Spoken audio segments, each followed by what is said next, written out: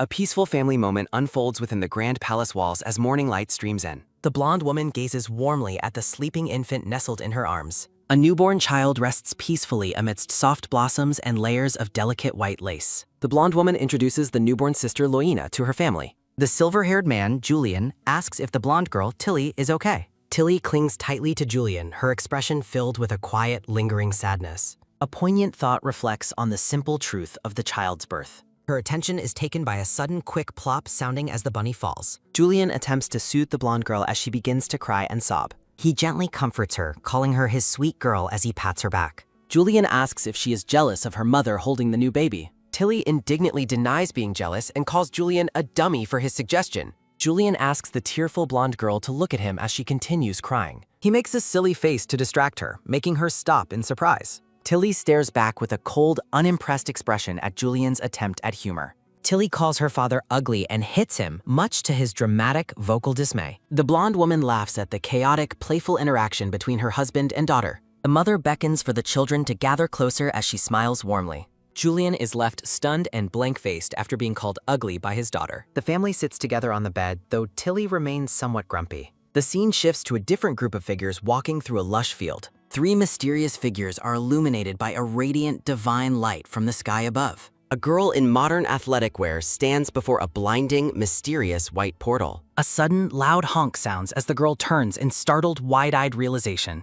The infant Loina stares ahead with large, luminous pink eyes filled with curiosity. Julian cries over how tiny the baby is, while Roxy tells him to stop. Julian wonders aloud if it is normal for the newborn not to cry. The narrator realizes they have been reincarnated into the world of their own novel. A system notification introduces the Imperial House of Acer, the world's noble guardians. The Royal House of Celis is introduced as the divine purifiers of the land. The narrative focuses on Loina Remedio, a child born to the three families. The protagonists, Rayan Celis and Aegis Acer, are revealed as legendary figures. The author admits to a notorious habit of writing tragic characters for her stories. Two characters enjoy a rare happy childhood within the author's otherwise tragic tale. A blonde woman rests peacefully beneath a symbolic crown of thorns and stars. The family gathers around the mother as she rests with the newborn baby. Tilly reflects on the inevitable pain and suffering the newborn sister must face. A close look reveals Tilly's intense, knowing gaze as she contemplates the future. Tilly looks toward her mother with a mix of hidden concern and wonder.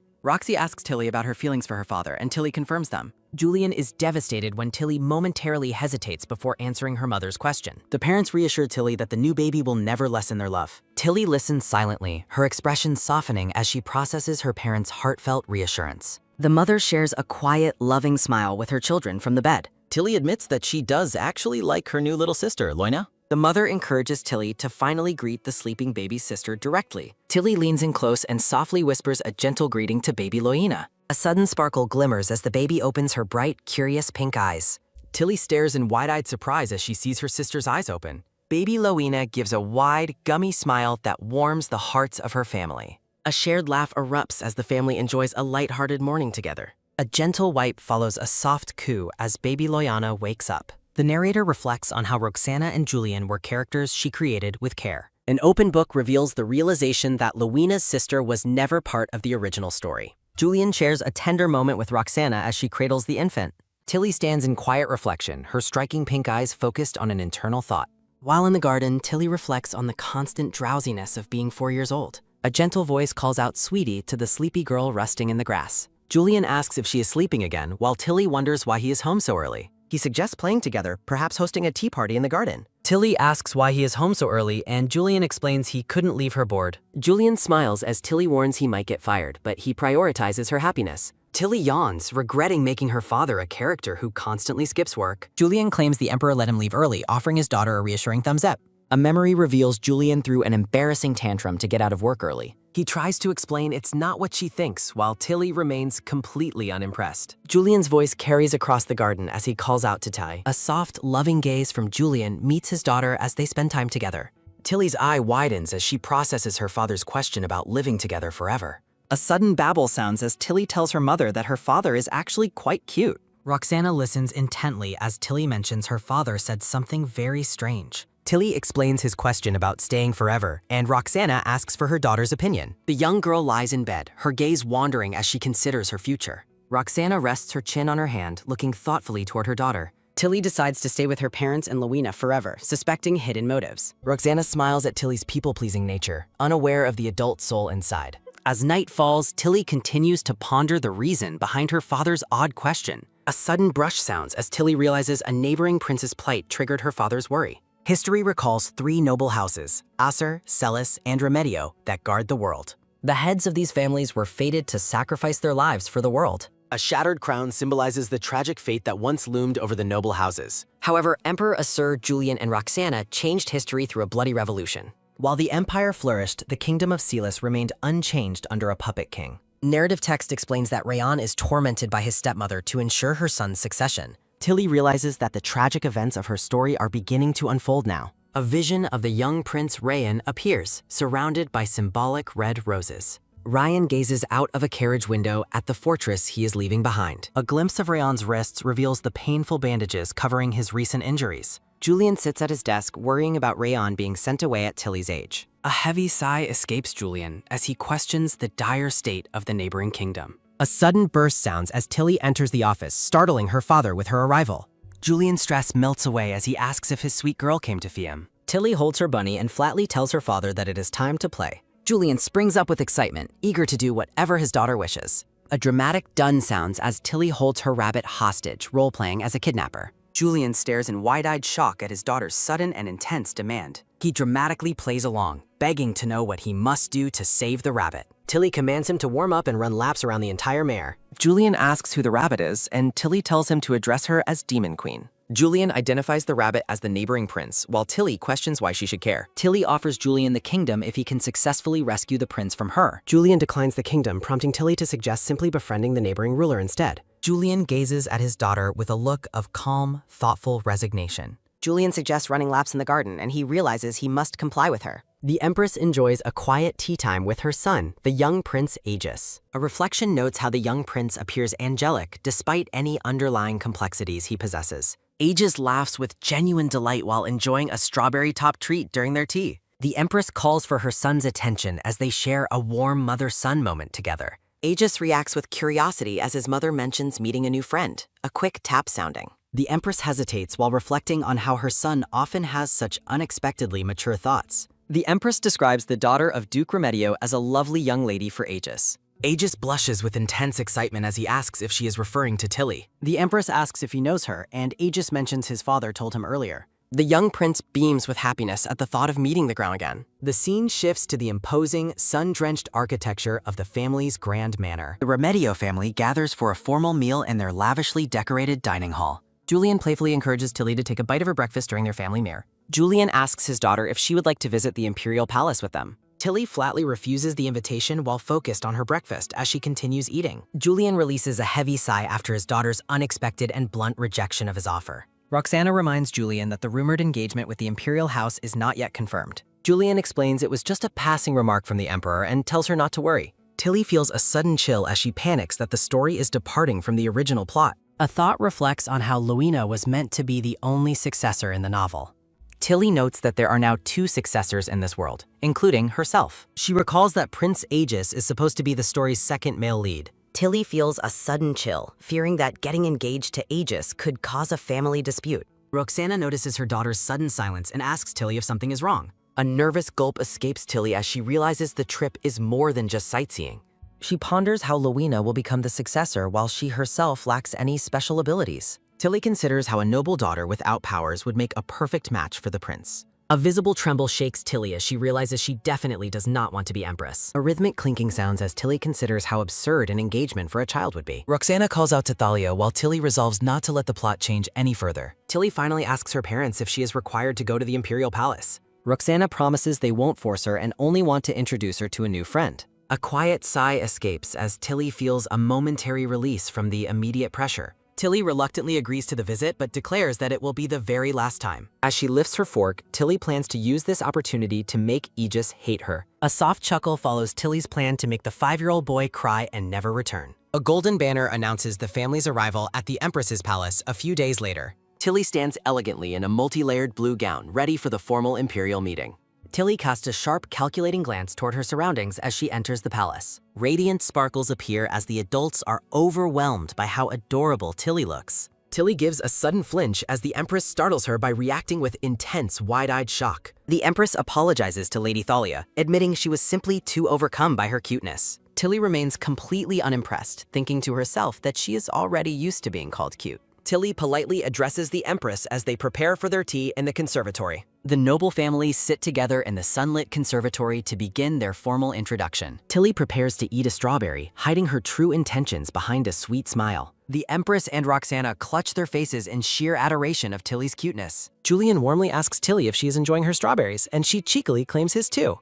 A silver fork descends to lift a fresh strawberry from a slice of cream cake. Her attention is taken by a sudden quick slide as a strawberry is offered to her. Tilly's eyes widen in disbelief as she processes the unexpected gesture from the young prince. She marvels at how blue his eyes are, thinking the boy looks exactly like a doll. Aegis politely thanks the Duchess while Tilly remains fixated on the boy's striking appearance. Tilly skeptically wonders if this blushing baby doll will really grow into a tall, handsome man. The Empress watches her son's shy reaction with a soft, knowing gaze. The two families continue their tea party under the sunlit roof of the palace conservatory. The Empress clarifies she only intended for friendship and asks for understanding regarding the engagement rumors. Julian offers a light-hearted laugh, assuring Her Highness that no apology is necessary for the misunderstanding.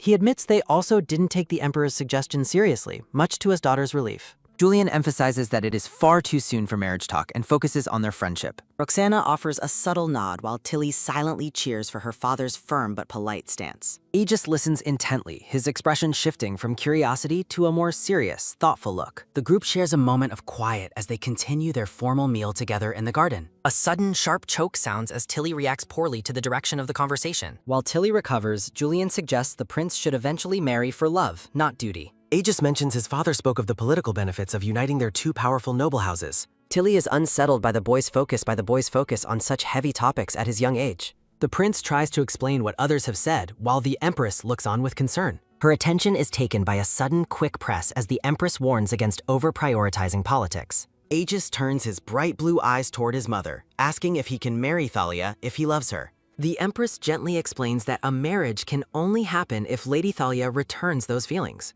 Aegis glows with renewed hope, a sudden sparkle appearing as he prepares to win her over. Tilly delivers a blunt rejection, stating clearly that the prince is simply not her type. The adults are frozen in shock as Tilly declares she will never marry the young prince.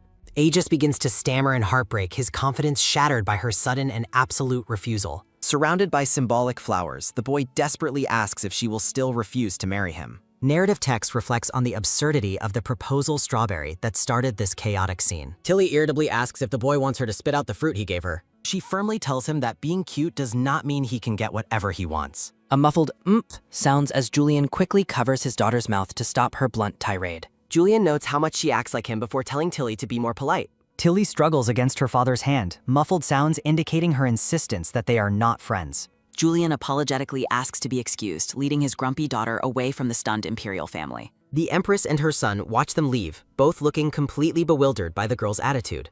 Roxana watches Tilly walk away, wondering why her daughter seems so averse to children her age. A visible fume follows Tilly as she stomps through the garden with her mother close behind. Roxana considers that perhaps Tilly's preference for playing the Demon Queen makes regular play difficult. Rosanna promises she will never force a marriage on Tilly, regardless of the suitor's status. Tilly gives a sharp, dismissive whip of her head as she acknowledges her mother's promise. When asked why she is so grumpy, Tilly calls the prince weird and regrets visiting.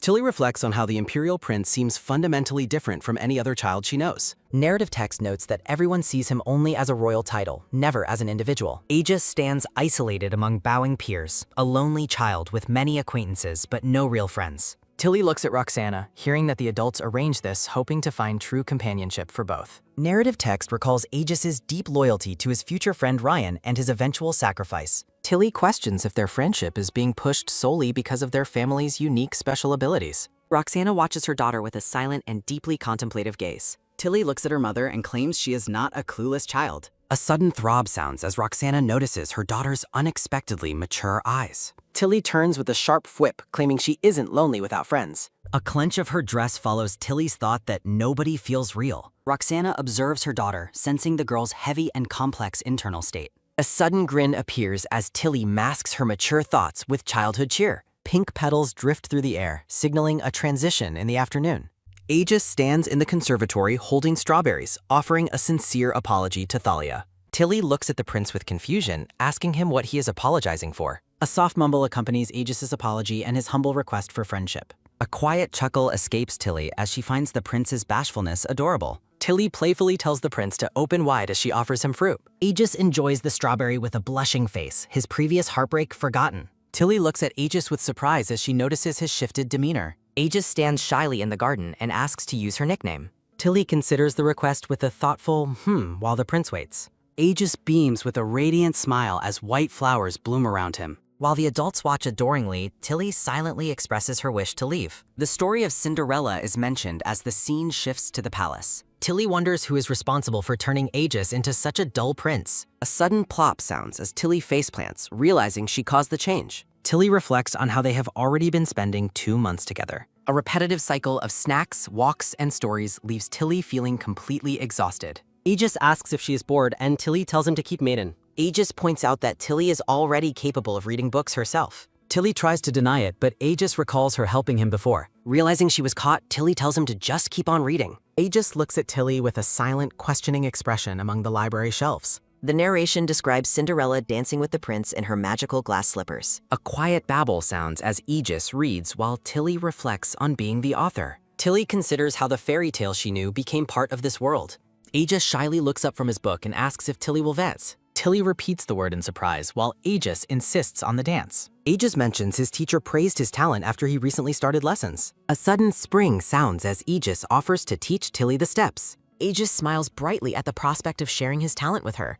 Aegis excitedly rushes off to prepare while Tilly watches with her stuffed rabbit. Tilly realizes Aegis used the Cinderella story to ask her for a dance. Tilly confidently recalls her past life dancing skills, dismissing any difficulty with a child. Tilly's eyes reflect a sense of nostalgia while thinking of her old life. A sudden ha ha ha sounds as Tilly recalls a happy memory with old friends. A voice from her past life addresses her by her former name, Mir. Aegis suddenly bursts back into the room and calls out to Tilly excitedly. Aegis beams with pride as he announces that their dance preparations are ready. Aegis leads a bewildered Tilly toward the garden to show her the surprise. Tilly exclaims in pure shock at the sight of the elaborate garden setup. A pianist plays a grand white piano while an artist paints nearby. Aegis takes her hand and leads her into their formal garden dance. Aegis explains that he arranged everything because his mother wanted to watch. Thalia looks skeptically at the Empress and the painter she brought to the garden. Aegis looks at a distressed Thalia while the Empress explains her presence. The Empress explains the jealousy of the fathers prompted this private dance session. The Empress laughs about the father's possessiveness while Thalia sighs in understanding. The Empress asks to paint the children dancing to preserve the sweet moment. The painter smiles eagerly as the Empress beams at the hesitant children. Thalia resignedly agrees, reflecting on her role in creating these character archetypes. A sudden, quick clap sounds as the Empress celebrates Thalia's quiet cooperation. Aegis offers a bright smile, clearly happy to proceed with the garden dance. Thalia holds Aegis's hand, and they prepare to begin their formal waltz. A sudden, quick ta-da sounds as a maid presents Thalia with a new dress. The maid assists Thalia with her dress, complimenting her pretty and youthful appearance. A sudden smirk appears as Thalia realizes the adults coordinated their matching outfits. Musical notes fill the air as the two children reach for each other's hands. Aegis leads Thalia in a formal dance against the backdrop of the palace garden. Musical notes drift around the children as they move gracefully through the courtyard. Aegis looks at Thalia with a soft, affectionate gaze while they dance together. Thalia returns the look with her purple eyes, appearing focused on her steps. The Empress and Painter observe the dancing children from across the sunny courtyard. A sudden, sharp stomp sounds as Thalia accidentally steps on Aegis's flat. Thalia panics as she realizes she clumsily stepped on the prince during their dance. A sudden grin appears as Aegis laughs off the mistake with high spirits. Thalia looks away bashfully, calling herself stupid for the embarrassing and clumsy error. Later in the library, Aegis reads while Thalia clutches her large stuffed rabbit. Thalia stares out the window with her rabbit, looking tired of the quiet afternoon. Aegis worries that Thalia dislikes him because of her frequently frustrated facial expressions. Aegis suggests a garden walk, noticing Thalia's clear boredom with their current activity. Thalia bluntly declines the walk, expressing her lack of interest in moving. Aegis offers a piggyback ride, prompting Thalia to consider the proposal with a mumble. Aegis carries Thalia and her stuffed rabbit along the garden paths on his back. Aegis calls her name softly, and Thalia responds with a brief, questioning sound. They discuss a girl named Luina, with Thalia describing her similar appearance. Thalia agrees that Lorna resembles her, while Aegis finds the thought quite cute. Aegis claims that having Thalia makes wanting a sister like Luina unnecessary. A playful argument erupts on the garden path regarding their ages and upcoming birthdays. A sudden loud shake sounds as Thalia vigorously rattles the prince in frustration.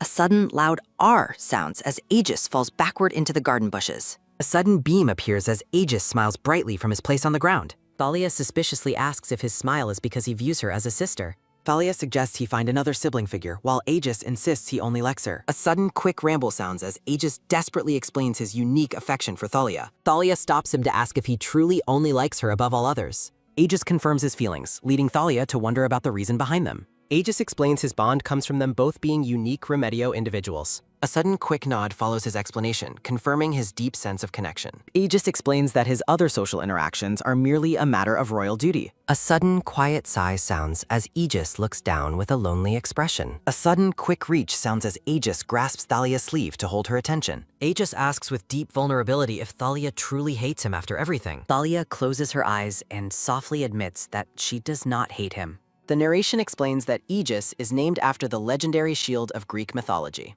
Aegis is described as a character who chooses to protect his loved ones as a shield. A portrait shows the young prince smiling warmly while holding a ripe strawberry. The text attributes his upright nature to both his innate character and his upbringing. The narration describes him as the perfect prince one would find in a fairy tale. A sudden, firm clench sounds as Tilly thinks that being a perfect prince isn't necessarily bad. Despite his perfection, the narration notes that Aegis feels a sense of deep frustration. Tilly watches Aegis, wondering if she should encourage him to be more selfish. Aegis asks Tilly what is wrong if she does not truly hate him.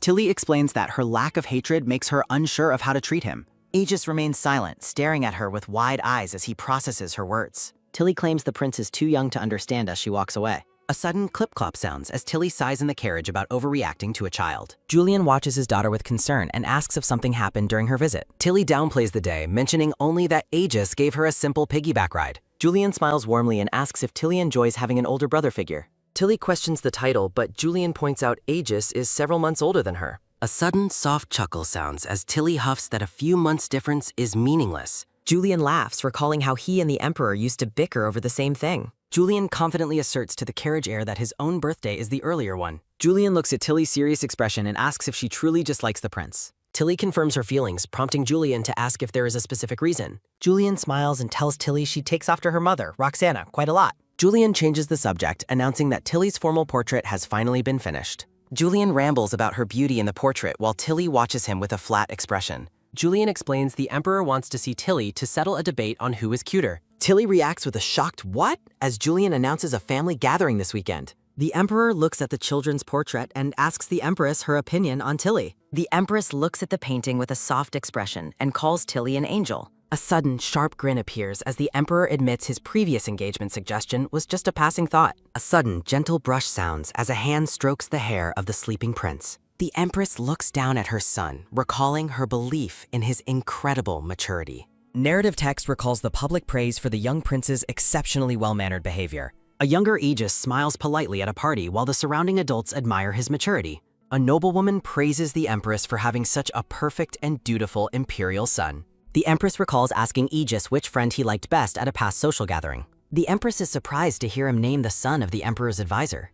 Aegis explains he chose the boy strategically to benefit his father's long-term political relations. A sudden thump sounds as the Empress is struck by the child's cold political reasoning. Tilly sits at a formal tea table, looking regal and composed in a blue dress. The Emperor looks at Tilly with a stunned, "Oh," as he sees her in person. Tilly bluntly tells the Emperor to stop staring at her while she eats. The Emperor finds Tilly's resemblance to Julian fascinating, while the fathers exchange a heated glare. Roxana argues with the Emperor about who is cuter while the children watch the bickering. Tilly feels uncomfortable with the adult's behavior but is suddenly distracted by a familiar scent. Julian sips from a porcelain cup, and Tilly realizes the drink is actually coffee. Tilly's eyes sparkle as she recalls the essential Korean nutrients, carbs, alcohol, and caffeine. Julian explains the drink is a southern specialty and Tilly asks to try some. A sudden tsk sounds as Julian refuses, claiming coffee isn't for little girls. Julian looks at Tilly with utter shock after she demands a sip of his coffee. Tilly begs for a single sip of coffee, putting on her most convincing, adorable face. Julian is visibly flustered as the girl's ultimate appeal leaves him blushing and speechless. Julian firmly refuses the request, suggesting she drink a healthy glass of milk instead. The Emperor laughs and invites Lady Thalia to have a sip of his coffee.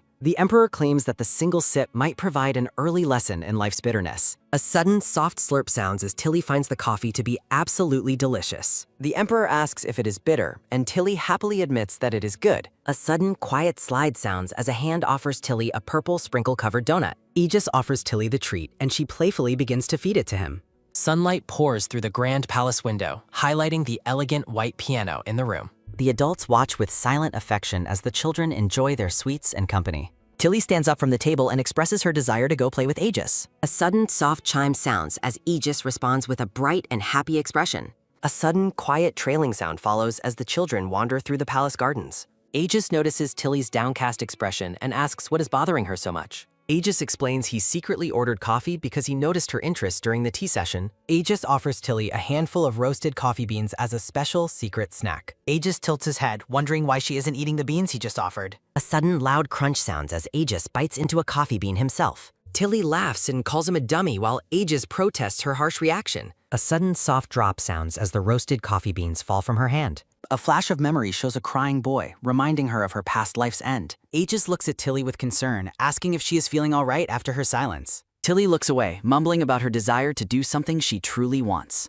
Aegis stops her from leaving, reminding her they must stay for their scheduled dinner. Tilly shouts in frustration that she simply wants to go home right now. Tilly throws a tantrum on the garden path, loudly demanding to return home immediately. Tilly recalls the painful memory of dying while holding her brother's hand. She reflects on her brother's intense grief, proving that her previous life is truly over. Tilly screams her demand to go home as Aegis watches her with wide, shocked eyes. A sudden quick whack sounds as Tilly hits Aegis repeatedly with her large stuffed rabbit. A sudden, sharp smack sounds as a maid tries to intervene in the chaotic scene. A sudden, heavy plop sounds as Tilly falls to the ground and wails loudly. The internal narration reflects on the profound sadness of her sudden and untimely death. Tilly wonders why she was reborn as a character who never existed in her story. Despite her efforts to adapt, she struggles to feel a true connection to this world. Tilly worries that everything around her is nothing more than a figment of her imagination. Aegis tries to comfort the sobbing girl as she calls out for her real mother. A vision of her father and her crying brother appears in her fragmented memories. Tilly recalls the blurred face of a woman who was once her real mother. Her most desperate wish is to be able to see her real mother one last time. The grand, peaceful layout of the palace garden stands in contrast to her internal turmoil. Aegis informs Tilly that the Count will arrive soon and asks if she is okay. A sudden, soft sniffle sounds as Tilly admits that her crying has left her exhausted. A sudden, gentle wipe sounds as Aegis carefully cleans the tears from her face. A sudden, quiet sob sounds as Tilly laments the weakness of her current child body. Aegis asks if her unhappiness is because of the bitter taste of the coffee beans. Tilly looks at her stuffed rabbit and declares her wish to be a cat instead. Aegis is completely bewildered by her strange and sudden desire to become a feline. A sudden, heavy, silent atmosphere falls as Tilly looks away with a somber expression. Aegis continues his strange logic, claiming that being a cat would have prevented their friendship. Aegis asks Tilly if she hates him, and she responds that she actually likes him. Tilly questions whether his feelings are genuine or if he simply feels obligated to like her. The two children stand in the palace gardens, facing each other during their serious conversation. Aegis reacts with utter confusion to her suggestion that his kindness is just a performance. Tilly stares back with a flat, skeptical expression as she waits for his honest answer. Aegis desperately denies her claim, insisting that his behavior isn't just about following social rules. Aegis asks if she is certain about her doubts while she points out his misplaced priorities. Tilly argues that they are fundamentally different and will never see the world the same way. Tilly explains her desire for a sincere friendship and her feeling that his heart isn't in it. Tilly claims she can see right through the hollow smiles he offers her habit. Tilly threatens to end their friendship entirely if he continues to act purely on social duty. She doubles down, promising to stop visiting the palace and stop using his personal name. Aegis is stunned as Tilly explains she won't offer affection to someone who won't reciprocate. Aegis blurts out a desperate confession, insisting that he truly does like her as well. A sudden, weary sigh sounds as Tilly looks away, clearly exhausted by the prince's circular logic. Tilly argues that his polite treatment is universal and not specifically meant for her as a person. Aegis denies her accusation, but Tilly challenges him to be absolutely certain about his own motives. A sudden, heavy droop sounds as Aegis's confidence collapses and he admits he doesn't actually know. Tilly reacts with genuine surprise to his rare moment of honest, unpolished vulnerability. Aegis looks down into stress, asking what he is supposed to do if his duty is wrong. Tilly gently cups his face, advising him to ignore his duties and follow his own desires. Aegis protests that his very existence is defined by his role as a good imperial prince. Tilly counters that being a good person is more important than performing the role of royalty. The peaceful garden remains still as the two children share a moment of deep, silent understanding. A sudden, warm blush appears as Tilly smiles and confesses she likes him for who he is. Tilly internally wishes for Aegis to be more selfish while a magical book glows with shifting pages. She reflects on her hope that he can live a life entirely free of regret and duty. Tilly promises to remain fond of him even if he abandons his heroic role for villainy. Narrative text emphasizes her unwavering affection for the boy, regardless of the path he eventually chooses. Tilly wonders if her purpose is to save the hearts of everyone in this fictional world. A sudden, bright grin appears as Tilly asks Aegis to like her as himself, not a prince. Aegis is left speechless, his large blue eyes shimmering with a mix of shock and adoration. The children sit together in the golden light of the garden, the tension finally beginning to fade. Aegis looks at her with a renewed, intense focus, processing the weight of her encouraging words. A sudden, frantic shake sounds as Aegis vigorously moves his head from side to side in protest. Tilly is bewildered by his reaction and demands to know why he is suddenly shaking his head. Aegis clarifies that his feelings for her have moved far beyond the boundaries of simple friendship.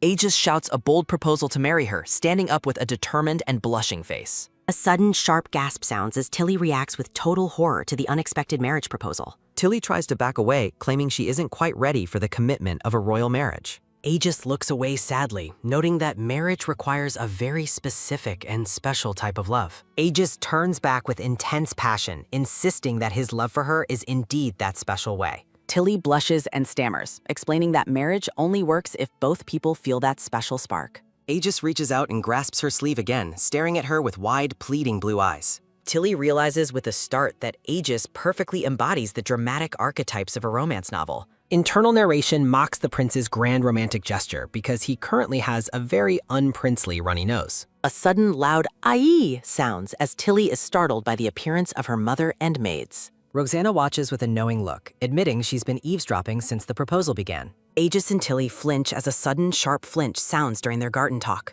Roxana sighs with a gentle smile as she looks down at the two children. A sudden, loud readily sound follows as Tilly claims the prince told her to eat the coffee beans. A sudden, quiet bow sounds while Aegis takes responsibility for giving Tilly the inedible beans. Roxana stares at the children with a stern yet composed expression in the garden. Tilly admits to hitting the prince as the two children face their mother's gaze. Tilly details hitting him 3 times with her stuffed rabbit while pointing at the toy. Roxana sternly asks Thalia if she understands the gravity of her recent physical outburst. Tilly bows her head in a silent and humble display of remorse for her actions. Tilly explains she hit him because she felt his kindness was based only on family duty. Roxana listens with a heavy heart, her expression softening into one of deep concern. Tilly confesses her frustration led to the hit after Aegis tried to stop her departure. A sudden, firm grab sounds as Tilly apologizes and Aegis forgives her with a nod. Roxana kneels to reassure the children that their relationship is safe despite the conflict. Roxana apologizes to Aegis for any social pressure her family might have inadvertently caused. Roxana tells the children they are loved regardless of their performance as good kids. Tilly gives a flat look, realizing her mother eavesdropped, while Aegis offers his thanks. Tilly stares up at her mother with a mix of suspicion and lingering emotional exhaustion. Roxana offers a bright and genuinely happy smile, signaling the end of the tension. A sudden, soft chirp sounds as the peaceful palace grounds bask in the afternoon sunlight. A close-up shows baby Luina staring ahead with large, curious purple eyes and rosy cheeks. A sudden, quiet sounds as Tilly notices her baby sister is unusually calm after waking. A sudden, quick sit-up sounds as Tilly is amazed that 6-month-old Luina can sit unaided. Baby Luina lets out a happy sound as she smiles brightly at her older sister. A sudden, merry giggle sounds as Tilly plays with the baby and shares a laugh. Narrative text reflects on Tilly's slow progress through the 5 internal stages of grief. The inner thoughts detail how exhausting it is to maintain the performance of a child. A sudden soft tilt sounds as Tilly accepts her identity and her new purpose as Thalia. Tilly smiles warmly at her sister, Luina, wishing her a very happy and bright morning. Madame Matilda instructs a young boy to switch carriages to prepare for the knight's arrival. The brown-haired boy walks away as Matilda addresses him formally and calls for his attention. A sudden, slow turn sounds as the boy Ryan looks back with a blank, hollow gaze. A sudden, wide grin sounds as Matilda smiles at the lonely boy with chilling cheerfulness. Matilda asks the boy if he will be fine traveling alone in the second carriage. Ryan confirms he is okay, while a narrative box declares that his answer is a lie. Ryan sits curled in a ball inside the carriage, looking small and utterly abandoned. A close-up reveals Ryan's red eyes filled with a profound and silent sense of sorrow. A memory shows Julian telling Ryan that moving to the Empire will ensure his safety. Rayan hides his face in his arms while the narration repeats that his safety is fraudulent. A voice promises to return in 10 days as the palace towers stand tall and indifferent. Tilly stands in the garden with her arms crossed, looking incredibly grumpy and annoyed. Tilly complains that her mother planned to leave for work without a proper goodbye. Roxana apologizes in her silver armor, noting she will soon encounter the young boy Rayan. A sudden, emotional touched sound follows as Julian is moved by Tilly's demand for transparency. A sudden soft smooch sounds as Tilly kisses her mother's cheek to see her off. The staff bows as the family prepares for Roxana's departure on her official nightly mission. Roxana turns back to offer a few final words of instruction to her daughter, Tilly. Julian offers a supportive and warm smile as the family prepares for the coming days. A play or memory depicts a hero in white robes vowing to save a captured lady. The hero holds his sword with a fierce determination to fulfill his noble and righteous oath. A sudden sharp slash sounds as a sword blade swings dangerously near a lady in white. A blonde man in Greek attire reaches out, calling for his beautiful lady to hear him. The man pleads with the lady to escape with him to a faraway place together. He kneels in a dramatic gesture of devotion while the lady stands silently by. A close-up reveals the lady's calm and unreadable face framed by her pale hair. The performance ends as the lady asks the viewers if they enjoyed the stage play. A sudden rhythmic clap sounds as Julian applauds the actors while Tilly watches in quiet thought. Tilly considers her name's origin, surprised to find Greek mythology referenced in this monotheistic world. Narrative text wonders how the name of a comedy goddess appeared in this specific fictional setting. The scene shifts to the exterior of a grand multi-story brick residence in the city. A lavish meal of pasta and lamb chops is served on a white lace tablecloth. Julian explains Tilly's name comes from a play seen when they first learned of her. A sudden soft nom sounds as Tilly chews her food while contemplating her name's divine roots. Julian notes that Tilly's birthday is approaching and invites her to choose any gift. Tilly stares blankly with her cheeks full of food, considering her father's generous birthday offer. A sudden quick shake sounds as Tilly politely declines the offer for a special birthday gift. Tilly remembers her past life where her birthday was overshadowed by the Christmas holiday. Staring out the window, Tilly expresses her simple hope for snow on her upcoming birthday. A plume of dark smoke rises from a distant green mountain, signaling trouble in the distance. Inside a carriage, the young boy Ryan sits huddled on the floor in intense fear. Ryan wonders what is happening outside and fears that their group is being attacked. The boy looks up with wide red eyes, his face pale with a look of terror. Ryan hides his face as shadowy smoke swirls past the window of the moving carriage. Ryan screams in desperation as the danger outside reaches a terrifying and unavoidable peak. A silver gauntleted hand suddenly appears, gripping the side of the carriage with immense strength. A sudden loud crack sounds as Roxana breaks open the carriage door in her knightly armor. A sudden tight clench sounds as Rand braces for the end, certain he is about to die. Roxana reaches out toward the terrified boy and commandingly tells him to follow her lead. A sudden sharp rattle sounds as Ryan looks back in surprise at the knight's sudden appearance.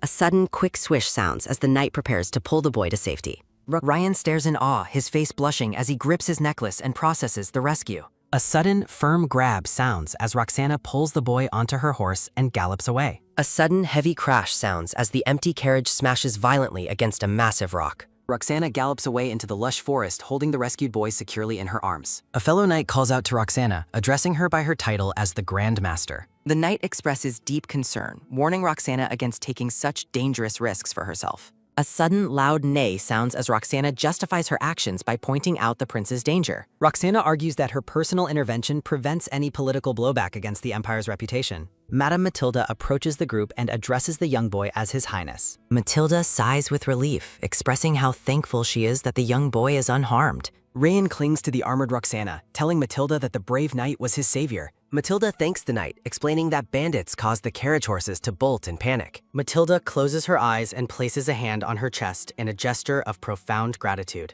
Matilda informs the knights that she will take responsibility for the prince's care from now on. Matilda realizes she forgot to introduce herself during the chaos while the knight looks on. A sudden soft lean sounds as Roxana bends down to address the young boy directly. Roxana offers a warm and gentle smile to the boy as flowers bloom around her. The boy introduces himself as Ryan of the House Celis while blushing at the knight's kindness. Narrative text explains that 11 days have passed since Roxana left her family for this mission. Looking out the window, blonde-haired Tilly wonders if everything is going well. Her nanny enters the room and addresses the young lady formally. The brown-haired nanny offers a gentle and warm smile to the girl. Tilly asks about her missing rabbit, and the nanny explains it is being cleaned. Satisfied with the answer, Tilly lies back down on her cushioned daybed. The nanny invites her to play, but Tilly lazily declines the offer. The nanny successfully bribes the girl with the promise of her favorite brown bread. A sudden, merry spring sound follows as Tilly jumps up, excited for nut-filled bread. They share a laugh as the nanny promises to make the bread without raisins. Tilly happily agrees to start their game now that a snack is promised. Tilly picks up a yellow lion plushie with a bright and wide grin.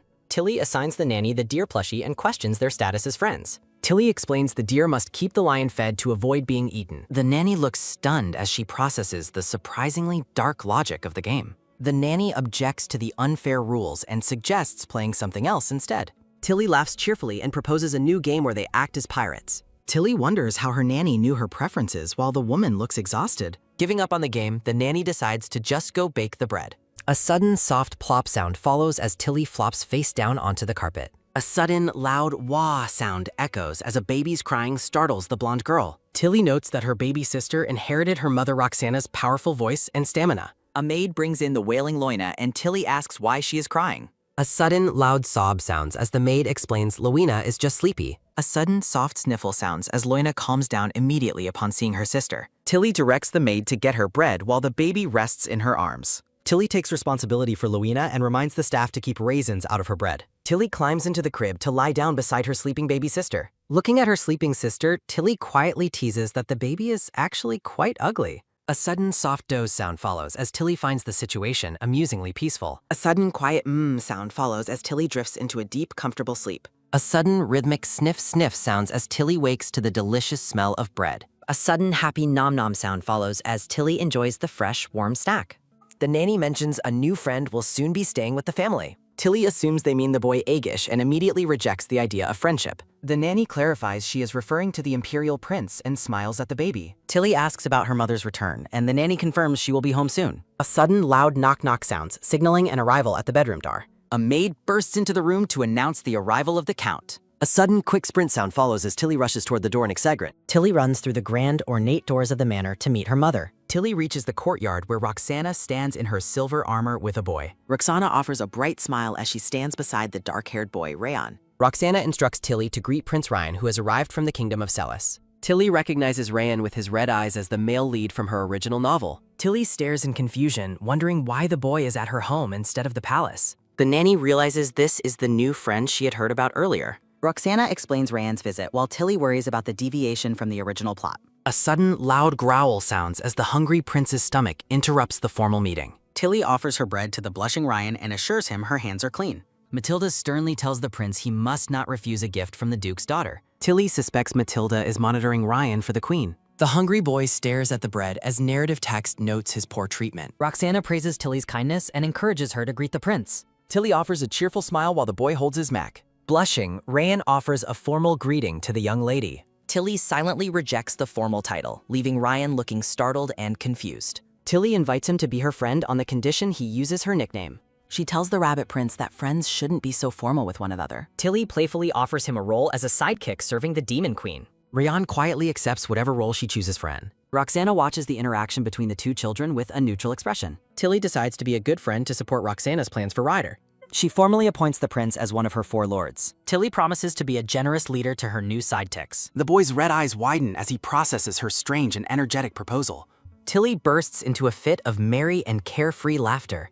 Ryan blushes as golden flowers bloom around him, signifying a newfound warmth. Tilly excitedly suggests a garden picnic while they wait for her father's arrival. Roxana laughs at the suggestion while the older woman maintains a stern expression. Roxana agrees to the garden picnic while the guest accommodations are prepared. Matilda acknowledges that spending time in the garden is a suitable plan. Roxana mentions that the butler will handle their stay as they walk toward the manor. Roxana calls for the manor's butler to attend to their guests. The gray-haired butler bows respectfully as the young lady approaches him. A sudden soft whisper sounds as Tilly invites the butler to be a lord too. The butler looks surprised by the girl's sudden and mysterious proposal. The butler accepts the role while Tilly recognizes his secret intelligence background. Tilly excitedly promises to introduce her ugly little sister to the prince. Roxana scolds Tilly for the insult, claiming the baby understands her words. Tilly laughs and urges Ryan to follow her to the next activity. Roxana warns her daughter to be gentle and not hurt her new friend. A sudden merry stumble sounds as Tilly rushes toward her father's room. A sudden soft plore sound follows as Tilly falls face first onto the blue carpet.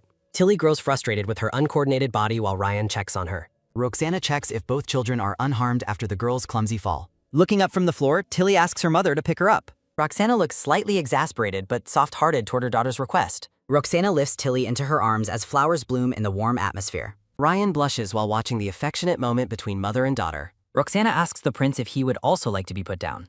Looking shy, the boy quietly refuses the offer to be set down. Roxana carries both children together into the grand interior of the manor. A brown-haired nanny greets the countess as the group enters the room. Roxana asks about the baby while the nanny credits Tilly for keeping her calm. Roxana laughs with joy, noting the strong bond between her two daughters. Roxana asks the children to wait while she goes to change her armor. The nanny crouches down to address the young lady with concern. The nanny warns Tilly about the dangers of running while eating. Tilly looks attentive and promises to follow the nanny's instructions. The nanny offers a polite and welcoming greeting to the young prince. Mia Harrison, the brown-haired nanny, introduces herself as the caretaker for Lady Tilly and Lady Loina. A sudden, soft swish sounds as the blonde girl turns her head with a determined gaze. Tilly is completely overwhelmed by how adorable the young prince appears in this moment. Standing beside the teary-eyed Prince Ryan, Tilly expresses her sudden shock and wonder. A sudden, sharp arg sounds as Tilly feels a desperate urge to cuddle the cute baby. Narration explains that Ryan grows into a guarded, fierce adult because he lacked anyone to trust. Tilly excitedly informs her nanny that the boy has officially become the Demon Queen's primary underling. Walking through a field of flowers, Tilly gleefully clings to the shy prince's arm. The nanny asks about the remaining lords while Tilly confirms the butler has been recruited. The nanny playfully questions if Tilly intends to use her lords to conquer the entire world. The nanny asks why Tilly is recruiting underlings instead of just seeking out normal friendships. Tilly explains that because Ryan refused to be her friend, she appointed him a lord. Ryan timidly clarifies that he never actually stated that he didn't want to be her friend. Tilly pauses to stare at the boy in silence after his unexpected and sincere correction. Tilly tells the new underling that his personal opinion on the matter is now irrelevant. Tilly firmly declares that the situation matters to her specifically because she is the Demon Queen. Tilly offers a bright smile while the dark-haired prince watches her with a soft, blushing expression. Tilly looks at Ryan and wonders if he is truly the person she must save. Narration explains that the original story revolves around the world's destruction caused by an evil spirit. Narration warns that saving Ryan now might prevent him from destroying the evil spirit later. Tilly envisions a tragic scene from the original plot where a bloodied Ryan rests with Loina. Narration details the original timeline where Aegis and Loina would eventually save Ryan from corruption. An ornate glowing blue book represents the preordained destiny of the original novel's tragic plot. Tilly reflects that 17 years is too long to leave the boy to suffer through abuse. The nanny asks if they should introduce the prince to baby Loina for the first time. Tilly excitedly explains that her little sister Loina is currently only 6 months old. The red-eyed prince peers curiously into the crib at the wide-eyed blonde baby sister. Tilly observes the interaction with a quiet thought as the two children face one another. A sudden, loud creak sounds as the gears of destiny begin to shift into a new path. The scene shifts to Roxana relaxing in a marble bathtub filled with thick, white bubbles. Roxana thinks deeply about her decision to bring Prince Ryan back to the Duke's manor. From the bath, Roxana recalls her conversation with the men in white suits about the prince. The blonde man expresses his understanding of Roxana's concern, but begins to voice a hesitation. A sudden, firm clench sounds as Roxana highlights how obviously the prince has been neglected. A sudden, soft nod sounds as the men agree the prince needs a more caring environment. Narrative text conveys Roxana's simmering rage over the prince being starved during political negotiations. Roxana massages her forehead in the bath, clearly exhausted by the incompetence of the palace officials. A sudden, heavy sigh sounds as Roxana imagines punching Matilda in her fragile-looking face. Roxana curses the 3 families responsible for the prince's current state of misery and neglect. Roxana instructs a maid to work with the head chef to provide the boy a better diet. Roxana emphasizes that they must prepare enough food so the boy never has to worry again. A sudden, soft nod sounds as the maid asks how to handle any leftover fruit. Silhouetted against the bright window, Roxana looks out at the day with a focused expression. The scene shifts to the exterior of the Duke's grand manor, nestled behind lush green trees. A sudden, quick gobble sounds as Ryan eagerly devours pastries during a sunlit garden picnic. Roxana asks if the food is good, and the boy happily confirms that it is delicious. A sudden, rhythmic chomp sounds as Tilly notes how starving the poor prince must have been. Tilly turns to her mother to ask why the boy has come to stay with them. Roxana explains that the boy's carriage was attacked, making their home a safer refuge for him. Tilly realizes the culprits are obvious, but worries about the consequences of taking responsibility for Ryan. Tilly wonders if her father approves, while Roxana confirms his willingness to help. Narration notes, Julian is no pushover as Tilly questions the deviation from the original story. A sudden, quick glance sounds as Tilly realizes she cannot change the current situation. A sudden heavy droop sounds as the boy learns he might be separated from the others. Roxana clarifies that the prince will be staying in the main mansion instead of the annex. Tilly is delighted that she won't have to travel far to see her new friend. A sudden rhythmic chomp sounds as Tilly tells the boy to stop snacking before dinner. Looking surprised, the prince asks if he is truly allowed to join them for a meal. Tilly explains that these are only snacks and warns him not to ruin his appetite.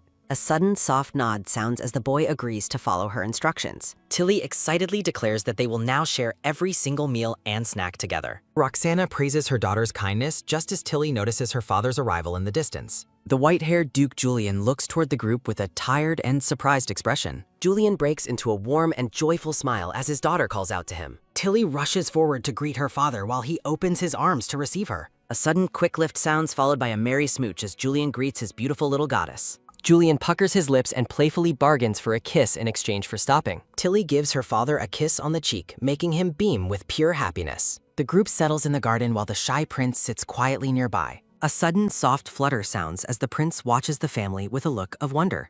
Roxana addresses the prince formally while the boy responds with polite and quiet respect. Roxana explains that the boy will be staying with their family for the time being. Roxana smiles and tells the boy to report any issues to Tilly during his stay. Tilly looks on with wide eyes, processing her mother's sudden and protective instructions. Tilly recalls a specific phrase from the novel upon seeing the prince's first genuine smile. An ornate border surrounds text describing the single year of happiness Ryan ever felt. Looking at the smiling boy, Tilly hopes he remains happy throughout his stay. The sun shines brightly over the white stone towers of the grand and sprawling manor. Tilly happily sings about the vegetables on her plate during the formal family dinner. Julian tells his daughter to chew her food while as the family eats together. The prince looks startled as a piece of meat slips from his fork. A sudden quick roll sounds as the children watch the food fall onto the carpet. Matilda sternly tells the prince to watch his table manners despite the minor accident. A sudden, intense stare sounds as the parents watch the older woman's harsh treatment of the boy.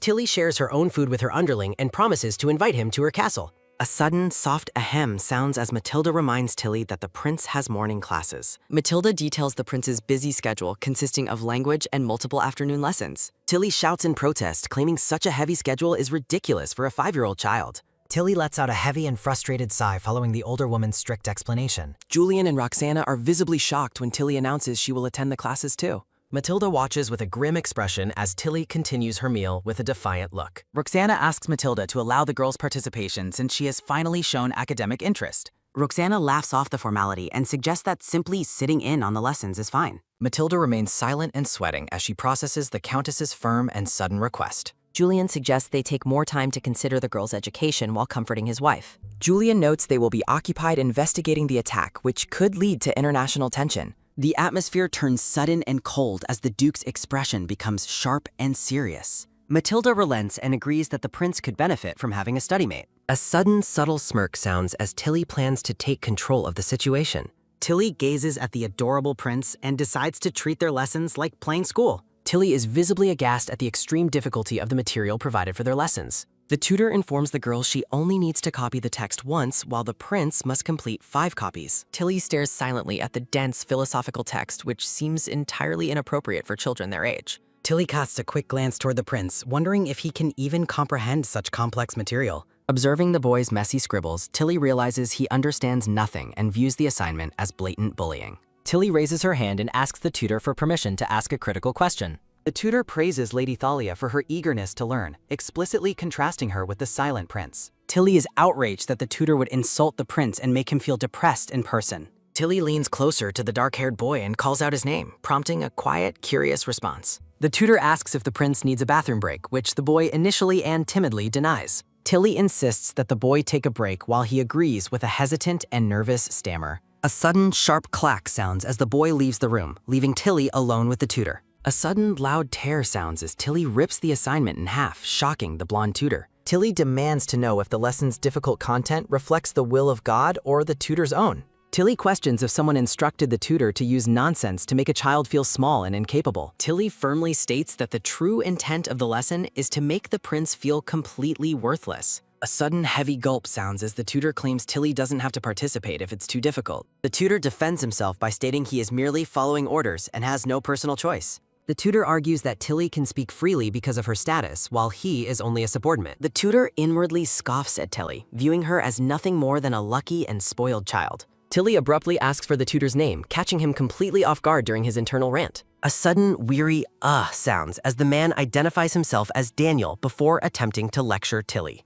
Tilly acknowledges Daniel's lack of authority and offers him a set of realistic options to consider. Tilly threatens to have Daniel fired or punished for insulting royalty, asking which fate he would prefer. A sudden nervous flinch sounds as Tilly asserts that neither she nor the prince answer to him. Tilly reminds the tutor that insulting royalty carries a death sentence, leaving him pale with sheer terror. Tilly offers a third option to stop the abuse and provide lessons appropriate for a 5-year-old child. Resting her chin on her hands, Tilly waits for the tutor to provide his final and desperate answer. Daniel is paralyzed by Tilly's intimidating presence, seeing the shadow of her powerful father behind her. Tilly warns that failure to answer before the prince returns will result in the worst possible outcome. Tilly instructs the tutor to keep their conversation a secret to avoid complicating matters with her parents. Daniel watches the blonde girl with a look of pure dread and shocked disbelief. Tilly presses the tutor for his final answer one more time with a focused expression. Daniel bows his head and submissively agrees to follow Lady Thalia's specific and firm terms. Tilly informs the maid that class was boring and that she and Jan are going to play. Tilly hugs the prince and explains they are leaving because the lessons were full of weird things. Tilly's bluntness surprises the maid as she claims the teacher was bullying the young prince. Tilly reflects that while Daniel relented, she will fight anyone who treats the prince poorly in her home. The maid agrees to cancel the classes while the prince asks for confirmation with a look of hope. The maid asks the prince if he was hurt or if the teacher was mean to him. A sudden anxious fidget sounds as the prince reveals that a different teacher was the actual problem. The maid and Tilly watch the boy with expressions of deep concern and silent sympathy. A sudden, frustrated sounds as Tilly clenches her fists over the prince's continued treatment. The maid leaves to speak with the butler, telling Tilly to call if she needs anything further. A sudden soft touch sounds as the prince reaches out to grab Tilly's sleeve. Looking up with wide, watery eyes, the prince asks if Tilly is angry with him. Tilly softly reassures the boy that she is not angry at him at all. A sudden, firm grab sounds as Tilly takes the boy's hands and offers a comforting smile.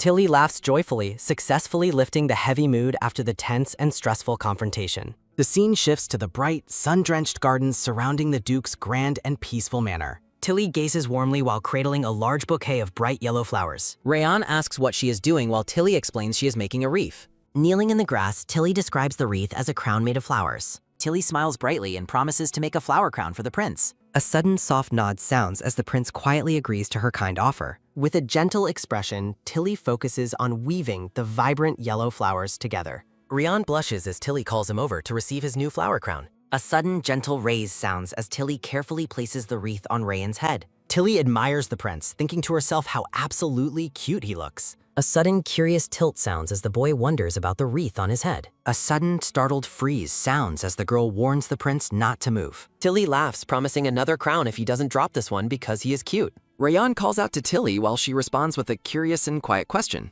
Rayan asks Tilly if she likes flowers while they sit together in the lush garden. Embracing her bouquet, Tilly joyfully confirms her deep love for all the flowers.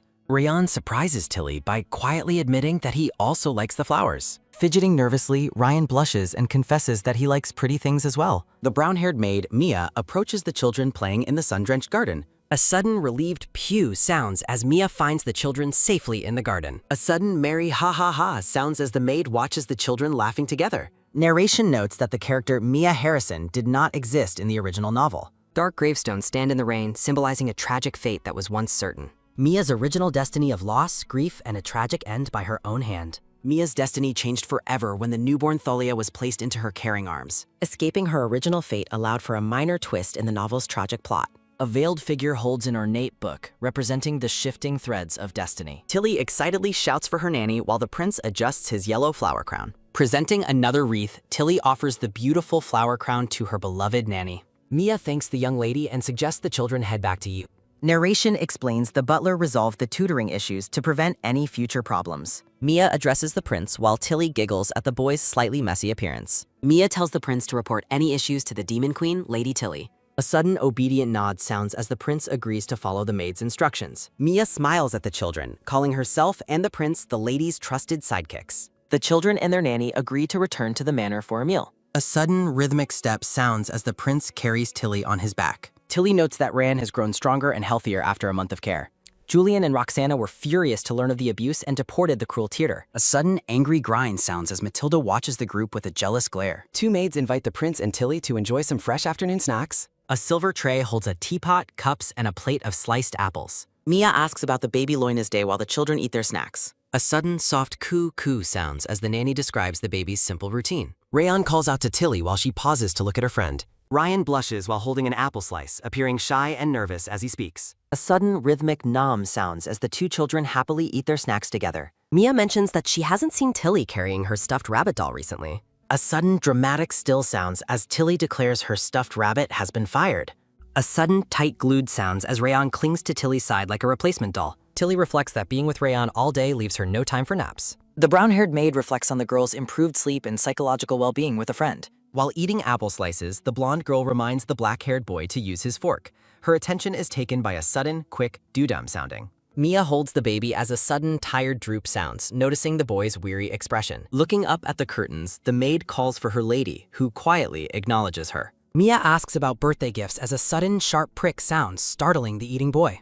The blonde girl remains indifferent, noting she has already finished her extensive birthday preparations. Mia gently presses for a hint about the girl's wishes while the child finishes her snack. Tilly explains that her parents' simple promises are enough for her, though Mia seems skeptical. The girl begins to reiterate her satisfaction with her current birthday plans to her nanny. The black-haired boy looks visibly distressed as the blonde girl continues her conversation with the maid. Mia reminds the girl that she previously mentioned wanting a specific gift for her birthday. Tilly's thoughts race as she tries to think of a realistic gift for a 5-year-old.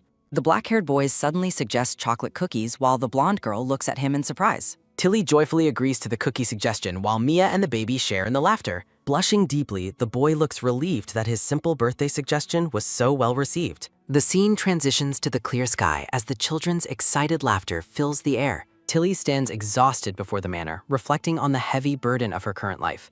Even for a child prodigy, staring at the family estate can be quite the existential crisis. A wide shot captures the grand white manor standing tall under the bright afternoon sun. The blonde girl sleeps soundly, her long hair sprawled across the soft white pillows. Roxana wakes the girl for her birthday party. Her attention is taken by a sudden, soft sounding. Roxana announces it is the girl's 5th birthday as Tilly sits up in her bed. Still feeling heavy and sluggish, Tilly wonders why she is so exhausted on her birthday.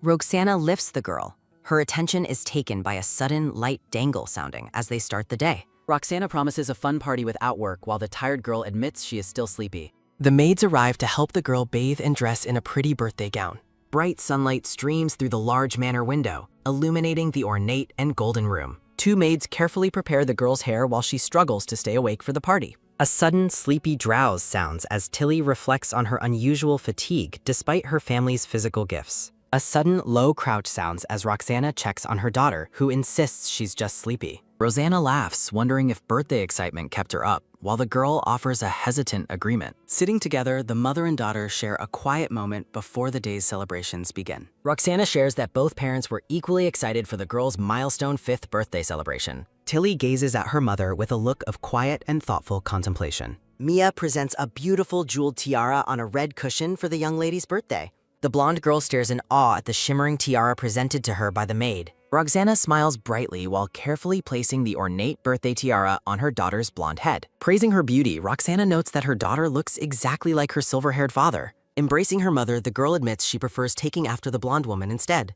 Roxana highlights their physical similarities while the girl focuses only on their shared hair color. The blonde woman points out that their hands are identical as the girl looks on curiously. Roxana predicts the girl will grow to be her double, sharing the same bone structure and traits. Tilly laughs quietly to herself, imagining she might truly look like Roxana from a distance. Her attention is taken by a sudden, light hee-hee sounding. Looking out at the autumn leaves, Roxana notes that the time of the girl's birth approaches. Holding the girl's face, Roxana confesses her belief that Tilly is capable of changing their destiny. Confused by the heavy statement, the young girl asks her mother to explain her meaning. Roxana recalls her own destiny changing the moment she first held her newborn daughter in bed. A sudden, fast dash sounds as Tilly runs through the manor, excitedly calling for her father. Julian holds the baby and tells Tilly her birthday wish for snow has been granted by God. The young girl tilts her head in confusion, asking her father to explain his mysterious words. Julian points to the window, revealing the beautiful and unexpected snow falling outside on her birthday. The family watches the snow together. 2 robed figures stand in a snowy temple garden. The man is surprised by the rare event, while a sudden merry ha-ha sounds from the prophetess. The man reflects on the prophetess's unusual silence regarding the predicted snowfall. The silver-haired prophetess looks out at the courtyard with a serene expression. The prophetess believes her prayers have been answered as a new chapter begins. The man asks about preparing for a prophecy, but the woman clarifies this event is different. Her attention is taken by a sudden light flap sounding as the prophetess turns away. A map highlights the temple's location relative to the Asur Empire and Celis Kingdom. Looking at the sky, the prophetess hopes someone special is also witnessing the snow. The prophetess suggests the snow is proof that an ordained fate has finally shifted. The man recalls that today marks the birthday of Duke Remedio's eldest daughter. The attendant ponders his long service and the prophetess's unprecedented focus on a specific person. The robed woman stands silently, watching the snow blanket the grand temple grounds. A sudden, respectful bow sounds as the man agrees to organize the second child's baptism. The silver-haired woman offers a gentle smile amidst the falling winter snow. The prophetess remains lost in thought while gazing at the beautiful snowy landscape.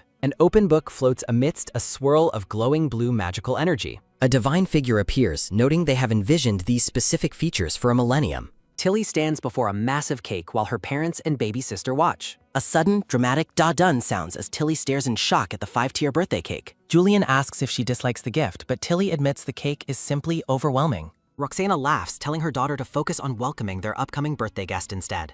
Tilly is surprised to hear a friend is arriving for her celebration. A sudden, heavy drop sounds as Rayan enters the room and accidentally fumbles his gift. The black-haired boy stands frozen, looking visibly shaken by the arrival of a guest. Tilly cheers happily, delighted by the beautiful flowers and the gathering of her friends. Rayan remains in the background, appearing stunned and unsure of how to react. A sudden, light crouch sounds as Tilly moves to help the two boys become friends. The blonde girl hopes they can at least become decent companions, even if not brothers. Smiling warmly, Tilly presents the dropped gift back to the nervous black-haired boy. Tilly excitedly explains that playing together will be more fun now that they are all 5. A sudden, nervous fidget sounds as Ryan asks if they must always play as a trio. The girl encourages him, insisting that more people will make their games much more exciting. Tilly continues to praise the benefits of a larger group, while Ryan eventually agrees. The two children share a moment of quiet understanding during the lively birthday party. Blushing deeply, Ryan asks Tilly to hold his hand to help him overcome his shyness. A sudden, frustrated arg sounds as Tilly internally swoons over the boy's absolute cuteness. Noticing his hesitation, the blonde girl wonders if he has changed his mind about playing.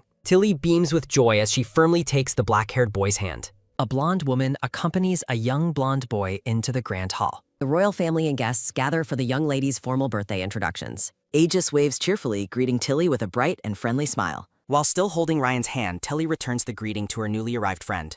A sudden, angry clench sounds as Ryan watches the interaction with a jealous expression. Aegis asks about her companion, and Tilly jokingly introduces Rayan as her younger brother. Rayan protests loudly, insisting to the new guest that he is actually older than Tilly. Teasing him, the blonde girl argues that a real older brother would have greeted the guest properly. The black-haired boy looks utterly defeated by Tilly's playful logic and teasing. With a charming and polite expression, Aegis formally introduces himself to the group. Looking slightly away with a blush, the black-haired boy introduces himself as Ryan. Her attention is taken by a sudden, firm hold sounding as Aegis politely greets Rayan. Caught between the two boys, Tilly wonders what is causing this strange tension between them. The wavy-haired guest finds them adorable, while Tilly asks the woman to take her son.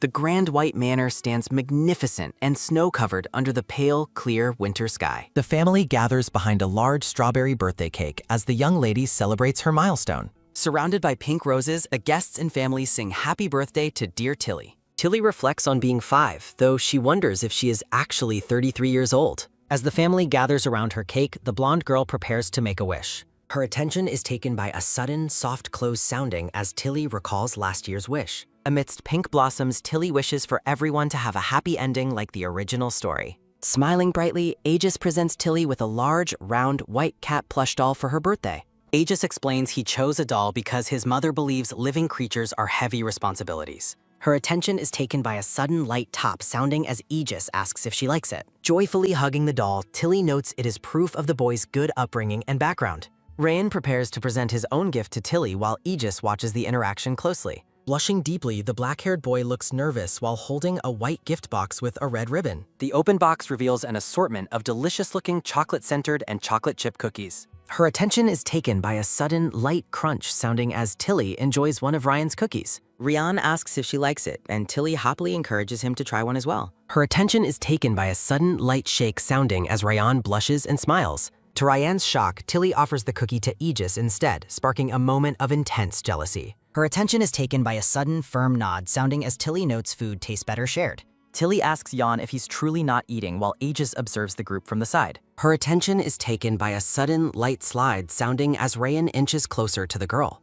The adults sit together in the grand hall, watching the children interact with subtle interest. Her attention is taken by a sudden, light nom sounding while Roxana admires the sweet baby's eating. Looking intense and competitive, Ryan continues to chew his cookie while staring at his blonde rival. Aegis smiles contentedly, appearing much more relaxed than the black-haired boy sitting right next to him. A voice calls for Lady Thalia, causing all three children to look up in sudden surprise. Her attention is taken by a sudden, light clatter sounding as the guest lady presents another gift. Her attention is taken by a sudden, soft creak sounding as Tilly wonders about the imperial family. Mesmerized by a brilliant light, Tilly stares into the box with a look of pure shock.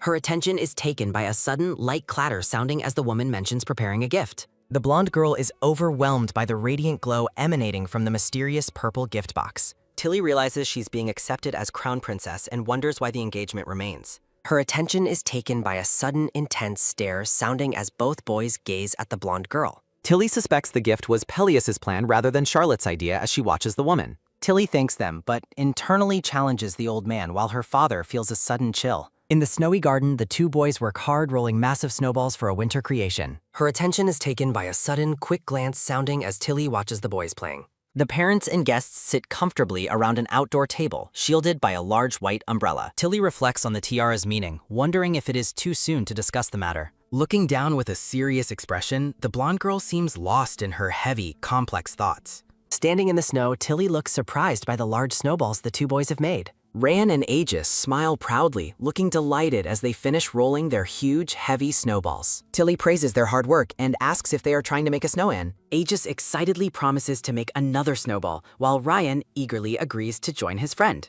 Confused, Tilly asks why they need more since they can just put those two together. Rayan bluntly rejects the idea, claiming the other snowball is far too dirty for his liking. Rayan rejects Aegis's contribution, complaining that the other boy's snowball is far too small. Tilly intervenes, suggesting they stock the two snowballs to create one larger base. The blonde girl beams with pride as she stands before the massive winter creation. When the boys hesitate, Tilly firmly tells them to start over if they have a problem. A sudden, heavy trudge sounding as the two boys dejectedly head back into the snow. Holding her head, Tilly wonders why the two are failing to become the friends they once were. Aegis calls out to Tilly as they finish, and she compliments their impressive handiwork. A sudden, light pat sounding as Tilly encourages the boys to finally become good friends. The two young boys share a long, silent stare filled with unspoken rivalry and tension. A sudden, firm grab sounding as both boys simultaneously reach for the blonde girl's hands. Tilly regrets her birthday wish, realizing she should have asked for her companions to get along. A sudden, frustrated arg sounding as Ryan struggles to contain his irritation with the other boy. A sudden, defiant humph sounding as Aegis turns away, refusing to acknowledge his rival's presence. A sudden, forceful shove sounding as the black-haired boy pushes Aegis away from the girl. A sudden, soft plop sounding as the blonde boy falls backwards into the cold, deep snow. Shocked by the sudden aggression, Tilly calls out Rand's name in a sharp, scolding tone. Rayan stands in silence, his expression clouded by guilt and sadness following the girl's reprimand. Tilly internally regrets her harshness, remembering how fragile the black-haired boy has been lately. A sudden, steady rise sounding as Aegis stands while Tilly offers a sincere apology. Overwhelmed by deep regret, Ryan mutters apologies to himself while standing alone in the darkness. A sudden, sharp startle sounding as Tilly reacts to the palpable distress of her companion. The families gather near the entrance of the Grand Manor as the snow continues to fall. Tilly stands alone in the vast, snowy garden, appearing deeply lost in her troubled thoughts. Aegis approaches the girl with concern, softly asking if she is all right after the confrontation. Worried about his well-being, Tilly asks Aegis if he was injured during his fall. The blonde boy looks at Tilly with an intense expression of quiet, growing devotion. A sudden tight clench sounding as Tilly admits that peaceful cooperation would be ideal. Aegis reminds the girl of his previous words, urging her to focus on herself instead. He encourages her to prioritize her own happiness over the duties she feels she must perform. Aegis resolves to go and reconcile with Rand to ease the girl's heavy heart. Surprised by his change of heart, Tilly asks if he has found something to like about Jan. Aegis admits he previously disliked him but now understands the motivations behind his actions. The boy confesses that his jealousy stemmed from a fear of Ryan taking her away. Smiling warmly, Aegis notes that continued fighting would only result in the girl leaving them. A sudden, light pat sounding as Tilly affectionately warns her friend against being too nice. Tilly reflects that the blonde boy might be too young to fully understand social manipulation. The girl promises to step in and protect him if his kindness ever goes too far. Aegis declares that Tilly is the only person he would ever be truly soft for. A sudden, bright laughter sounding as Aegis assures her that no one else will ever compare. The blonde boy beams with joy, his face lit by a look of absolute, unwavering loyalty. Aegis decides to bring Rayon back so the three of them can finally finish their snowman. The boy runs back toward the Grand Manor as Tilly watches him with a thoughtful gaze. Tilly worries about the temporary nature of their peace and Ryan's eventual departure for his kingdom. Overwhelmed by the complexity of the future, the blonde girl wonders what path she should take. A sudden, loud wail sounding as the quiet halls of the manor are filled with crying. A sudden, heavy sob sounding as Ryan cries while being held by the gentle blonde woman. The black-haired boy looks up in surprise as a new visitor suddenly enters the room. Aegis stands at the doorway, watching the emotional scene between the woman and the boy. A sudden, soft rub sounding as Ryan wipes his eyes while trying to stop his tears. A sudden, uneven stagger sounding as Aegis slowly approaches his distressed companion. Ryan blushes deeply and mutters a quiet apology to Aegis for his earlier behavior. Her attention is taken by a sudden, light lift sounding as Ryan looks up to apologize for pushing the blonde boy. Aegis smiles brightly and assures Ryan that everything is all right between them. Her attention is taken by a sudden, firm hold sounding as Aegis grasps the other boy's hands in a friendly gesture. Aegis directly asks Jan if he has romantic feelings for Tilly. Ryan blushes and admits he likes her, while Aegis confesses he also harbors feelings for the girl. The two boys share a moment of silence as Aegis acknowledges their shared affection for Tilly. Aegis clarifies that his feelings for Tilly are special and differ from a simple friendship. He explains that such special feelings lead to marriage, citing high-ranking nobles and their own parents as examples. Aegis mentions that Tilly likes Jan back, causing the black-haired boy to react with shock and confusion. Aegis warns that they won't lose her to each other, but her hatred might grow if they keep fighting. Rayan stares back in stunned silence, processing the blonde boy's surprisingly mature perspective. Aegis admits he has liked Jan since they met and was only unfriendly due to jealousy over Tilly. Aegis smiles warmly, expressing a desire to move past their rivalry and be genuine companions. Aegis offers his friendship, and a bewildered Ryan agrees to the new bond. Rayan feels deeply touched, realizing that he can finally be friends with his former rival. Yan asks if Tilly also views Aegis in the same special way that he described. Aegis admits he is working toward that goal and asks for Jan's help as his new friend. They resolve to apologize to Tilly for pulling her arms and suggest building a snowman together as a trio. Her attention is taken by a sudden, quick dash sounding as the boys run back toward the garden. Roxana and the maid Mia watch the boys leave, realizing the children have finally reconciled. Roxana remarks that Aegis is a remarkable child who will be a handful when he grows up.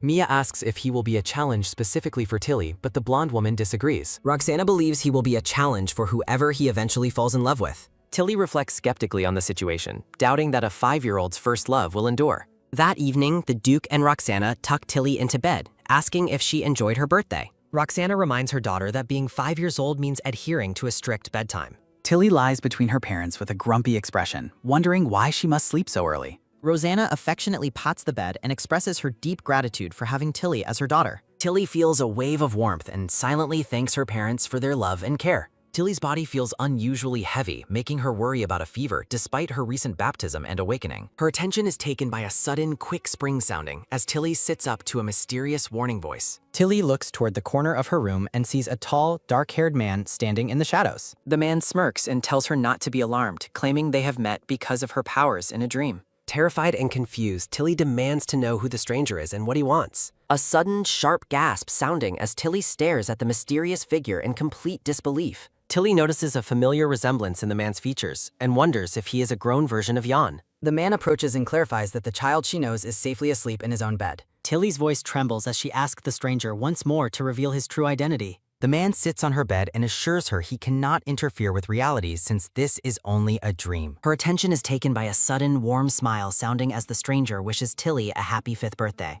The man's laugh is low and mocking as he warns that waking up will bring her immense physical pain. He explains the pain as a consequence of using her underdeveloped body to make it snow in autumn. Tilly is stunned to learn that she was the one who inadvertently controlled the weather with her magic. A mystical symbol appears as the man explains that baptism awakens special abilities that enhance health. Tilly argues that she shouldn't have awakened powers yet and doubts any ability can control the weather. The man continues his calm explanation, unbothered by her skepticism about the nature of her magic. He reveals that using divine power consumes vitality and will eventually start draining her lifespan. He warns her against making unnecessary wishes before she is an adult, despite her claim it wasn't a sincere wish. Tilly demands to know what he is, but the mysterious man refuses to give her an answer. The dark-haired man from the dream smirks with an air of mysterious confidence. Tilly lies in bed looking feverish and unwell as she covers her mouth. The maid Mia enters the room where the young blonde girl is resting. The maid asks if the girl wants water, but Tilly calls for her nanny. Her attention is taken by a sudden, light cough sounding as Mia offers comfort. Tilly worries that her parents are distressed since she has never been sick before. Her attention is taken by a sudden, steady rise sounding as Tilly sits up. Tilly asks about the others, and Mia explains everyone is away or waiting outside. Mia notes that Prince Yan has refused to leave his spot outside the door. The black-haired boy sits alone in the hallway, looking downcast and full of worry. Her attention is taken by a sudden, deep sigh sounding as Tilly sends Yan away. Her attention is taken by a sudden, warm smile sounding as the stranger reappears.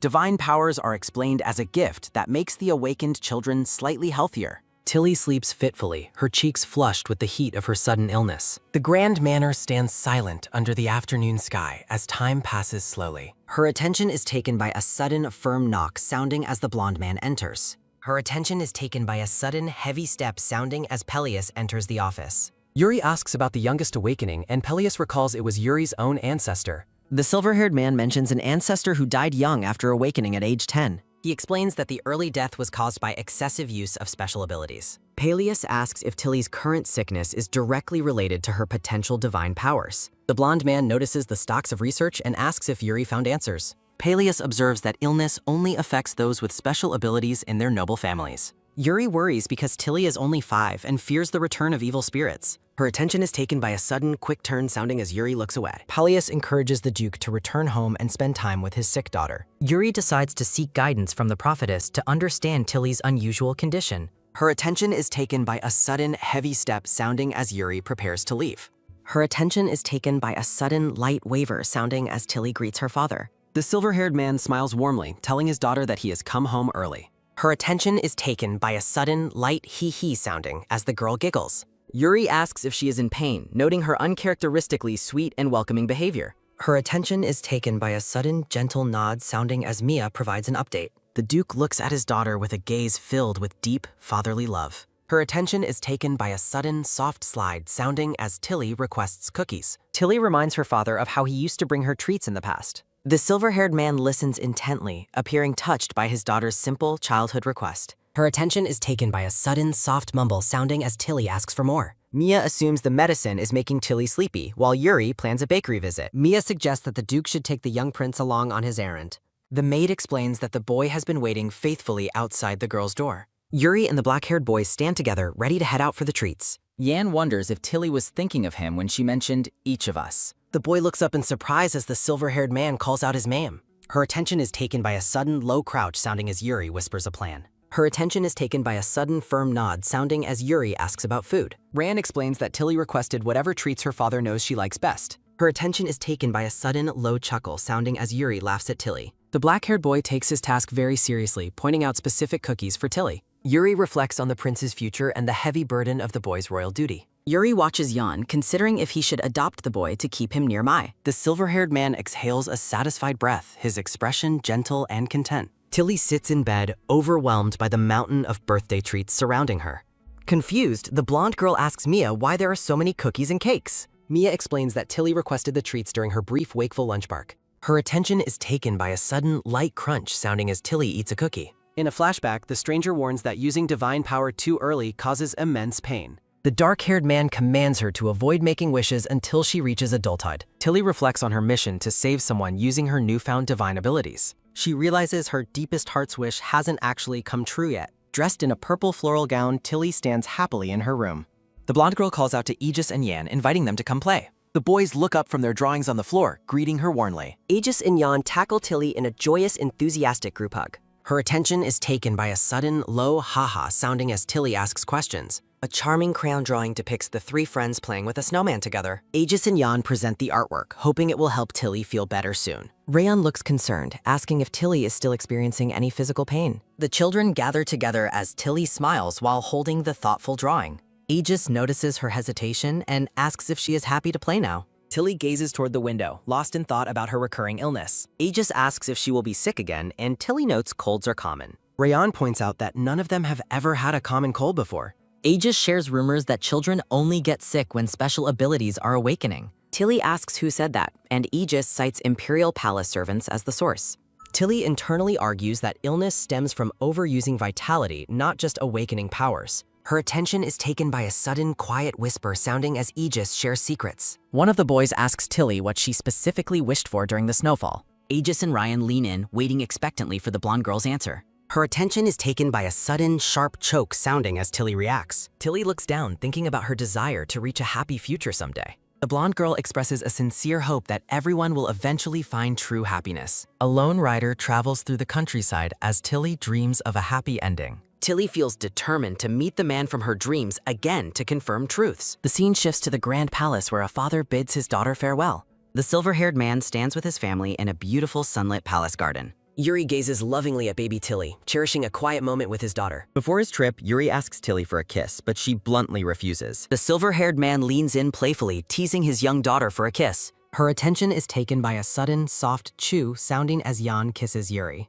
Yuri calls out from his carriage, asking Tilly for a kiss upon his return. He smiles confidently, certain she will change her mind after his important trip. Tilly sticks her tongue out at the departing carriage with a playful expression. Her attention is taken by a sudden, light wipe sounding as Tilly wakes up. The dark-haired man reappears, warning her against having foolish thoughts or dangerous wishes. Her attention is taken by a sudden, sharp flinch sounding as Tilly reacts. The mysterious man stares with intense red eyes, questioning her dangerous desires. Her attention is taken by a sudden, firm step sounding as Tilly confronts him. The stranger closes his eyes, admitting he also has limited knowledge and must wait. Her attention is taken by a sudden, sharp halt sounding as he warns of death. The dark-haired man asks the blonde girl to promise not to use her powers until age 15 to value her life. Her attention is taken by a sudden, silent nod sounding as Tilly reveals she does not particularly value her life. Standing tall in the dark room, the mysterious man asks what she could possibly be waiting for instead. Tilly looks up with determination, explaining that she is waiting for her destiny. Huge gears turn as she explains he was an unexpected addition to the plan before asking who he is. The blonde girl stares at the dark-haired man, demanding to know his true identity. He clasps his glowing hands, questioning who she is to use divine power while remaining free from destiny's constraints. The stranger leans down, looking into her eyes as he commands her to answer his question. Tilly admits she is unsure of her own nature, only knowing her mission is to save a specific person. Touching her face gently, the man suggests she has the freedom to choose whom she wishes to save. The blonde girl looks away, deciding she wants to do her best without attempting to change destiny. The red-eyed man mentions Rayanne, asking if she accepts the boy's destiny of betrayal and death. A dark aura surrounds him as he explains Ryan's fate involves possession and world-threatening danger before a final rescue. The dark-haired man smiles knowingly, asking if such a tragic outcome is truly acceptable to her. Her attention is taken by a sudden, heavy droop sounding as Tilly offers a soft apology. He confesses to being the one who created the evil spirit and brought destruction to the world. Her attention is taken by a sudden, nervous shake sounding as she tells him there is nothing he can do. The man looks downcast, admitting he only held a brief hope because she was someone outside the planned destiny. Shocked, the blonde girl realizes he has been watching her for years and feels hurt by his dismissal. Tilly asks if there is anything she can do for him since she has the power to choose who to save. In the silence of the dream, a gentle voice asks if he will become her friend. The dark-haired man looks at her with wide eyes, surprised by her simple and unexpected request. He smiles warmly, admitting he likes her because she is the first person who doesn't treat him with hatred. The stranger agrees to friendship, and Tilly offers to share her name since his identity remains a secret. A vision of her past self appears as the blonde girl reveals her name is Mir Yoon. Tilly explains that Mir means dragon and clarifies the structure of her name to the curious man. The blonde girl smiles happily when he comments that her name is Ghoul. The dark-haired man repeats her name softly, a faint blush appearing on his cheeks. In the grand library, the man admits he lied about something earlier in their conversation. He looks at her seriously, revealing there is indeed someone specific that she is destined to save. Tilly looks startled, asking him to reveal the identity of the person she must protect. He smiles sadly, explaining she will meet them soon and that he shouldn't be the first to tell her. Her attention is taken by a sudden, energetic rise, sounding as Tilly expresses her annoyance with a Her attention is taken by a sudden, gentle touch sounding as he tells her it is time to wake up. He takes her hand, asking why they shouldn't meet again in her dreams. The dark-haired man looks away, admitting that being with her makes him feel hopeful. He urges her to avoid using divine powers to prevent pain, speaking as a concerned friend. The man explains that wishes are unreliable and that her actions can change destiny without using magic. He warns that some changes have already occurred and may bring trouble her way. Tilly remains silent, lost in thought as she absorbs his ominous warning. A lingering thought emphasizes that people often do unexpected things, urging her to be careful. Her attention is taken by a sudden, sharp ouch sounding as they joke about his nagging. Her attention is taken by a sudden, close lean sounding as he promises to visit her occasionally. Her attention is taken by a sudden, sharp clip sounding as the view shifts to the city architecture. Her attention is taken by a sudden, steady clop sounding as the carriage travels through the town. Inside the carriage, Yuri holds a bunny plush and asks about the judge's history with Prince Ryan. The judge, Alt Devils, looks worried as he listens to the Duke's questions. Yuri speaks fondly of the prince, looking forward to him becoming an older brother to his daughters. The silver-haired man confirms his intent to adopt the prince, having already completed the necessary paperwork. Yuri argues that Ryan would have a better life as his son than as a neglected prince. Her attention is taken by a sudden, heavy sigh sounding as Yuri holds the bunny. The judge questions the morality of telling the child about his grim royal fate. Yuri's reflection declares his resolve to be a good father alongside his friend Catan. A warning is issued about the conflicting forces and the potential for increased kingdom and stability. The silver-haired man expresses a sincere desire for the current peace to last. Yuri questions the judge on whether sacrificing a child's happiness is necessary for peace. The silver-haired man believes that raising peaceful children is the key to a peaceful world. Yuri returns home looking exhausted but ecstatic to see his children. Her attention is taken by a sudden light lift sounding as Yuri hugs the children. Yan expresses deep affection for Yuri, while Tilly offers a characteristically blunt response. Her attention is taken by a sudden, soft ha-ha sounding as the family gathers happily. Yuri excitedly reveals the special gifts he brought back for the children. The children are delighted by the snow globe and the bunny plush guests. Her attention is taken by a sudden, cheerful ha-ha sounding as Yan kisses Yuri. Tilly reflects on whether Julian's love for children is an inherent part of his character. The blonde woman calls for Tilly, who turns her attention back to her mother. Her attention is taken by a sudden, gentle pat sounding as Yuri mentions a brother. The blonde girl asks for clarification on whether Yuri plans to adopt Yan. The room falls silent as the family process the weight of the potential adoption. Tilly reflects on the implications of an adoption for Yan's future. Yuri explains the adoption timeline and checks if Tilly is comfortable with the news. Her attention is taken by a sudden, firm squeeze sounding as Tilly grips her gift. The blonde girl happily confirms her support for the adoption of her new brother. Her attention is taken by a sudden, restless stroll sounding as the nanny reads a letter. Her attention is taken by a sudden, sharp grit sounding as the nanny fears losing everything. Her attention is taken by a sudden, tight clench sounding as the nanny considers the consequences. The nanny resolves to keep her title by stopping the adoption by any means. Her attention is taken by a sudden, loud scream sounding as the nanny loses her composure. A sunny memory shows the children playing together on a picnic blanket. Internal frustration suggests that Tilly's influence led to the sudden adoption decision. Her attention is taken by a sudden, eerie chill sounding as Tilly gazes forward. Her attention is taken by a sudden, sharp flinch sounding as the nanny watches Tilly. Her attention is taken by a sudden, heavy pant sounding as the nanny plans her next move. A close-up shows hands moving toward a hidden drawer or object. The nanny resolves to end Yan's life before the adoption papers are finalized. Tilly walks through the beautiful palace gardens, surrounded by blooming pink roses. While walking past staff, the blonde girl appreciates the deceptively calm atmosphere. Tilly notes the suspicious silence surrounding the adoption and the tutor's uncertain futures. A dark vision depicts the nanny looming ominously over a small child. Concerns arise as Tilly realizes Yan's nanny hasn't been seen for some time. Aegis calls out to Tilly as she walks through the palace hallway. The blonde boy explains Yan is in the playroom and he came to find her. Tilly asks if Yan is unattended, and Aegis assumes a maid is present. Her attention is taken by a sudden, rapid step sounding as Tilly rushes away. Her attention is taken by a sudden, echoing step sounding as the hallway sits empty. Aegis questions Tilly's odd behavior, though she refuses to provide an explanation. A close-up shows the hem of Tilly's blue dress as she stops walking. Tilly issues a stern warning to Aegis to protect Yan and avoid being alone. Aegis acknowledges her urgent instructions with a look of concern and confusion. Yan smiles brightly among the flowers, unaware of the brewing danger. The blonde girl smiles brightly as she announces she is drawing a gift for her father. A colorful crayon drawing depicts a simple, smiling person with arms raised. Ryan looks on as Aegis and Tilly focus on the drawing in the playroom. Ryan admits he wants to give a gift but hesitates, prompting Aegis to question why. Ryan expresses his fear that his late mother would be displeased from heaven. The room falls silent as Ryan turns away from his friends, feeling conflicted. Tilly asks about his father, but Ryan dismissively replies that he doesn't matter. Ryan coldly explains that his father is a liar who does not love him. Standing alone in the library, Ryan somberly holds a letter by the large window. Rayan stares at the letter addressed to him from his father with a hollow gaze. Rayan's reflection stares back as he mentally denounces his father as a liar. Her attention is taken by a sudden firm clench, sounding as Ryan desires a mother. A warm memory shows the Duchess affectionately holding Tilly alongside a quiet, observing Ryan. Her attention is taken by a sudden, soft patter, sounding as Ryan hides the letter.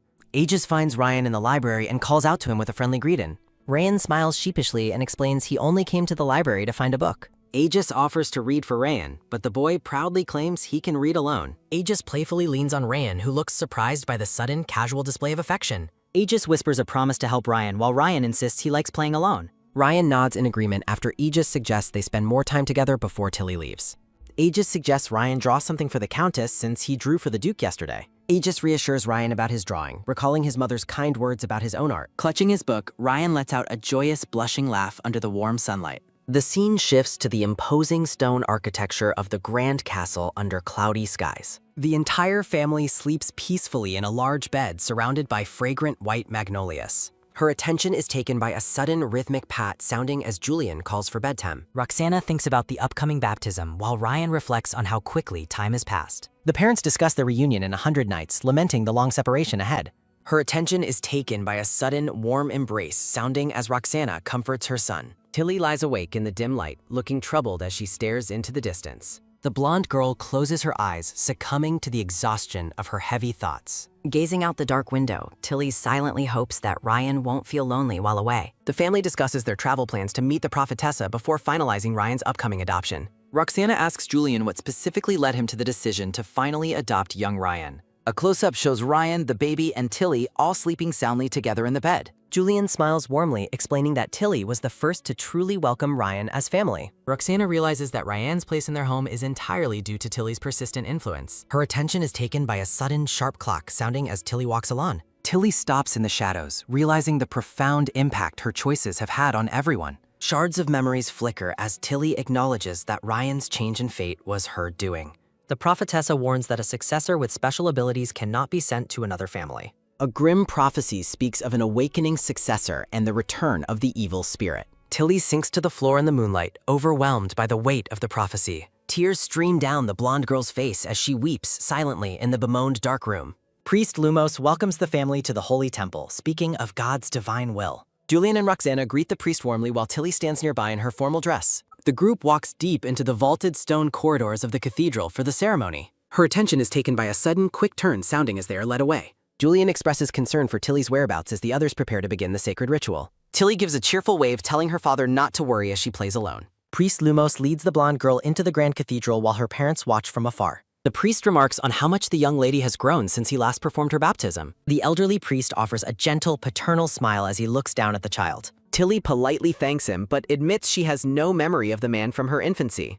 Her attention is taken by a sudden, light lean sounding as he explains her lack of memory is natural. The priest lowers himself to the girl's level to engage her in a more personal conversation. He offers his favorite candy, wondering if the young lady will enjoy the sweet treat as well. Tilly expresses her heartfelt gratitude with a cheerful, blushing smile. Priest Lumos invites her to follow him for a personal tour of the Holy Temple's grounds. Her attention is taken by a sudden, heavy step sounding as they begin their walk. Her attention is taken by a sudden, rhythmic step sounding as they walk through the vaulted halls. They pause before a colossal stone statue that stands silently within the grand, light-filled hall. Her attention is taken by a sudden, deep frown sounding as Tilly fails to see a face on the statue. Narration explains that the divine creator has never revealed a specific name or physical appearance to mortals. He explains that the ancient builders purposefully left the face blank to strictly honor God's divine will. Her attention is taken by a sudden jolly ha-ha sounding as the priest laughs about the statue's scale. Her attention is taken by a sudden curious look sounding as Tilly asks about a specific area. The priest turns his gaze toward the section of the temple the young girl has just pointed out. Tilly stares intently, her pink eyes reflecting the mysterious atmosphere of the inner sanctuary. The blonde girl looks up at the priest in surprise, questioning why he referred to himself as her grandfather. He cryptically suggests that she will discover the specific path she seeks within that sacred space. He explains he cannot go further as a prophecy awaits that only she is permitted to receive. A vision of the prophetessa appears, a mysterious character wrapped in white and glowing blue light. Tilly questions why a prophecy would be given specifically to her in this holy place. The blonde girl stands alone before the massive, ornate wooden doors of the inner chamber. Her attention is taken by a sudden loud creak sounding as the heavy doors begin to open. Her attention is taken by a sudden, nervous gulp sounding as she prepares to step inside. Inside the dim chamber, she sees the hooded prophetessa sitting on a stone platform with her back turned. The silver-haired woman acknowledges Lady Thalia's arrival without turning around to face her. Her attention is taken by a sudden, slow turn sounding as the prophetessa moves her hand. Tilly hesitatingly asks the hooded woman if she is indeed the legendary prophetessa. The woman explains that despite her many efforts, she remained completely immobile until this very moment. She describes her duty to pray while a child undergoes a 20-day ritual with their parents. Tilly listens with wide-eyed focus to the woman's explanation of her sacred, divine role. The prophetessa reveals that during her prayers, she receives clear visions of the child's entire life. Her attention is taken by a sudden, graceful kneel sounding as the prophetessa settles into place. She defines her divine gift as the power to perceive both the past and the future. However, the hooded woman admits there is a boundary to how far her second sight can reach. Her vision spans from the sealing of the evil spirit to a future royal marriage. A vibrant image depicts a man and woman riding together through a sunlit green meadow. Her attention is taken by a sudden, eerie chill sounding as Tilly processes the vision. The room falls silent as the blonde girl and the prophetessa face one another. The woman reflects on the weight of spending a full 1,000 years within these cold walls. Tilly looks up at the mysterious figure, softly repeating the woman's title in awe. The prophetessa remains still, her silver hair spilling over her ornate white and gold robes. Her attention is taken by a sudden, soft plop sounding as Tilly collapses in shock. Shaking with realization, Tilly gazes at the woman who has known 1,000 years of solitude. The woman confesses that for the first time she told a lie just to secure a final meeting. She reveals the truth. She has no prophecy or guidance to give the girl about her direction. Her attention is taken by a sudden, soft slide sounding as the woman uncovers her face. The silver-haired prophetessa explains she is actually looking to Tilly for a way forward. The prophetessa describes her 1,000-year vigil of prayer while sitting before the blonde girl. She confesses her belief that Tilly is the one meant to answer her ancient prayers. Looking into Tilly's purple eyes, the prophetessa pleads with her to save the world. The scene shifts to a silhouette of a couple as Tilly reflects on her story's ending. As a magical book floats above, narration reveals the prophetessa existed within Tilly's original story.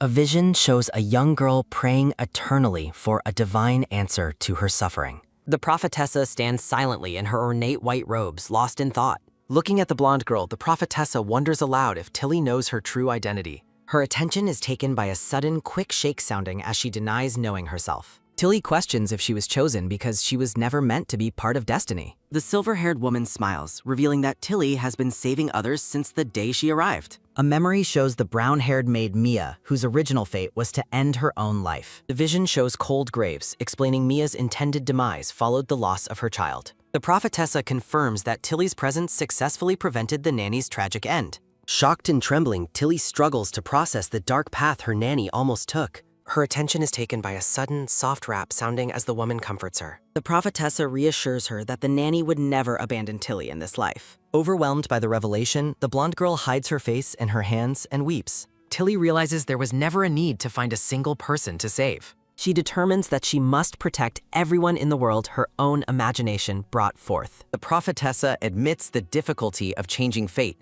suggesting it might be easier to let destiny flow. Her attention is taken by a sudden, heavy droop sounding as she still hopes for change. Her attention is taken by a sudden, quick raise sounding as Tilly asks about the woman's fate. With newfound resolve, Tilly asks what must be done to save the prophetessa from her solitude. The silver-haired woman stares back in stunned silence, clearly touched by the girl's selfless question. Her attention is taken by a sudden, single drip sounding as a tear falls from her eye. Her attention is taken by a sudden, soft droop sounding as Tilly tries to comfort her. Surrounded by blue flowers, the prophetessa identifies Tilly as the savior sent to grant her wish. They share a quiet moment of connection within the vast, sun-drenched halls of the temple. Her attention is taken by a sudden, loud ding sounding as the temple bells announce a new event. Her attention is taken by a sudden, clumsy toddle sounding as the baby girl walks forward. The toddler spots her family across the hall and reaches out toward them with excitement. Julian and Roxana stand together, watching their youngest child with a mixture of pride and anxiety. A line of priests stands at attention in the Grand Cathedral during the sacred ceremony. The hooded woman remains on her platform as the young toddler approaches her for the blessing. A close-up shows the prophetess's calm expression beneath her white hood as she prepares to speak. The baby looks up seriously as narration speaks of leading the entire world toward salvation. Her attention is taken by a sudden, sharp wish sounding as a new power awakens. Her attention is taken by a sudden, joyous beam sounding as Julian greets his children. Her attention is taken by a sudden, quick dash sounding as Julian catches his daughter. Her attention is taken by a sudden, heavy ding sounding as a second prophecy is revealed. Her attention is taken by a sudden, anxious murmur sounding as the priests discuss the news. Holding the toddler, Julian looks alarmed and questions the nature of this second prophecy. The prophetessa prays solemnly, warning that the evil spirit is destined to return. The baby girl looks confused while her father stares in disbelief at the grim announcement. Priest Lumos asks for clarification on what this new prophecy truly means for their future. Her attention is taken by a sudden, slow turn sounding as the prophetessa looks away. The entire family stands paralyzed by shock as they face the implications of the warning. Roxana looks pale with fear while the prophetessa reminds Tilly of the very first prophecy. Tilly smiles warmly and promises not to take too long with her business. Her attention is taken by a sudden, loud shout sounding as a picnic is interrupted. Her attention is taken by a sudden, heavy pant sounding as a messenger arrives. Her attention is taken by a sudden, rhythmic nom sounding as the boys eat apples. Julian asks what the messenger wants. Julian listens with a grave expression as the man reports that the evil spirit will return. He is stunned to learn that the prophetessa has also sent him a personal letter. Julian reads the letter in silence, his face paling as he processes the written warning. Her attention is taken by a sudden, sharp cough sounding as Julian reacts to the news. The young blonde boy looks toward his friend with a sudden sense of deep unease. Yan stares at his blood-stained hands, his eyes reflecting a mixture of shock and confusion. The peaceful picnic shatters as Julian screams Yan's name in a moment of pure panic. Her attention is taken by a sudden, heavy plop sounding as Yan loses consciousness and falls. Her attention is taken by a sudden, wet cough sounding from behind a barred stone window. The doctor reports that the woman was poisoned by the same substance used on Prince Ryan. He notes she likely mishandled it, but because the dose wasn't lethal and her antidote was fake, she is only now showing symptoms. The woman in the dark dress sits in a daze, looking utterly defeated and sickly. Julian realizes that the unknown enemies intended to eliminate both of them from the very start. Her attention is taken by a sudden, harsh grind sounding as she struggles against her bindings. She mutters about a jewelry box and a pearl necklace. The doctor theorizes that the poison was a solid type that had been ground into powder. Her attention is taken by a sudden, quick turn sounding as Julian orders an immediate antidote. Her attention is taken by a sudden, sharp halt sounding as Julian stops at the door. He stands in the doorway, lost in thought as he considers the gravity of the situation. The blonde boy sits faithfully by the bedside of the unconscious Prince Ryan. He looks down at his friend with a heavy heart, hoping for any sign of recovery. Her attention is taken by a sudden, soft sniffle sounding as someone weeps near the window. The boy begs Yan to wake up. Her attention is taken by a sudden, shaky sob sounding as Mia enters the room. She addresses the young prince. Her attention is taken by a sudden, quiet sniffle sounding as the boy looks at Mia. Mia asks why he is crying, and he admits that he is deeply afraid. He confesses his fear that Yan might never open his eyes again after this tragedy. Her attention is taken by a sudden, firm clench sounding as Mia grips her own clothes. She reassures him that the prince is fighting the poison and will surely wake up soon. He explains that he has stayed by Yan's side just as Tilly instructed him to. He laments that he couldn't stop it, confused why Yan got sick from shared food. Mia comforts him, insisting it isn't his fault and blaming the cruel people targeting Yan. The blonde boy listens intently to her words, his eyes wide with a newfound curiosity. Mia wonders aloud why anyone would be so determined to bully and harm the prince. Her attention is taken by a sudden, watery, teary sounding as he admits his own ignorance. A vision of flowers accompanies thoughts of a mother's promise that God answers all prayers. Her attention is taken by a sudden, silent nod sounding as they agree to pray together. The young prince closes his eyes and prays with all the sincerity of his heart. Yan remains in a deep, fitful sleep as the sunlight streams into the quiet chamber. Her attention is taken by a sudden, rhythmic step sounding as the Grandmaster enters. Julian greets her. Julian welcomes her back and immediately asks if she has seen the sleeping prince. She reports that Lady Thalia is currently staying by his side to ensure his safety. Surprised by her quick return, Julian asks if she rode back with the young girl. Under the dark night sky, Julian wonders what a mere child could possibly achieve now. He admits his uncertainty, his voice trailing off as he stares into the distance. Looking exhausted, Julian leans his head on his hand as the weight of leadership takes hold. Narration notes that the culprit has been detained while the investigation into the poisoning continues. The Grand Master gently asks Julian when he last allowed himself to rest and sleep. Her attention is taken by a sudden, heavy step sounding as he tries to deflect her concern. Her attention is taken by a sudden, sharp whish sounding as Julian groans in pain. Her attention is taken by a sudden, heavy plop sounding as Julian loses his balance. The Grand Master laments that none of the family members seem to care for themselves. Her attention is taken by a sudden, rhythmic step sounding as she walks down the hallway. Her attention is taken by a sudden, silent nod sounding as an attendant follows her orders. She declares that she will personally oversee the investigation into the poisoning from now on. The Grand Cathedral stands silent and ominous under the dark night sky. Tilly and Aegis sit together on the large bed in a moment of quiet reflection. The young girl gazes down at her unconscious friend with a heavy heart. She whispers a desperate plea for Jan to wake up and stay alive. Her attention is taken by a sudden, firm squeeze sounding as she tries to handle her grief. Narration notes that these painful events were never meant to happen in the original story. Tilly feels a crushing sense of guilt, believing that the boy's suffering is her fault. A warning appears, stating that evil spirits target those already drowning in pain. Her attention is taken by a sudden, soft touch sounding as she tries to absorb his agony. Tilly offers a sad, gentle smile as she makes her silent resolution. A lone rider gallops through a lush green field under a clear blue sky. In a vision of a peaceful future, Jan smiles brightly without a care in the world. Tilly prays with all her soul, even if it means the world must face its end. Julian awakens in his chamber, his voice heavy with a pained groan. Her attention is taken by a sudden, quick spring sounding as Julian sits up to face Roxana. Her attention is taken by a sudden, sharp throb sounding in his head after passing out. He realizes with a start that the sun is high in the sky outside his window. Julian is stunned to learn that he has been unconscious for more than a full day. Her attention is taken by a sudden, heavy plop sounding as Roxana explains the doctor's orders. Despite his own exhaustion, Julian's first concern is for the well-being of young Ryan. Roxana reassures him that the boy has recovered and is doing much better now. She reveals the relief that Ryan woke up on his own the previous morning. Julian falls into a contemplative silence as he processes the good news. The Grand Master confirms that Thalia is personally staying by the boy's side. Her attention is taken by a sudden tight clench sounding as Julian grips the bedsheets. He wonders if Thalia's special abilities have finally awakened to heal the poisoning. Roxana admits she is unsure, but notes that Aegis and Tilly have also fallen ill. The two children lie huddled together under blankets, their faces flushed with fever. Roxana assures him it is just the flu and that they are resting nearby. Her attention is taken by a sudden, nonchalant shrug sounding as Roxana mentions the investigation's brutality. Her attention is taken by a sudden, quick raise sounding as Roxana shows him a suspicious document. Julian looks at the paper in disbelief, realizing it is a letter meant for his son.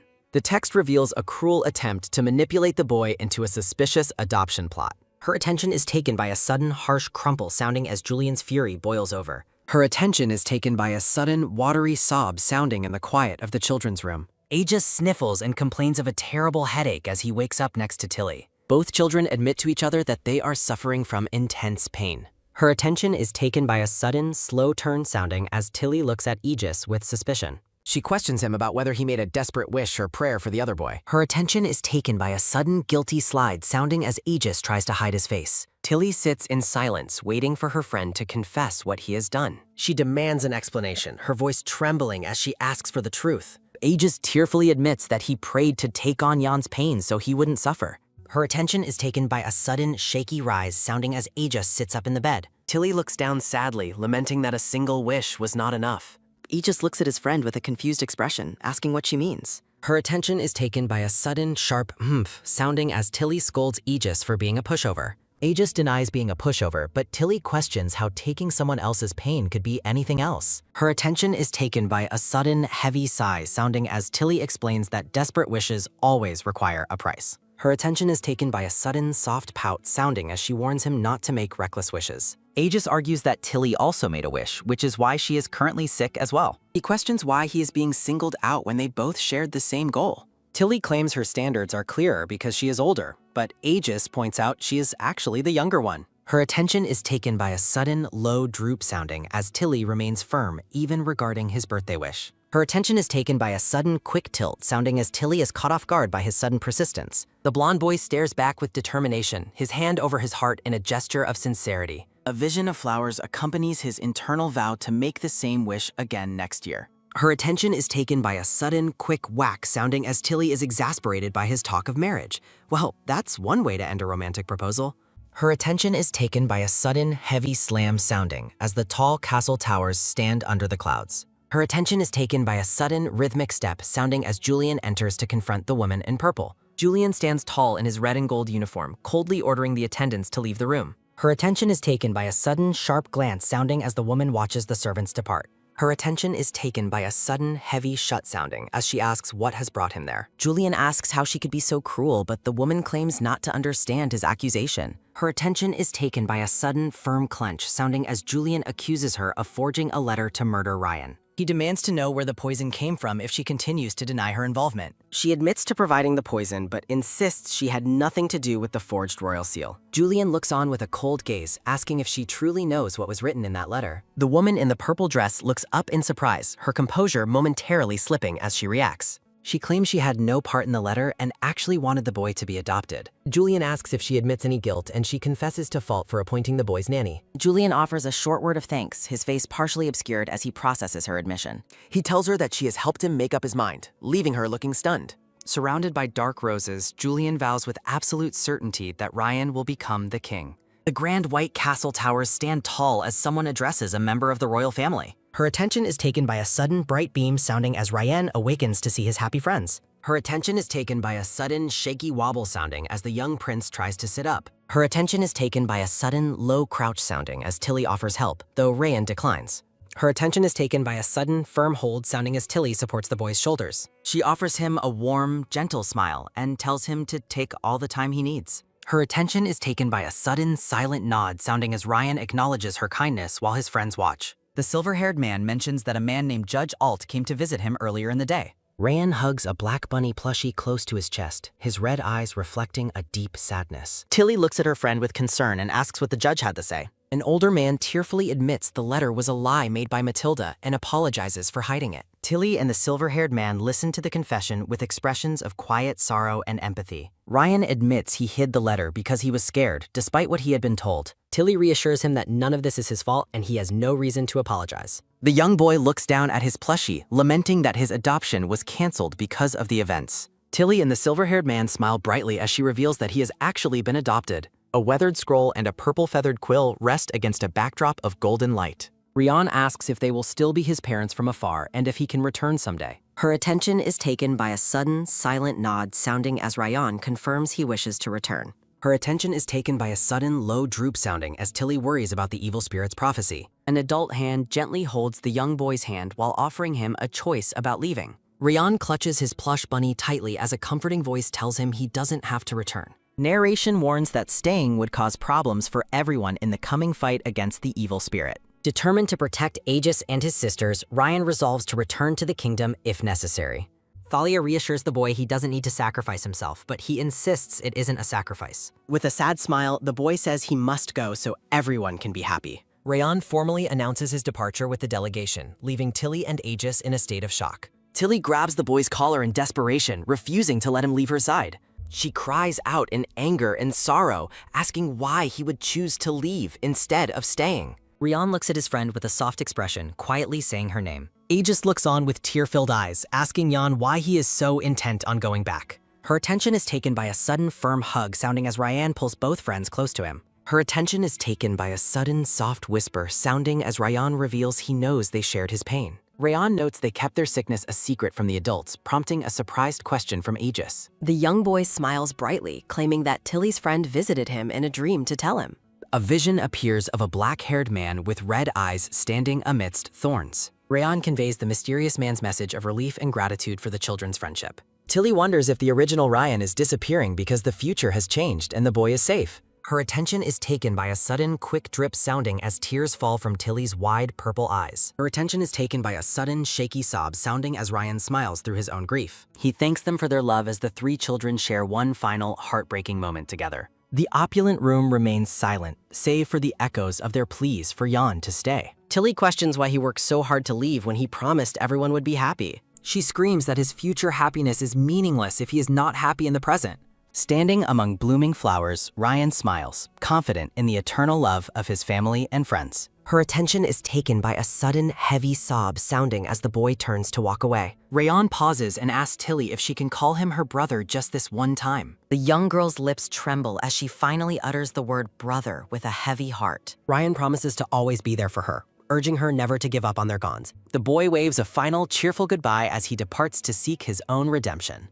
A week passes, and Tilly gazes out a snowy window, wondering if Yan is well. She reflects on the risks of her wish ability, despite saving her friend. Her attention is taken by a sudden light tap sounding as Tilly leans against the glass and sighs. Aegis appears behind her, asking why she is sighing so deeply in the quiet hallway. Her attention is taken by a sudden, short humph sounding as Aegis mentions having free time from fencing. Tilly notes she has afternoon classes, but the boy asks if she can play with him instead. Aegis suggests they find an activity they both enjoy, surrounded by a whimsical background of macarons. He lists cookies, the theater, and flowers as things that would make for a pleasant time. Tilly looks at him in confusion, pointing out that those are only things that she personally likes. Aegis offers a charming, blushing smile as he formally asks the young girl out on a date. Her attention is taken by a sudden, soft kiss sounding as Aegis kisses Tilly on the cheek. Her attention is taken by a sudden, bright laugh sounding as the two children share a joyful moment. Her attention is taken by a sudden, firm hold sounding as he takes her hand. Her attention is taken by a sudden, sharp chirp sounding as the woman drinks tea.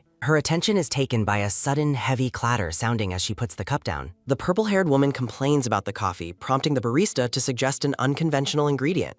Well, that's one way to handle a picky customer. She expresses her disappointment and prepares to leave as the brown-haired man asks for her destination. She orders him to improve his skills, noting that coffee will become incredibly popular in the future. A view of a sprawling city square appears as the woman threatens to demote the man to a waiter. The brown-haired man, Sage, promises to keep her identity secret, but she snaps at him for using a nickname. Her attention is taken by a sudden quick clip sounding as pink blossoms frame a grand white mansion. Her attention is taken by a sudden, rhythmic clop sounding as the woman escapes, while Tilly breathes a sigh of relief. Her attention is taken by a sudden, firm clock sounding as the grown-up Tilly walks through a lavish corridor. Tilly stops in her tracks as a young girl's voice calls out to her sister. Surrounded by a floral border, a young blonde girl rubs her sleepy eyes while still in her nightgown. Tilly greets the young Luina, who admits she is still feeling quite sleepy despite being up early. Luina touches her sister's arm and asks in surprise why Tilly's skin feels so cold. Tilly playfully dismisses the concern by claiming Luina's skin is simply too warm, leaving the little girl confused. The family gathers in the grand dining hall as maids stand by to serve the morning meal. Her attention is taken by a sudden, polite bow sounding as Tilly requests a cup of iced coffee. Luina asks if coffee tastes good, but Tilly warns her that it would likely be too bitter for her. Tilly promises the girl can have coffee after her 15th birthday, telling her to stick with milk today. The mother mentions coffee's popularity at the local cafe while the silver-haired man looks on with a smile. Tilly takes a sip of her drink, privately acknowledged as the major shareholder of the very coffee business. The mother suggests visiting the cafe later, much to the excitement of both Luina and the man. Luina asks if Tilly is free to go today, catching her older sister by surprise. Tilly realizes she has been so consumed with her business that she hasn't spent enough time with Luina.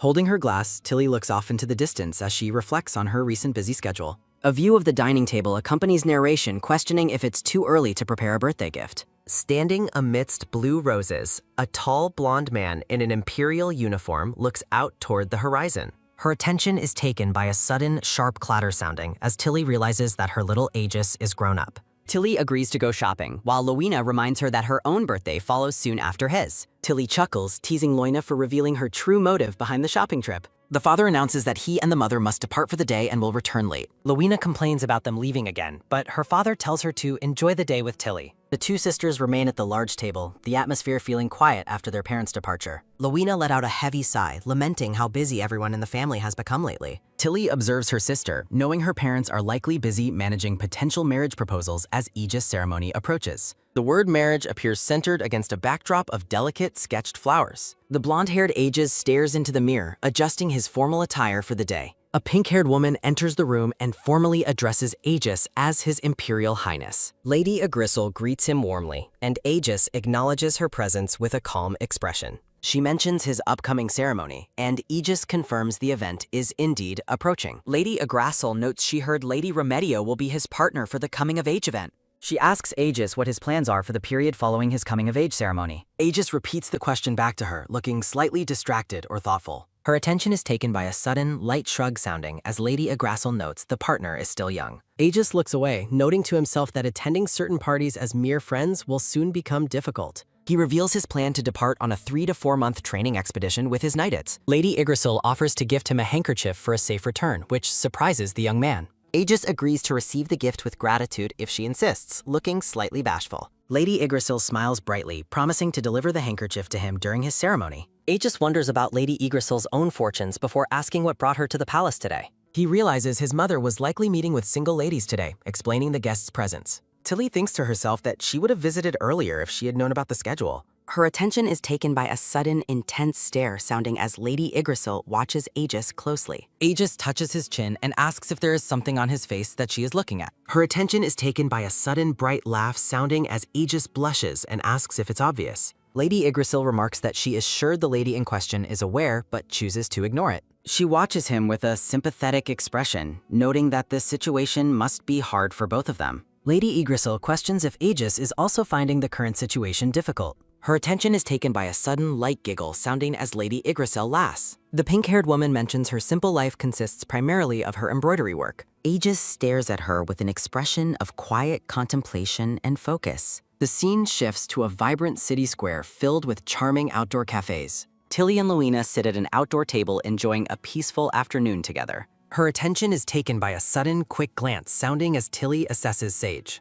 The brown-haired sage smiles warmly while performing his duties at the local cafe. Luina calls out to her sister, noticing she is distracted by business thoughts again. The young girl asks Tilly to stay focused on the routing for today. Luina takes a drink from her cup, looking content in the sunny cafe. She turns her gaze toward Tilly, waiting for her sister to engage more. Her attention is taken by a sudden, light poke sounding as a fork hits cake. Her attention is taken by a sudden, soft nom sounding as Tilly eats. Luina watches her sister with a slightly concerned and deeply thoughtful look. Tilly agrees to set aside her work and enjoy the rest of the day. Luina expresses her wish for her older sister to simply relax for a while. Her attention is taken by a sudden, firm clack sounding as Luina sets her cup down. Tilly realizes she has been too preoccupied and resolves to be more present. Luina expresses her intense dislike for the bitter and unpleasant taste of the coffee. Her attention is taken by a sudden, bright ha-ha sounding as Tilly offers milk tea. Luina asks what type of gift Tilly plans to give Aegis for his birthday. Tilly suggests simple cufflinks or a handkerchief as potential gift options for him. Luina objects, claiming that such gifts are far too plain for a major ceremony. A vision appears of the grown-up Aegis dressed in his formal imperial regalia. Luina insists that a coming-of-age gift must be much more thoughtful and special.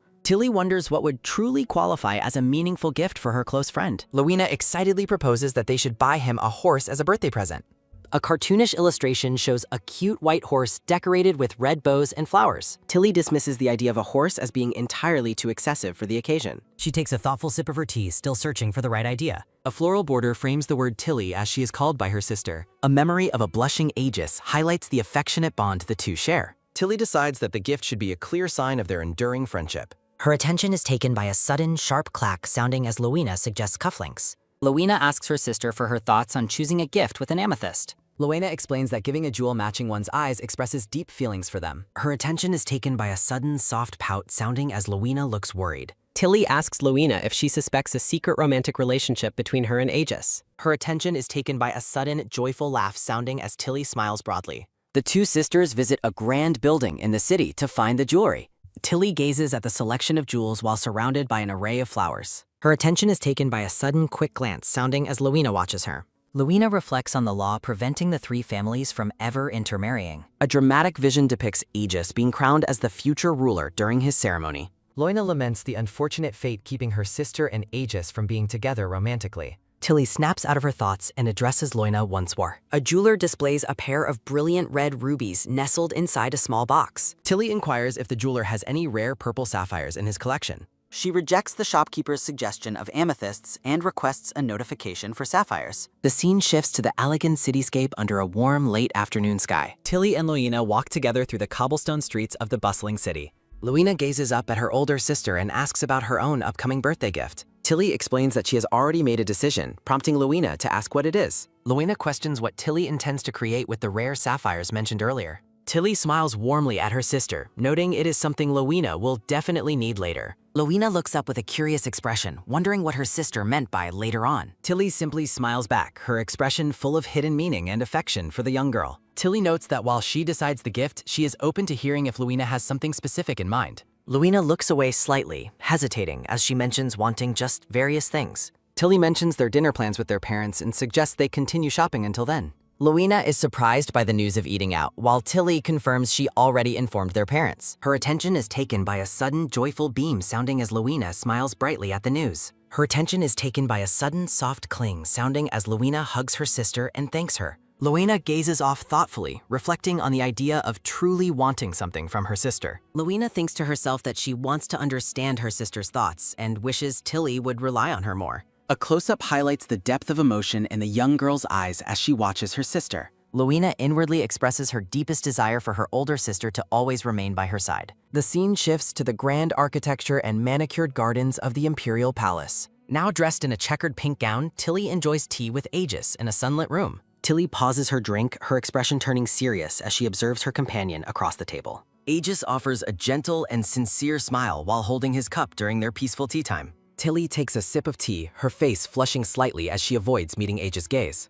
Tilly stares at Aegis with a look of quiet realization as she processes the atmosphere between them. The scene briefly returns to Luina, who pouts and asks her sister if her wishes are too much. Tilly reflects on how Aegis no longer seems to be making any effort to hide his feelings for her. She acknowledges that to Luina, it might look like they are in love, but forbidden from being together. Tilly calls out to Aegis, and the young man responds with polite attention. Tilly mentions that his gift might take time and asks if she can present it during Loina's birthday. Aegis notes that the date is still 2 months away before asking what gift she has planned. Aegis watches her with a warm, expectant smile as they sit surrounded by floral decor. Her attention is taken by a sudden light shrug sounding as Tilly reveals the gift is a sword. Aegis admits that such a gift takes time to craft, but assures her he doesn't mind the wait. Tilly is pleased by his understanding, but Aegis surprises her by asking for an additional gift. Tilly asks if he wants cufflinks, dismissively noting that such a choice would be too plain and obvious. She asserts that it is ultimately her decision to choose what she wants to give him. A cartoonish depiction shows Aegis persistently asking Tilly what she plans to get him for the additional gift. Aegis looks at her with an intense, meaningful gaze, his expression softening as he waits for her answer. Aegis notes that the arrangement she suggested would actually make him the one receiving a gift. Tilly quickly denies his claim as they continue their conversation over the tea table. Aegis confesses that just thinking about the gift and her gesture makes his heart skip a beat. Her attention is taken by a sudden, light chuckle sounding as Tilly teases him about having a heart problem. Tilly agrees to his request, but specifies that there is one firm condition he must follow. Tilly insists that he must not make it obvious that the dress he wears was a gift from her. Aegis is baffled by her condition, questioning how such a request is even possible. Tilly explains she will have a dress custom-made at a boutique and he can pay later, leaving him confused. Aegis points out that she is the one receiving the gift and requests to choose the colors, white and gold. Her attention is taken by a sudden, simple shrug sounding as Tilly agrees to his color choice. Tilly's eyes widen slightly in surprise as Aegis suddenly reaches toward her. Aegis holds out a piece of cake and tells Tilly to open up so he can feed her. Aegis asks Tilly if she finds the food delicious, noting he chose it because it isn't overly sweet. Tilly predicts a rise in popularity for sweet desserts, while Aegis connects this to the recent spike in coffee production. Tilly expresses relief over the successful coffee harvest and emphasizes the necessity of securing a stable supply to meet increasing demand. Tilly playfully asks if investing in her was a wise choice and promises to share the profits according to their contract. Aegis mentions he has made a restaurant reservation for the day, suggesting they visit after the play concludes. Tilly observes her companion, silently wondering on whose behalf he believes she is making all these efforts. Aegis prepares to leave, smiling warmly as he tells Tilly it is time for them to head out. On a theater stage, an actor portrays a scene involving a character named Bologna. Aegis and Tilly watch the dramatic performance as the actors lament a love that has supposedly destroyed their nation. Aegis notices how deeply absorbed Tilly is in the play and wonders if she truly enjoys it that much. Aegis watches Tilly with a soft, attentive look, his eyes reflecting his quiet focus on her reactions. As Tilly becomes visibly emotional over the play, Aegis leans in closer with a gentle and supportive expression. Willie, an older man wearing a beret, greets the blonde woman with great enthusiasm, hailing her as a goddess. Tilly smiles brightly and greets the gray-haired man by the name Willie as they meet in the theater. Willie praises Tilly for her outstanding work on the play, and she graciously accepts his compliments. Willie notes with a knowing look that Tilly appears to be on a date with Aegis today. Tilly blushingly and vehemently denies that they are on a date, while Willie teases them about being lovely friends. Her attention is taken by a sudden, light pfft sounding as Aegis agrees with a smirk that they are just friends. Willie remarks on how much taller Aegis has grown, addressing him with imperial respect. Aegis responds that he has indeed grown, playfully adding that he and Tilly are now nearly the same height. Tilly asks Willie if he is also making fun of her, to which the older man reacts with feigned innocence. Her attention is taken by a sudden soft chuckle sounding from the actors still on the stage. Willie expresses how wonderful it is to see Tilly and Aegis remaining as close as they have always been. Tilly looks away with a slight flush, asking Willie if that is truly how the relationship appears to him. Willie confidently asserts that no one could possibly deny how close they are while Aegis smiles nearby. Tilly's expression turns thoughtful as she gazes downward, processing the director's observations. Aegis watches her with a calm but intense gaze, the light reflecting in his blue eyes. Her attention is taken by a sudden, sharp pfft sounding as Tilly spits out her drink upon hearing Aegis reject the emperorship. Aegis looks startled and concerned, quickly asking Tilly if she is all right after her sudden reaction. Tilly wipes her mouth with a handkerchief, shakily assuring Aegis that she is fine despite the shocking statement. Tilly stares at Aegis in silence, realizing from his serious expression that he was completely sincere about his wish. The two sit at a table in a refined restaurant where Tilly simply responds with a quiet acknowledgement. Aegis looks surprised by her calm reaction and asks if she intends to scold him for his earlier confession. Tilly sighs and explains that it is not her place to tell him how to feel about his future. Tilly pauses over her meal and asks Aegis if he believes her thoughts on the matter are what truly count. Aegis confirms her suspicion, his focus entirely on her as they continue their dinner conversation. Tilly reflects on his upcoming coming-of-age ceremony and wonders if his mood is caused by anxiety over the appointment.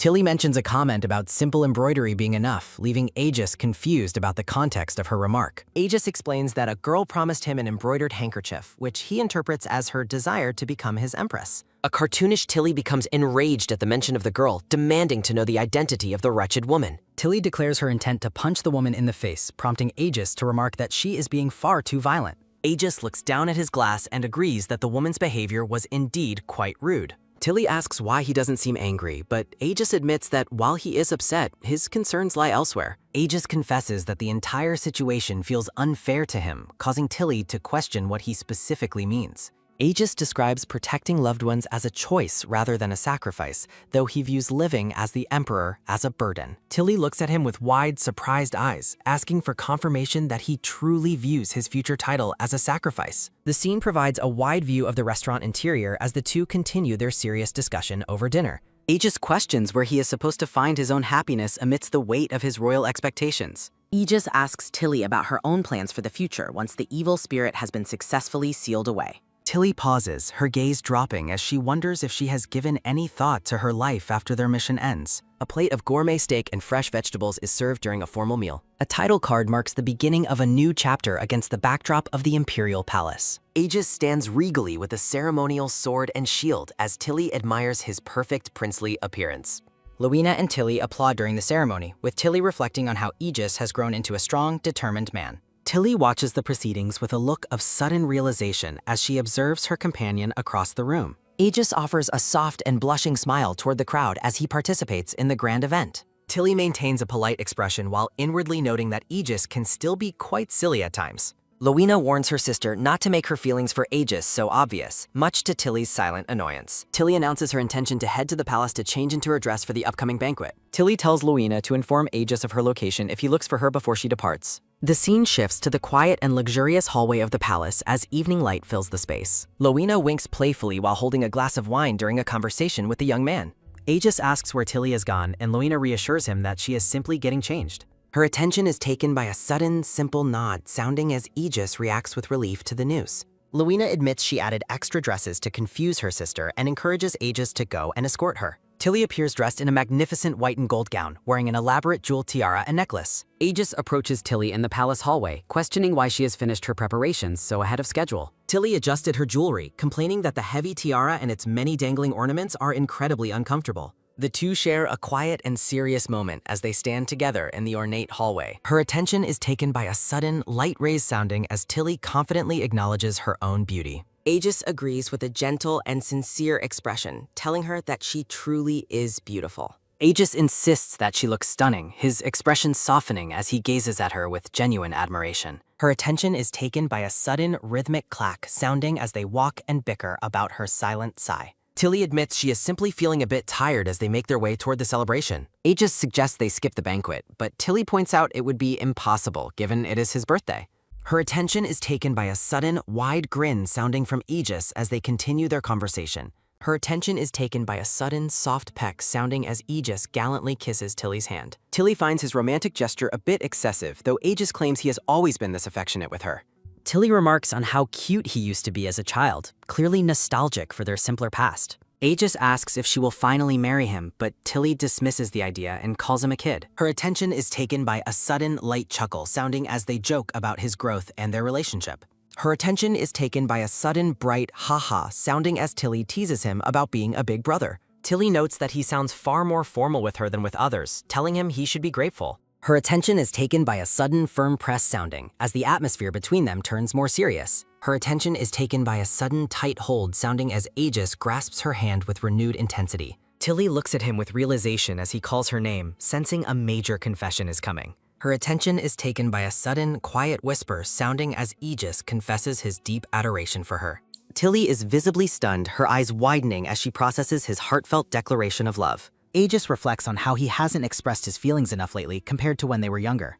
Tilly notes that they are no longer children as they stand before the grand banquet doors together. Aegis watches her with a calm and focused gaze, his mind clearly made up about his future. Aegis recalls the heavy pressure to produce an heir and marry soon for the sake of the kingdom. He reflects on his deep exhaustion regarding his royal duties and the many sacrifices expected of him. Aegis thinks to himself that his only true wish is for Tilly to remain by his side forever. He realizes that if he could be with her, he would no longer feel the need for the throne. Aegis questions if his desire for a life with her is too selfish given his royal responsibilities. Her attention is taken by a sudden, steady hold sounding as he concludes that saving the world should be enough. Aegis' resolve hardens as he approaches the banquet, certain that all he truly needs is Tilly. Her attention is taken by a sudden, smooth slide sounding as the palace doors open, and he resolves not to hold back. A herald announces the arrival of the Imperial Highness and Lady Thalia as they enter the grand banquet hall. Aegis leads Helena Yggdrasil in a formal dance across the palace floor. Aegis looks solemn as he acknowledges Helena Yggdrasil during their ceremonial dance. Tilly drinks while reflecting that Helena Yggdrasil gave Aegis the embroidered handkerchief. She gazes into her glass, feeling as if fate is weaving a spell. Her attention is taken by a sudden, steady step sounding as Aegis approaches her. Tilly declines a final dance, prompting Aegis to suggest they return home together. Tilly insists they have danced enough and should find a way to relax. Radiant chandeliers illuminate the grand ballroom as the evening's festivities continue. Tilly excitedly declares that they must drink heavily to celebrate birthdays in their 20s. Aegis notes he is drinking, but Tilly insists he needs something far stronger. Aegis realizes he has received several bottles of fine liquor as birthday gifts. Tilly looks delighted by the booze, while Aegis suspects she plans to steal it. Her attention is taken by a sudden, quick place sounding as Aegis suggests a toast. Tilly laughs, explaining she already told her parents they would have a private party. Aegis blushes and smiles, realizing how much thought Tilly put into their evening. Tilly's eyes sparkle as she views the high-end scotch and gourmet food spread. She admires the rich color of the whiskey as it pours over the ice. Tilly cheers happily while Aegis watches her with a slightly nervous expression. Aegis notes her familiarity with liquor, which she credits to her age and experience. The two clink their glasses together in a celebratory toast during their private party. Her attention is taken by a sudden sharp hic sounding as Aegis becomes drunk. Aegis asks why Tilly isn't drunk despite them drinking the exact same amount.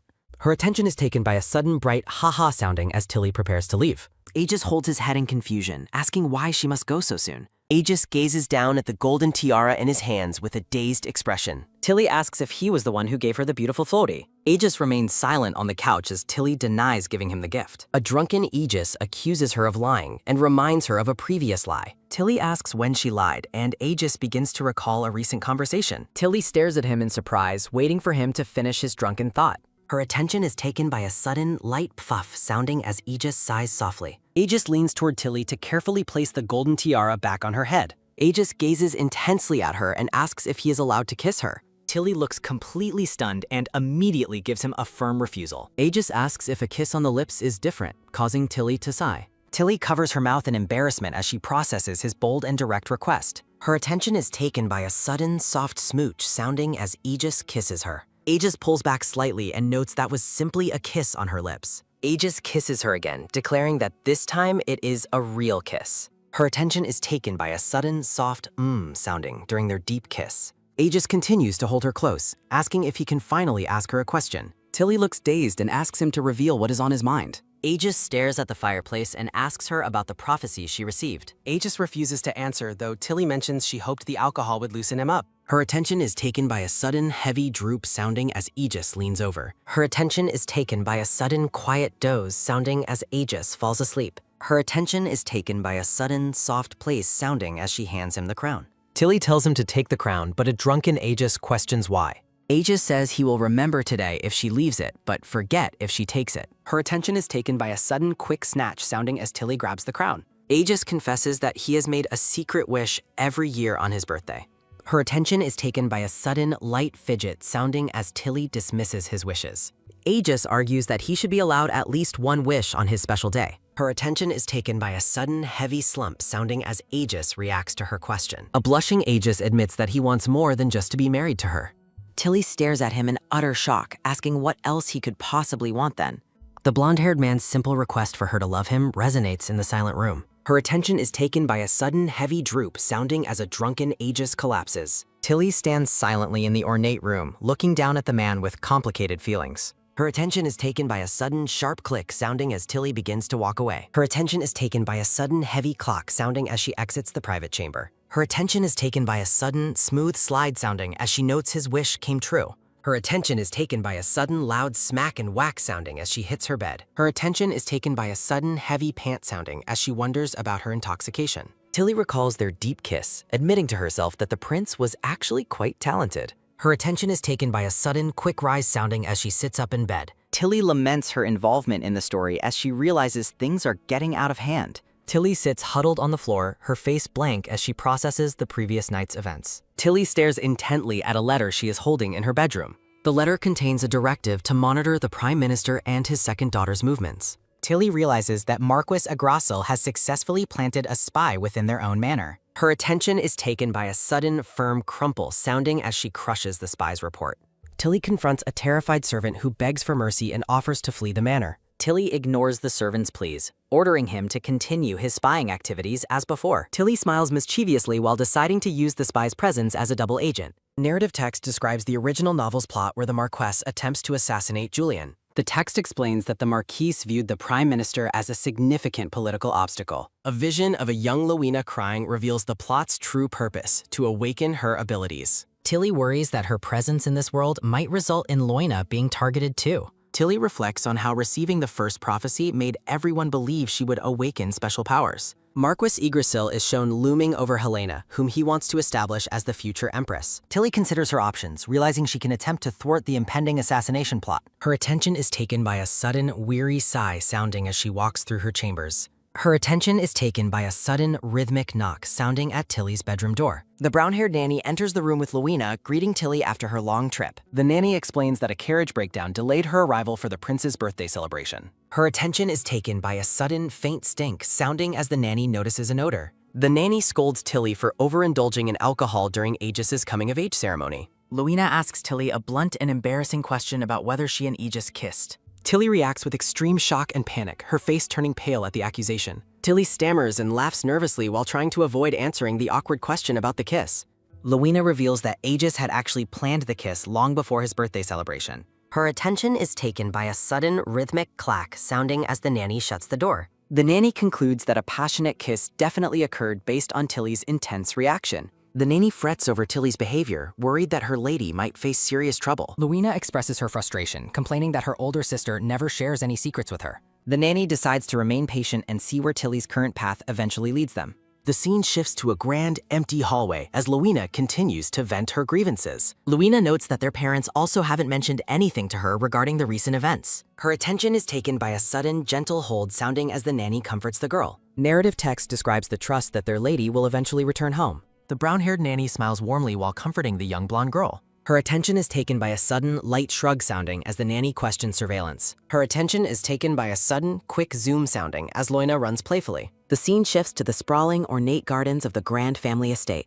A brown-haired woman announces her plan to stay for the upcoming coming-of-age ceremony. Tilly asks if her companion needs to return to Enfield for her husband's sick. Tilly listens intently to the conversation while seated at the lavishly set table. The woman explains the ceremony's importance and the vast preparations required for the event. Tilly dismisses the grand preparations as unnecessary while enjoying her afternoon meal. Her attention is taken by a sudden, rhythmic nom sounding as Tilly continues eating. Her attention is taken by a sudden, repetitive nom sounding during Tilly's nonchalant retort.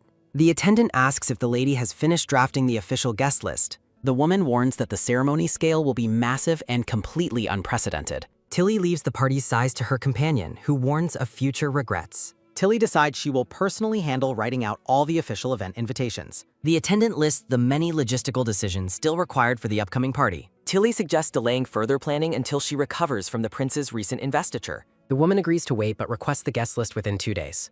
Tilly ponders the one specific person she truly wishes to invite to her ceremony. A purple-haired woman in a dark cloak enjoys a cup of coffee. She expresses her genuine surprise at how delicious the coffee tastes at the cafe. The blonde-haired man asks if she expected the quality to be poor forever. Her attention is taken by a sudden, soft ahem, sounding as she requests a favor. Sage looks at her with a serious expression while asking what she needs. She requests the creation of 5 fraudulent identification documents for commoner identities. Sage jokingly asks if she is planning a secret escape with her entire family. She provides specific instructions for handling money and relocation for 5 unnamed people. She asks him to oversee the group for 5 years using her own paycheck. Sage notes that providing long-term care for 5 people will cost a fortune. The purple-haired woman confidently states she will secure all the necessary funds. Her attention is taken by a sudden, bright ha-ha sounding as she mentions gems. She advises him to take full advantage of having such a lucky boss. Her attention is taken by a sudden, sharp sound as she prepares to leave. Sage catches the woman's hand to ask one final question before she departs. Her attention is taken by a sudden, quick raise sounding as he stops her. Sage asks when she intends to finally remove her purple wig and reveal herself. She reminds him of their contract regarding the secrecy of her true identity. She proposes a new, difficult contract if he truly wants to know her secrets. A pink-haired woman waits patiently at a table in a bright, flower-filled conservatory. Helena Yggdrasil looks slightly nervous while waiting for her secret guest to arrive. Her attention is taken by a sudden, loud click and clack sounding as Tilly enters. Tilly removes her hood and greets the lady after their long separation. Tilly sits down and begins to drink tea while conversing with her companion. Helena smiles warmly, offering to gift Tilly some of the delicious tea leaves. Helena curiously asks why Tilly requested a private tea meeting today. The 2 women sit alone amidst the blooming flowers of the quiet conservatory. Tilly suddenly asks for Helena's honest and personal opinion regarding the Guardians. Helena looks confused and asks for clarification regarding the sudden and heavy question. Tilly encourages her to speak her honest thoughts while they are alone in private. Helena admits to her past impolite behavior while sitting at the tea table. Tilly repeats her heavy question about the Guardians, causing Helena to visibly flinch. The blonde-haired woman looks intently at her companion, awaiting a serious response. Her attention is taken by a sudden, light droop sounding as Helena admits her uncertainty. Her attention is taken by a sudden, firm clench sounding as Helena defines Guardians as world components. Tilly closes her eyes, accepting that Helena has provided her only possible answer. The pink-haired girl stares at Tilly in silence, her expression filled with worry. Helena agrees to collaborate if it helps her avoid the inevitable downfall of her house. Tilly asks if Helena truly wishes to become a component of this world. Helena confirms her resolve to prevent the destruction of House Yggdrasil at any cost. Tilly wonders if Helena's actions are motivated by her desire to become crown princess. Her attention is taken by a sudden tight clench sounding as Helena denies any rebellion. Helena pledges her house's allegiance, while Tilly questions the value of pledging to a mere component. A dark vision shows the Marquess looming ominously over a terrified Helena. Her attention is taken by a sudden, heavy crash sounding as Helena asks about a spy. Tilly denies planting the spy, suggesting others may be responsible for the surveillance. Her attention is taken by a sudden, sharp clack sounding as Tilly addresses Helena. Tilly asks a blunt question about whether Helena intends to die with her house. Tilly challenges Helena to choose between sacrificing her family or saving herself. Narrative text describes the fall of House Yggdrasil and Helena's disappearance from history. Tilly remarks that nobody cares about the fate of an insignificant extra. Tilly explains the deeper meaning of being a world component while looking away. Tilly declares that the previous generation of Guardians has now become obsolete. Tilly suggests the disappearance of one heir is a minor issue, leaving Helena deeply shocked. The pink-haired girl looks shaken by Tilly's cold and logical perspectives. Helena asks what her father is planning as she looks at Tilly with fear. Tilly offers to serve coffee since the tea has run out. Her attention is taken by a sudden, soft clench sounding as Helena ponders her father. Her attention is taken by a sudden, cold chill sounding as Helena mentions her father. Tilly prepares to pour the coffee while Helena sits in quiet anticipation. Helena offers a quiet thank you while looking down at the dark liquid. Her attention is taken by a sudden, faint tremble sounding as Helena asks about the Duke. Her attention is taken by a sudden, heavy clench sounding as Helena realizes the treason. Tilly describes a worst-case scenario while seated across from the distraught girl. Helena declares her resolve to kill her own father if it stops the plot. Helena believes Tilly's prophecy is the key to understanding the current situation. Tilly dismisses the need for the prophecy, surprising her companion with her confidence. Helena looks confused, asking Tilly to explain her dismissive response.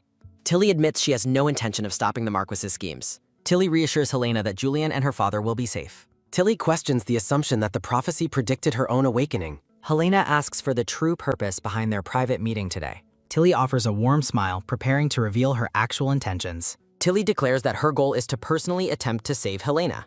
Helena looks stunned and bewildered by Tilly's unexpected offer of help. Tilly explains that Helena will serve as a test subject for her plan. Tilly notes that a successful outcome will allow Helena to survive the coming storm. Helena stares in shock as Tilly continues to outline her proposal. Tilly tells Helena to listen closely to the instructions she is about to give. Her attention is taken by a sudden, weary stagger sounding as Helena stands up. Tilly reflects on her recent harshness and wonders if she should have been gentler. Helena smiles brightly while resolving to apologize to the prince once he returns home. The blonde-haired woman drinks her tea while questioning the sincerity of her companion's words. Her attention is taken by a sudden, rhythmic step sounding as a cloaked man enters. Her attention is taken by a sudden, smooth slide sounding as Aegis reveals his face. Tilly looks up in surprise while asking what the blonde-haired man is doing there. Tilly expresses her shock at his early return, but he clarifies that he never left. Her attention is taken by a sudden, light shrug sounding as Aegis mentions his vacation. Aegis mentions his boredom while being alone, causing the blonde girl to look confused. The blonde-haired man offers a warm smile while presenting a large bouquet of purple flowers. Tilly looks at the bouquet with confusion while questioning the purpose of the sudden gift. Aegis explains that he obtained the special bouquet specifically for his companion. Aegis explains why he chose purple roses over red while Tilly dismisses the unnecessary gift. Tilly asks if he encountered Helena and he confirms helping the girl to her carrots. Tilly reacts with annoyance while calling the blonde-haired man a complete pushover. Tilly remains frustrated while suggesting that he should be the one receiving an apology. Aegis insists he is no longer a pushover, but Tilly remains skeptical of his claim. Aegis notes that she still seems like a child while Tilly looks at him skeptically. Tilly looks at the man with wide eyes as he reaches out toward her. Aegis touches her face gently while questioning if a child would behave in such a way. Her attention is taken by a sudden, sharp bite sounding as Tilly reacts to the touch. Tilly looks at him seriously while reminding him of his promise to forget the past. Aegis smiles dreamily while admitting that he cannot possibly forget the memory of their kiss. Tilly accuses him of planning the kiss, and the blonde-haired man nonchalantly confirms her suspicion. Tilly asks if he also remembers her final words from that day as well. Her attention is taken by a sudden, weary sigh sounding as Aegis questions her anger. Narrative text describes the blonde-haired girl being completely at a loss for words. Aegis admits he was drunk and initially thought the memory was only a dream. Tilly looks regretful while thinking that she should have just kept her mouth shut. Aegis explains his reasons for visiting while questioning what she would have done otherwise. Tilly looks at her companion while suggesting they just pretend the event was a dream. Aegis looks at her thoughtfully while asking if that would actually change anything between them. Narrative text notes his thought that forgetting would let him kiss her for the first time again. Her attention is taken by a sudden, light shrug sounding as Aegis remains calm and collected. Her attention is taken by a sudden, heavy slam sounding as Tilly admits her defeat. Aegis calls out to her while Tilly declares her intention to sleep and be ignored. Tilly refuses to hang out with him again while looking away in total frustration. Her attention is taken by a sudden, quick reach sounding as he places a flower. Her attention is taken by a sudden, light spring sounding as Aegis acts playfully. Aegis blushes while asking if he looks pretty, causing Tilly to think he is a dweeb. Tilly looks at the blonde-haired man with wide eyes, completely stunned by his playful behavior. Her attention is taken by a sudden, soft blush sounding as Aegis compliments her natural beauty. Her attention is taken by a sudden, tired sigh sounding as Tilly asks for his intentions. Aegis looks at her with a serious expression while asking how far she wants to go. Aegis admits his feelings for her are mutual, causing Tilly to look at him in shock. The blonde-haired girl remains silent while processing the weight of his honest confession. Aegis looks away, his brooch catching the light as the conversation takes a serious turn.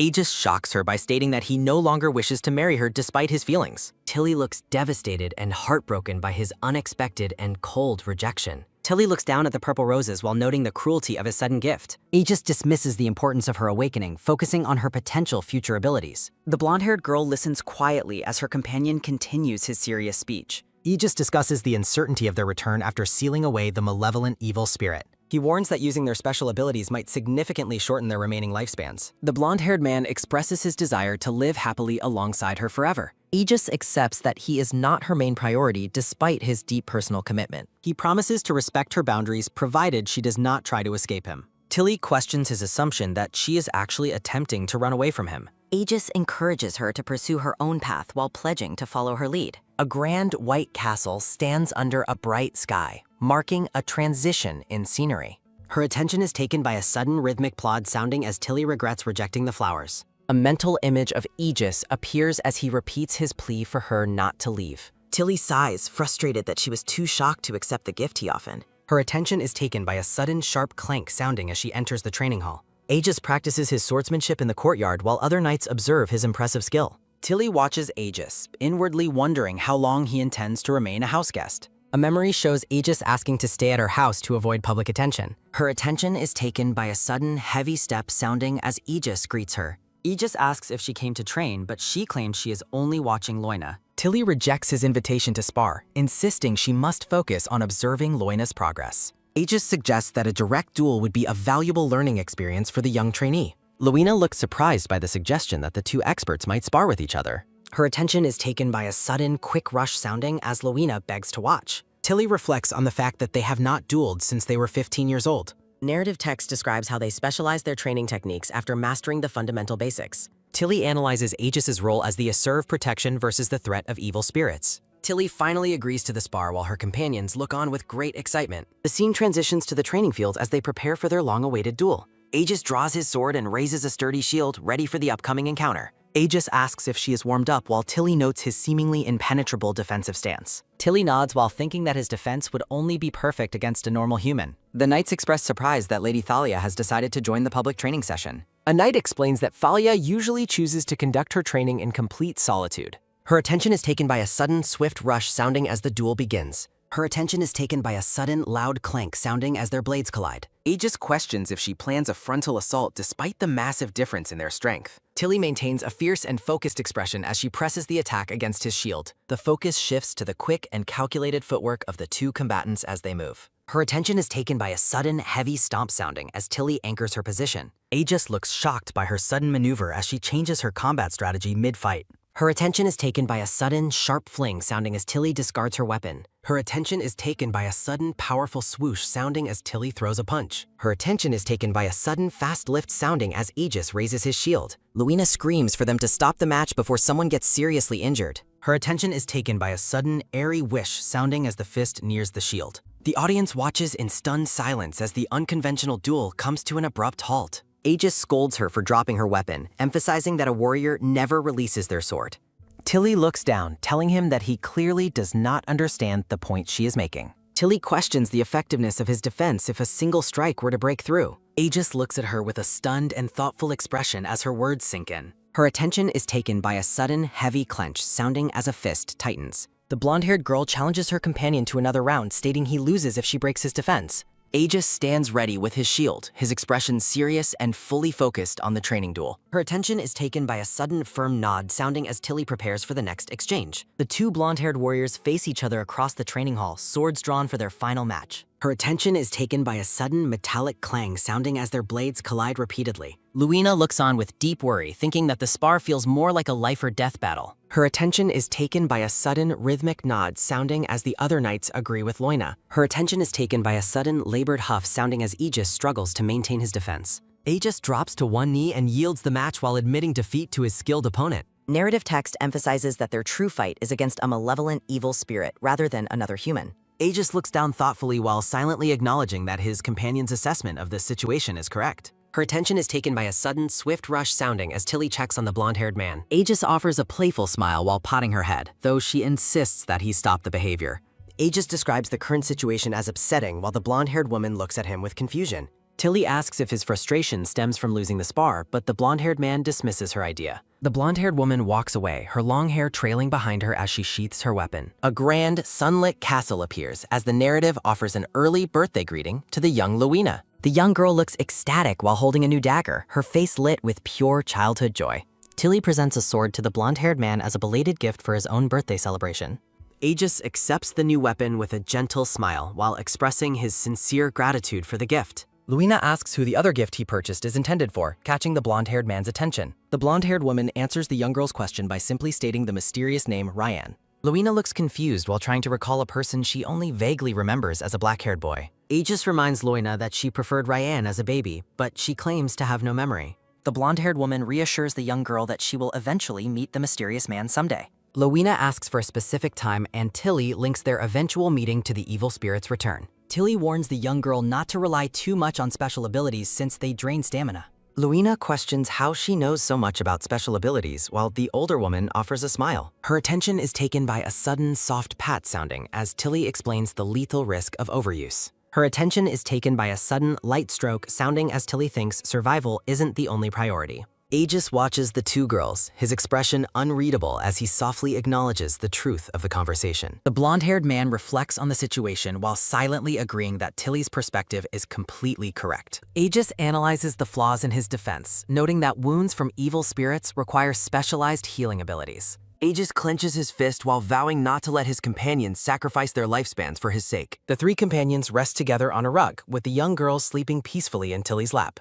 Aegis questions when the girl became so spoiled, while Tilly reflects on her influence over the original story. The blonde-haired woman looks down with a tender smile as she watches the sleeping young girl. Narrative text expresses Tilly's disbelief that the young girl has already reached 15 years of age. Her attention is taken by a sudden, gentle touch, sounding as Aegis reaches toward the blonde-haired woman. Aegis gazes at her with deep affection while softly confessing his love for the blonde-haired woman. The blonde-haired man looks at her thoughtfully while questioning how she changed so significantly over time. Her attention is taken by a sudden, tired sigh sounding as Tilly acknowledges his deep observation. Narrative text captures her inner thought that she is likely responsible for these personal changes as well. Luina stands before a large cake with lit candles while Tilly encourages her to make a wish. The blonde-haired woman looks toward the side with a serious and pensive expression. Her attention is taken by a sudden, respectful bow sounding as Tilly lowers her head. A blonde-haired man at dinner notes the girl's growth and regrets not taking her in sooner. The white-haired man questions his guest's intentions while the guest suggests lending a daughter among three.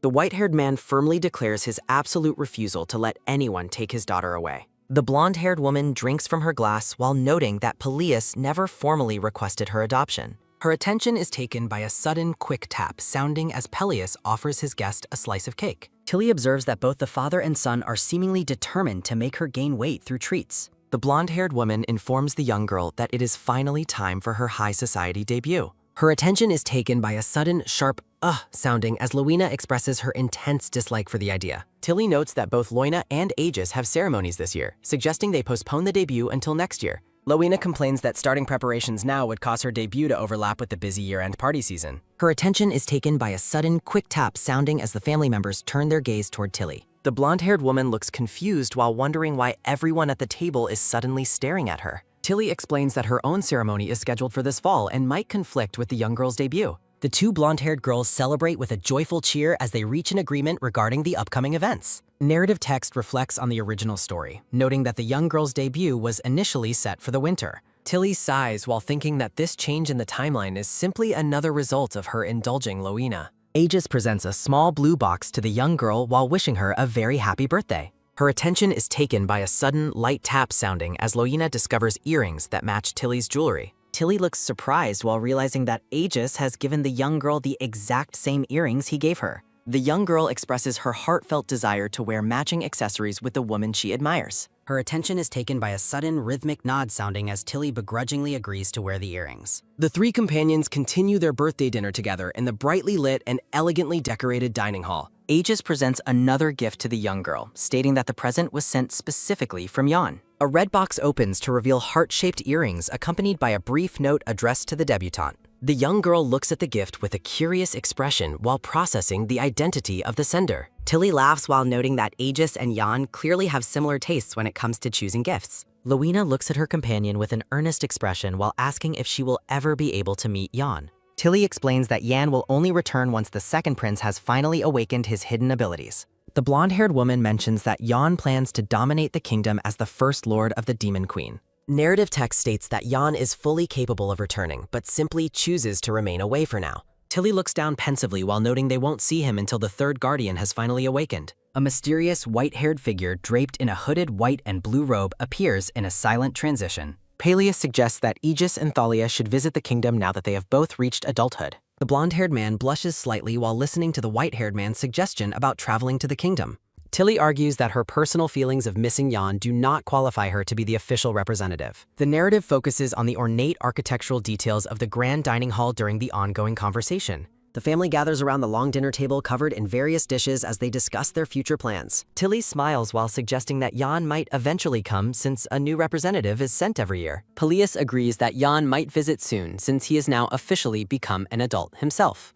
Tilly mentions that she has already prepared a gift and considers sending a formal letter of invitation. Her attention is taken by a sudden rhythmic clap sounding as Peleus announces another gift for Luina. The two blonde-haired women look toward the white-haired man with anticipation as he prepares to reveal his gift. Peleus announces with a cheerful smile that he has purchased a personal carriage for the young girl's use. Luina looks ecstatic while asking if the new gift means she is allowed to go out alone. Her attention is taken by a sudden quick tap sounding as Peleus insists her first outing be with him. The blonde-haired woman watches the joyful family interaction with a warm and gentle smile on her face. Tilly suggests that Luina spend time with her father first on his day off before going out with her. Her attention is taken by a sudden light "mmph" sounding as Tilly apologizes for her own busy schedule. Her attention is taken by a sudden, heavy stand sounding as Tilly politely excuses herself from the table. The blonde-haired woman walks away from the dinner party, leaving the others to finish their celebration. Her attention is taken by a sudden, sharp ding sounding as Luina and Aegis exchange an annoyed look. Tilly offers a final polite excuse as she heads toward the exit of the grand dining room. Aegis stands silently near a closed wooden door, his back turned to the viewer in the quiet hallway. Aegis asks a nearby maid about Thalia's current whereabouts. The maid explains that she stepped away to fix a loose ribbon.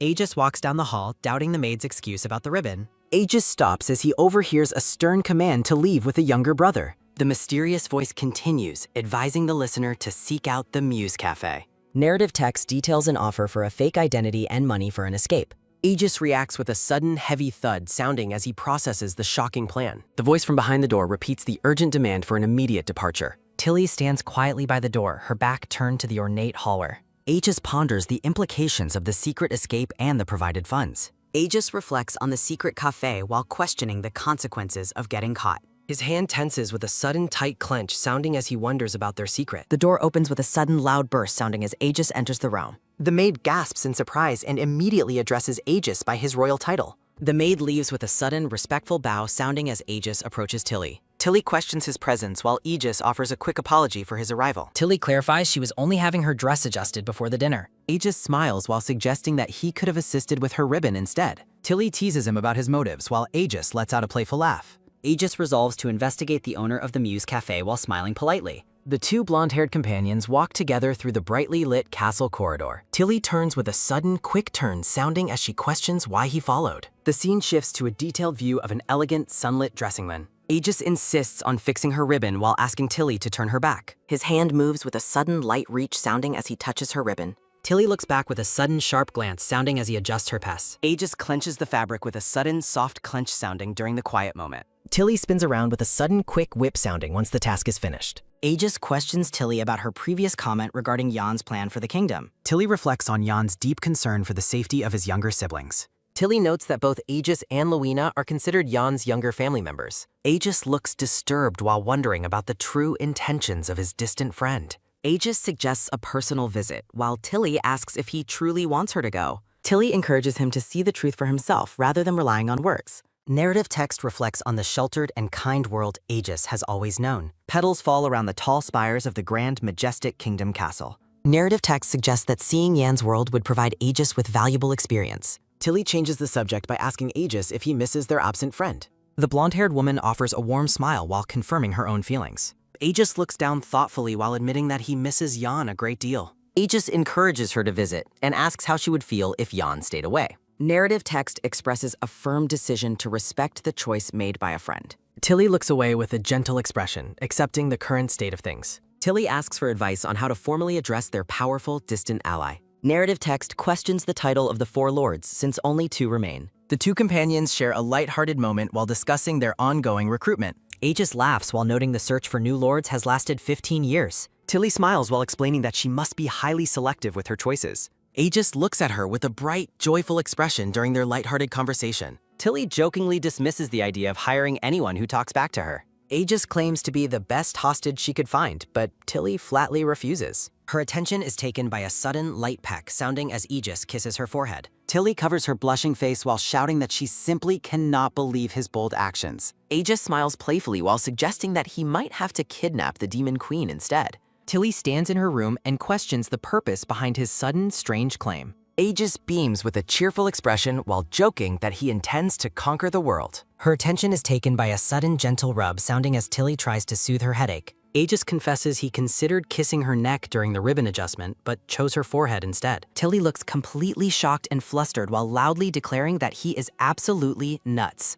Aegis asks if she would have preferred the neck kiss, prompting Tilly to call him a weirdo. Her attention is taken by a sudden heavy stomp sounding as Tilly storms away from Aegis. Her attention is taken by a sudden rhythmic step sounding while Tilly resolves to maintain her plan. Tilly looks down thoughtfully while considering that even a successful plan might change nothing in the end. Her hand moves with a sudden tight clench, sounding as Tilly refuses to just sit back. Aegis watches Tilly walk away while feeling a growing suspicion about her secret intentions. The blonde-haired man watches her retreat while feeling certain that she is definitely up to something. Rousseau presents a detailed report to Aegis regarding the mysterious owner of the Muse Café. The gray-haired man reveals that the owner of the establishment is a man named Sage. Aegis reads through the report while questioning Tilly's motive for choosing this specific employee. Rousseau looks at the documents while repeating the name of the cafe owner. Aegis looks at the papers with a serious expression while wondering why Tilly hired Sage. Rousseau explains that Sage spent a long time in the Information Guild without reaching a high position. The report suggests Sage likely managed information given the lack of other remarkable details in his past. A brown-haired man in a cafe apron smiles warmly while holding a silver pouring kettle. Aegis asks if Tilly needs to handle something quietly since many of the plots are hidden. Aegis wonders with a worried expression if she is using the remote locations to hide bodies.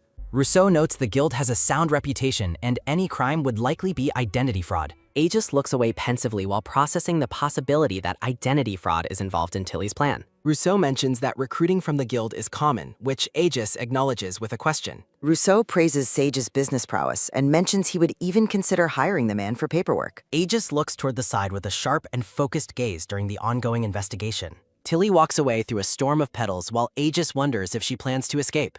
Aegis looks toward Rousseau with a firm expression while stating his need to meet with Sage. Rousseau asks for clarification about the man named Sage, and Aegis confirms his intent to meet. Aegis looks concerned while Rousseau asks what will happen if Thalia finds out about their investigation. Aegis imagines Thalia looking annoyed while questioning if his secret actions would actually make her upset. Rousseau admits with a curious expression that he can never truly tell what Tilly is thinking. Her attention is taken by a sudden, light shrug sounding as Rousseau suggests his curiosity is natural. Her attention is taken by a sudden, deep sigh sounding as Aegis hopes she might just ignore it. Aegis closes his eyes while reflecting on the potential consequences of his decision to investigate further. The narrative focuses on an elegant crystal chandelier hanging from the ceiling of the grand hallway. Soft humming sounds echo through the castle hallway as Peleus approaches the Grand Council chamber doors. Peleus walks down the red carpet with a cheerful smile while carrying a stack of documents. Rousseau follows closely behind while asking the white-haired man to remain respectful during the upcoming meeting.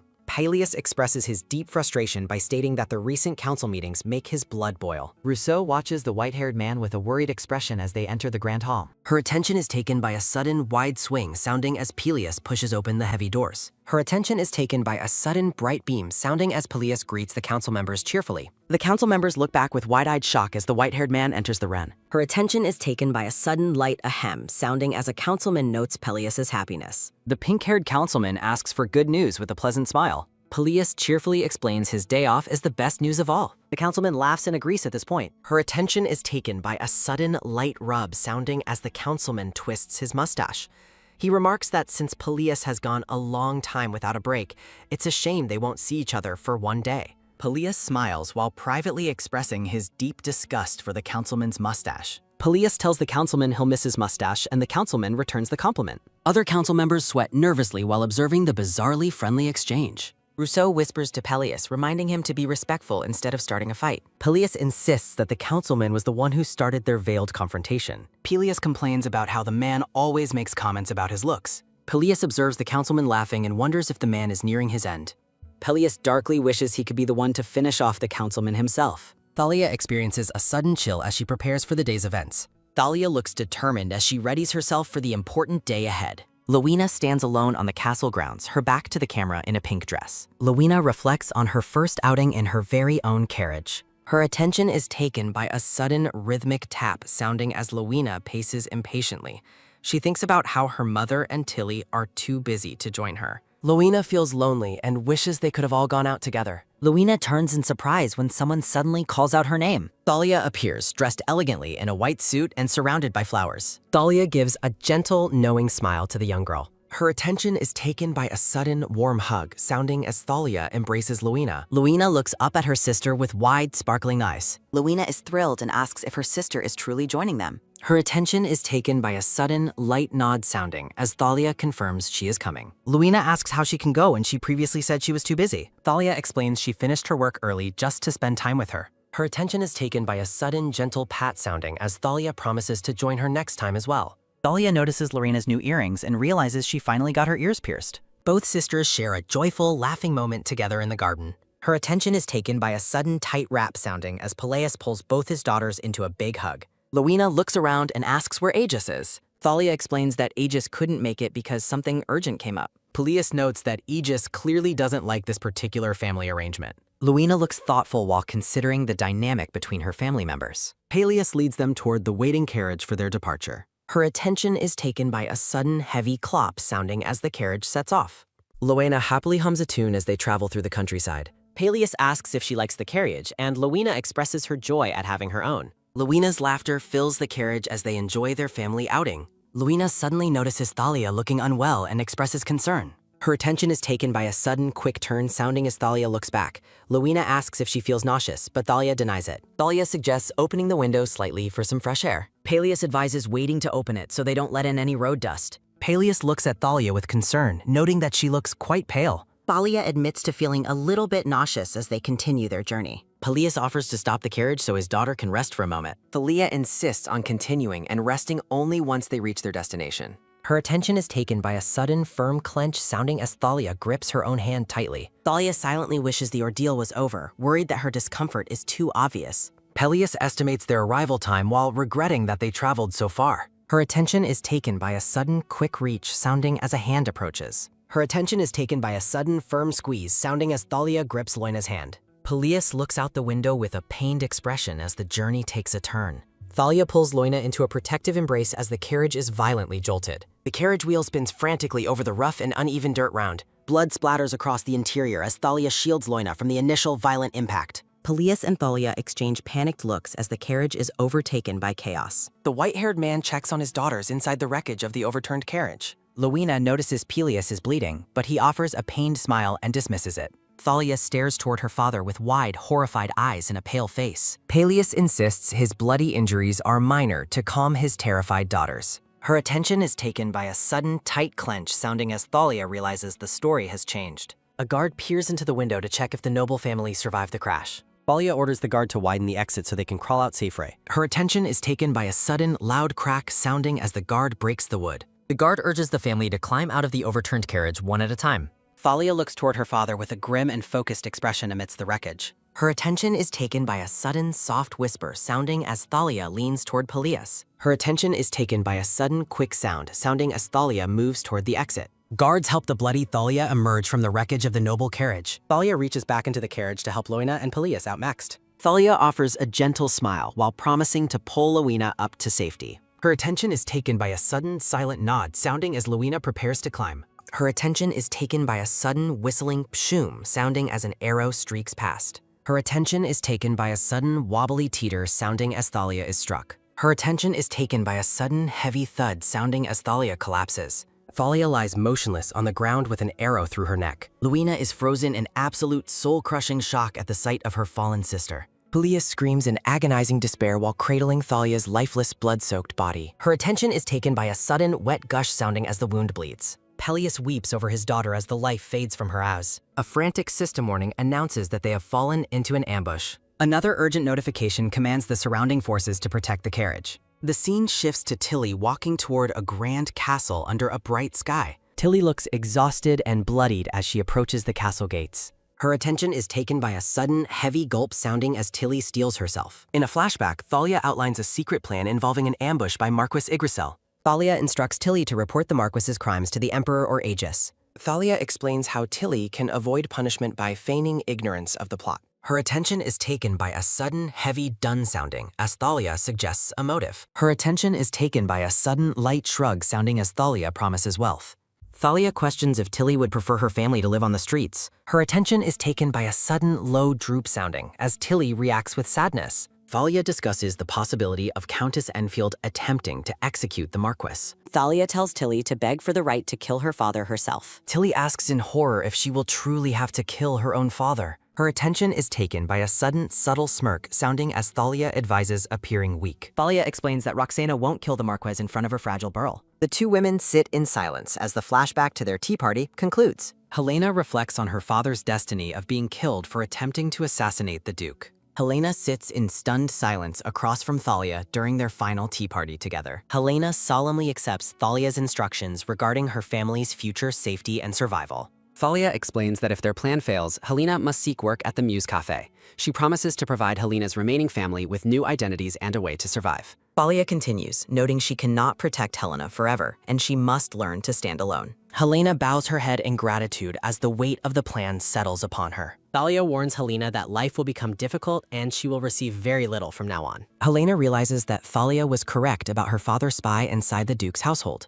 Her attention is taken by a sudden, firm clench sounding as Helena prepares to take action. Guards at the palace stop the bloodied Helena, asking what has brought her there. Helena looks desperate and frantic as she attempts to push past the royal guards. Helena screams out a desperate warning that Duke Remedio is in immediate mortal danger. A guard informs the Emperor that the daughter of Marquis Yggdrasil has arrived at the palace. Her attention is taken by a sudden, loud burst sounding as Helena charges into the meeting. A blonde man dismisses Helena, stating she has no business in their military council meeting. Helena ignores him and demands they find the Duke immediately, prompting confusion from the man. Helena reveals the horrifying truth that her father is plotting to assassinate the Duke that day. Helena begs the Emperor to stop her father's plot and save the Duke's life. Her attention is taken by a sudden, heavy flop sounding as Helena collapses from exhaustion. Peleus cradles the blood-soaked Thalia in his arms, weeping over his dying daughter. Thalia lies perfectly still with an arrow protruding from her neck amidst the carriage wreckage. Peleus holds Thalia close, crying out in denial as he begs his child not to die.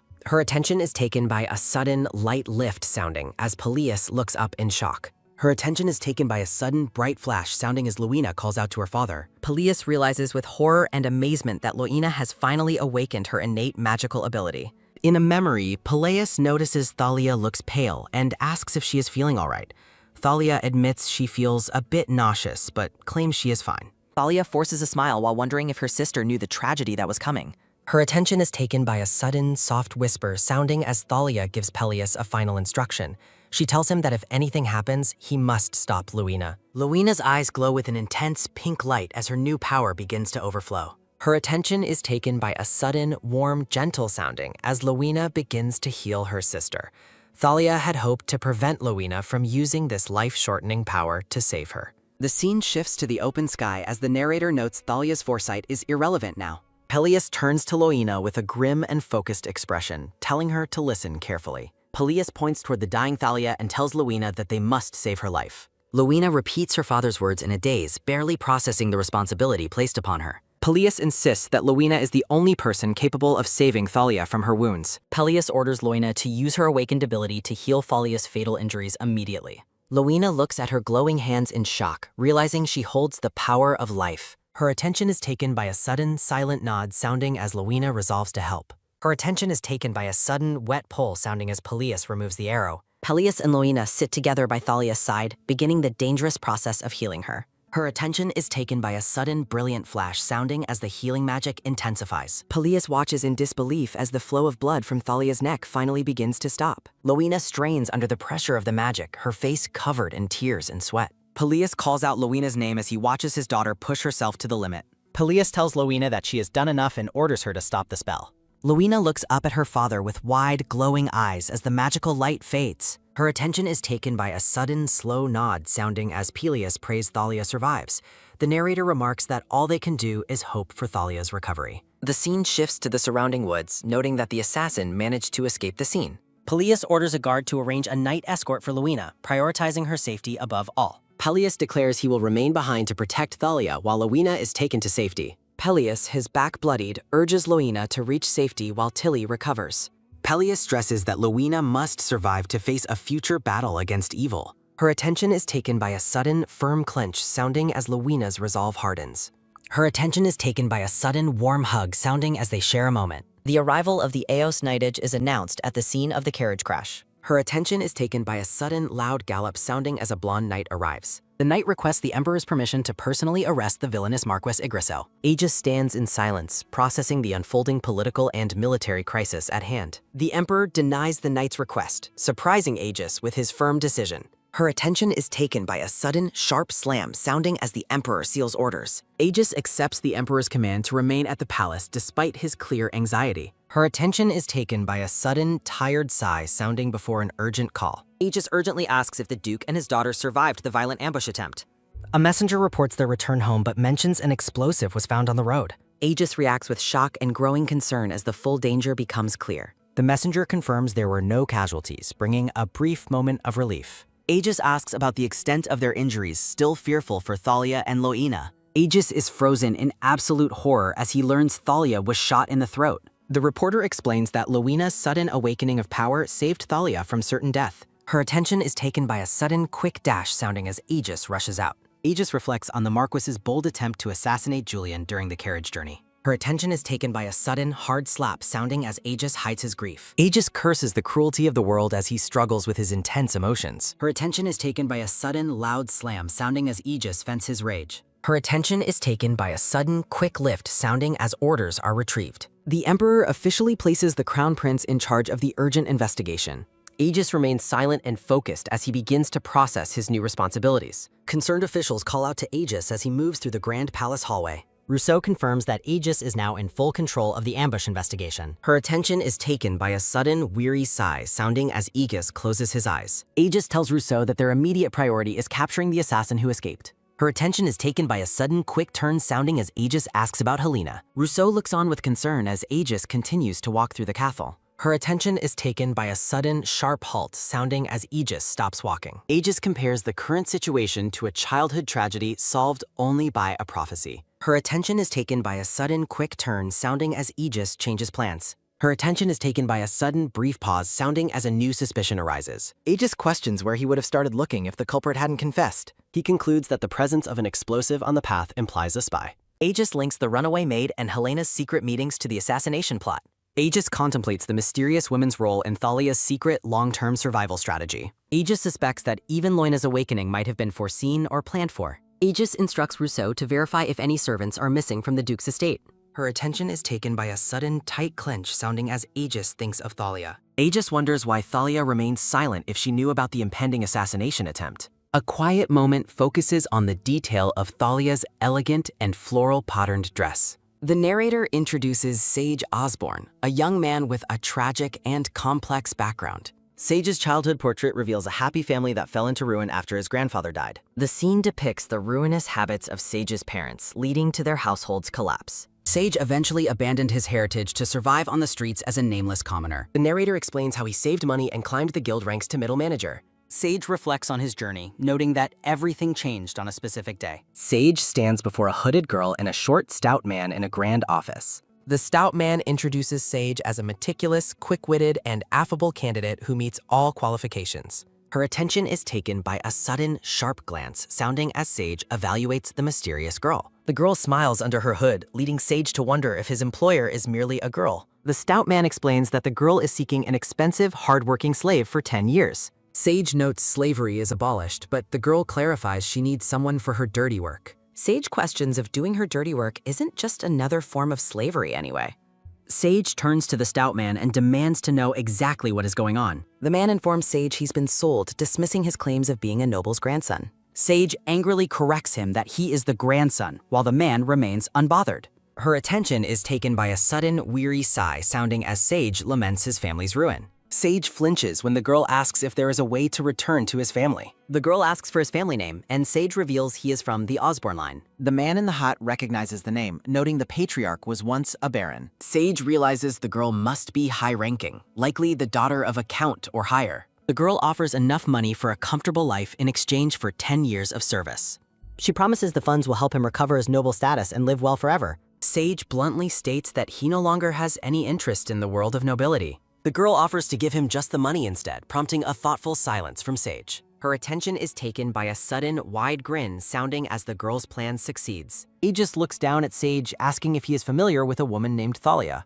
Sage, now a cafe worker, tells Aegis that he does indeed know the woman. Sage gestures to the cafe's offerings, noting that Thalia is one of his regular customers. Aegis stares at him with an intense blue eye, questioning the nature of her patronage. Her attention is taken by a sudden cold chills sounding as Sage describes Thalia's love for coffee. Aegis observes Sage silently, concluding that the man does not look particularly loyal to anyone. Aegis asks if anyone has applied for a job lately, and Sage confirms a recent applicant.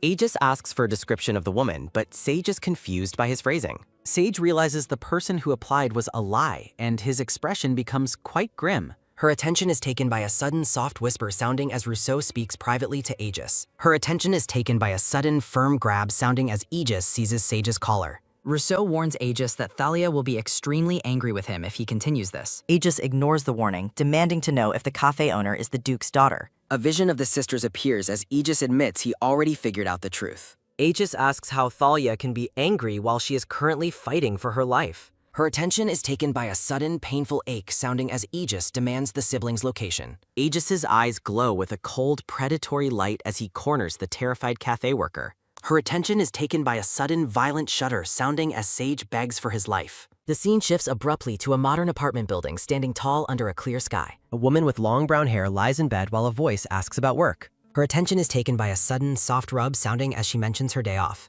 A balcony filled with healthy green plants stands bathed in the bright morning sunlight. The family sits together for a traditional breakfast, enjoying a peaceful and happy morning meal. The brother and sister eat their meal with focused intensity while the parents watch them. The parents share a warm, knowing glance as they watch their children eat breakfast together. Her attention is taken by a sudden, quick nom sounding as the sister enjoys her food. The woman smiles with pure joy, savoring the simple pleasure of a meal with her family. She spends her day off at a breezy outdoor cafe, happily working on her laptop. Mir-Yun stares at her laptop screen, contemplating which story she should write next. She wonders if creating a tragic ending for her novel is a good idea. Mir-Yun looks away from her work when she senses a presence standing nearby. Thalia suddenly appears and declares she won't allow the current story to proceed further. Confused by the stranger's sudden appearance, Mir-Yun asks for her identity and purpose.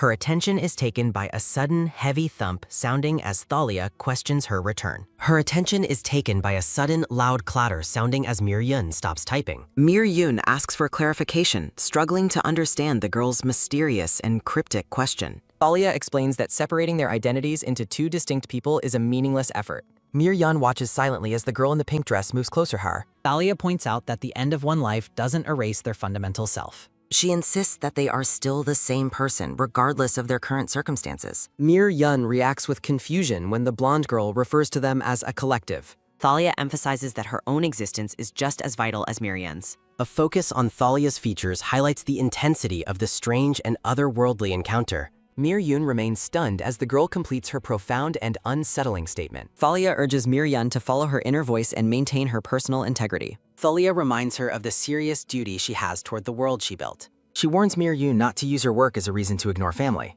Her attention is taken by a sudden, quick spring sounding as Thalia yells a warning. Mir-Yun yells back, refusing to listen to a lecture she already understands deeply. She demands that Mir-Yun wake up and apologize to their parents immediately. The two women cry while confronting each other's painful choices and shared history. Mir-Yun hears her name being called and begins to regain consciousness. Her attention is taken by a sudden, soft drip sounding as Thalia wakes up crying. Thalia looks around her bedroom and wonders how much time has passed since the ambush. She is surprised to see Loina sitting beside her bed, looking exhausted and worried. Her attention is taken by a sudden, bright flash sounding as Loina activates her magic. Thalia groans in pain while trying to stop her sister from draining her own strength. Loina and Helena look on with concern as Thalia struggles to communicate her fears. A doctor stands at the bedside and gives a report on Thalia's physical condition. Helena asks for confirmation on whether Thalia has permanently lost her ability to speak. The doctor reassures her that the throat wound is healing and her voice will return. Her attention is taken by a sudden relieved woo sounding as Helena lets out a sigh. Peleus enters the room and calls out to Thalia with a voice full of emotion. The Duke looks devastated, his face covered in tears as he approaches his injured daughter. Thalia watches her father with a mix of exhaustion and deep concern for his well-being. Her attention is taken by a sudden low crouch sounding as Peleus kneels beside her. The Duke and Helena huddle close to the bed, offering comfort to the recovering Thalia. Thalia realizes she must find a way to comfort her father despite her vocal injuries. Her attention is taken by a sudden firm clench sounding as Thalia gathers her resolve. A vision of her childhood self appears, surrounded by a swirling and magical energy field.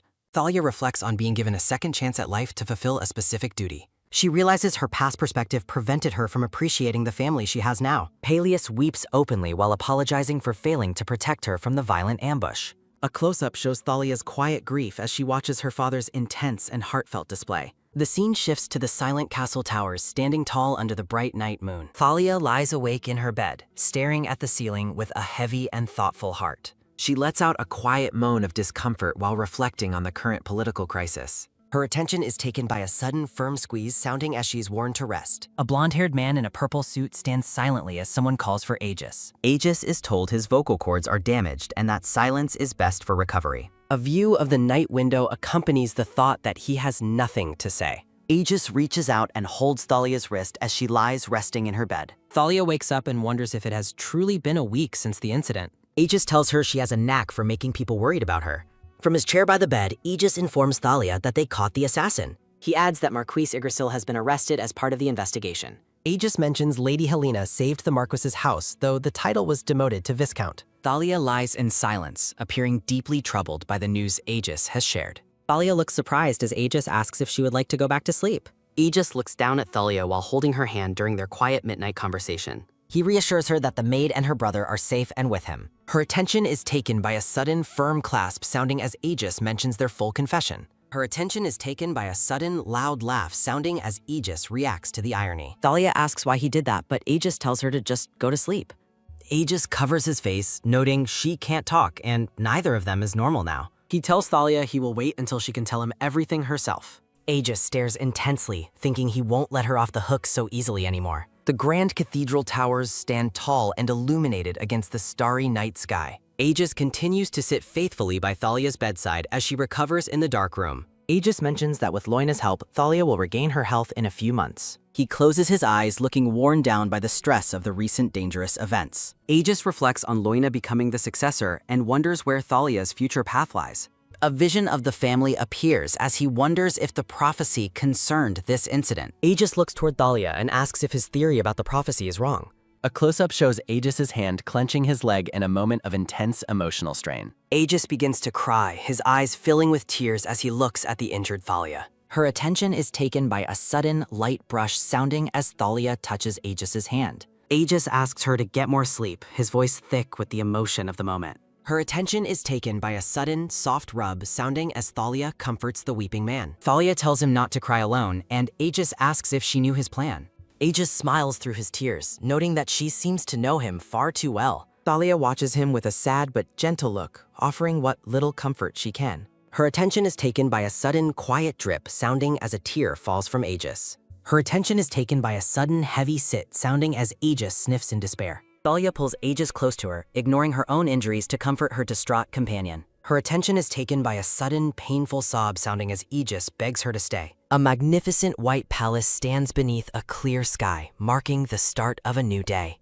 The doctor informs Duke Peleus that Thalia is stable and has fully regained her consciousness. Her attention is taken by a sudden, gentle nod sounding as Thalia smiles at her family. Her attention is taken by a sudden, sharp clock sounding as the room finally becomes private. Helena and Peleus sit near the bed, their faces filled with worry and anticipation. Peleus asks Thalia to reveal the nature of the first prophecy they have waited for. Thalia looks pained, her eyes shimmering with tears as she faces her family's questions. Peleus asks if she knew Loina would awaken her ability, surprising everyone in the room. Thalia sighs softly, realizing she can no longer avoid telling them the difficult truth. Thalia begins to write her explanation on a board using a long, dark feather quill. Peleus and Helena watch as Thalia explains her secret was a request, not a prophecy. Thalia reveals the request was to change the future and save the world from destruction. Aegis asks for details regarding what the future holds for them. A dark prophecy states that humans will kill the Guardians before the Great War. Helena asks for clarification on who specifically is being referred to as the Guardians. Her attention is taken by a sudden, gentle nod sounding as Thalia confirms the truth. A somber silence fills the room as the family processes the weight of the prophecy. Luena shouts out in frustration, demanding to know the reason for such a cruel fate. Thalia reflects on the fact that she was the one who authored this narrative. Loina asks if there are people who want the world to end and are targeting them. Rayan, the original male lead, is revealed as the villain who desired the world's end. Thalia continues to write her explanation on the board with a dark feather quill. Thalia informs a shocked Luina that no such villain exists in their current world. Luina is baffled, questioning how the current tragedy could happen without a villain. Aegis reminds her that they are the Guardians necessary for the world's survival. Helena and Peleus look on with deep sorrow and concern for their daughter's burden. Thalia notes the current danger is driven by the greed of those disregarding others' lives. Luina asks how anyone could treat the lives of others with such complete carelessness. Tears well in Loina's eyes as she struggles to accept the harsh reality. Thalia observes that the current threats are merely the result of some people's thoughts. Loina asks what their next move should be and when this will happen again. Thalia closes her eyes, appearing physically and emotionally drained by the long conversation. Thalia admits she is hesitant to speak more, prompting Loina to ask why not. Her attention is taken by a sudden, quick spring sounding as Luina stands up. Her attention is taken by a sudden, heavy sob sounding as Luina breaks down. Aegis offers comfort to the weeping Luina while Thalia watches from her bed. Her attention is taken by a sudden, sharp clock sounding as the room is vacated. Her attention is taken by a sudden, soft sigh sounding as Thalia sits alone. Peleus comforts Helena, noting he can only imagine the hardships their daughter has faced. Helena pulls Thalia into a tight, desperate embrace while they both weep. Helena tells Thalia that her suffering causes them pain too and wishes her peace. Thalia reflects on her relief at being alive despite the emotional toll of her choices. She feels relieved to survive, but acknowledges she should have avoided her recent actions. Thalia thinks she would have found another way if she knew they would cry. Her attention is taken by a sudden, light wish sounding as Helena offers medical help. Her attention is taken by a sudden, slow shake sounding as Thalia declines the offer. Her attention is taken by a sudden, quick scribble sounding as Thalia writes again.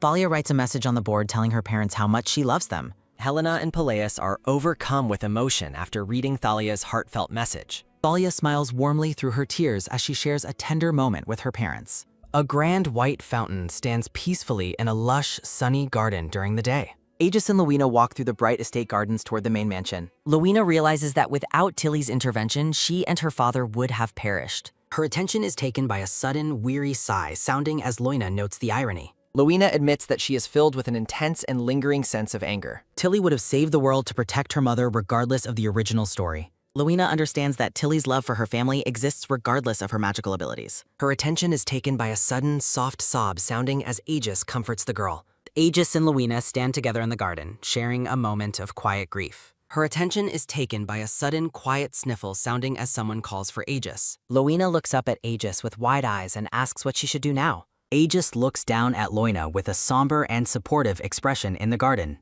Aegis advises the young girl to establish clear personal standards before making any major decisions. He tells Luina that she must be prepared to dismantle whatever obstacles stand in her way. Aegis explains that although they are guardians, they cannot and do not need to protect everything. Aegis declares that they exist to protect what is truly precious to them, just like anyone else. Her attention is taken by a sudden, firm clench sounding as Luina begins to voice her desire. Luina stares with tearful but resolute eyes, finally finding the courage to speak her mind. Aegis looks down at the girl with a soft, supportive, and encouraging expression.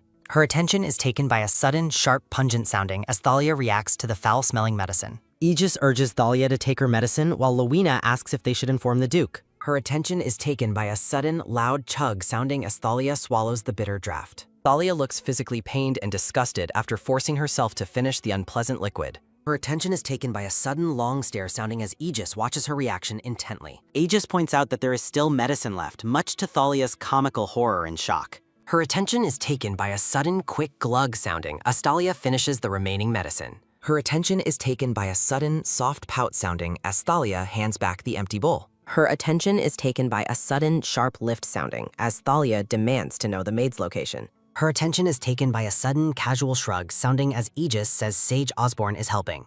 Thalia looks at Aegis with a skeptical expression, questioning if he thinks she was actually worried. Thalia thinks to herself that Aegis is a complete jerk despite how handsome he looks. Her attention is taken by a sudden firm grab sounding as Thalia pulls Aegis down to her. Her attention is taken by a sudden sweet smooch sounding as Thalia kisses Aegis on the lips. The kiss continues as Thalia watches Aegis's stunned reaction with wide, curious, and playful eyes. Aegis stands completely frozen, his face flushed a deep red from the sudden display of affection. Her attention is taken by a sudden, curious tilt sounding as Thalia looks up at him innocently. Her attention is taken by a sudden, fast spring sounding as Aegis flees to let her rest. Her attention is taken by a sudden, rapid step sounding as Aegis rushes out of the room. Thalia sits alone in bed, wondering why Aegis didn't seem to enjoy the kiss as expected. She reflects on her impulsive action, admitting she only did it because he looked so cute. Thalia looks toward the window, reminding herself that she must keep her promise to live fully. Her attention is taken by a sudden, heavy droop sounding as Thalia collapses back into her pillows. Thalia hides her blushing face, agonizing over how to handle her developing and confusing feelings. Outside the room, Aegis stands alone in the quiet hallway, trying to process the shocking moment.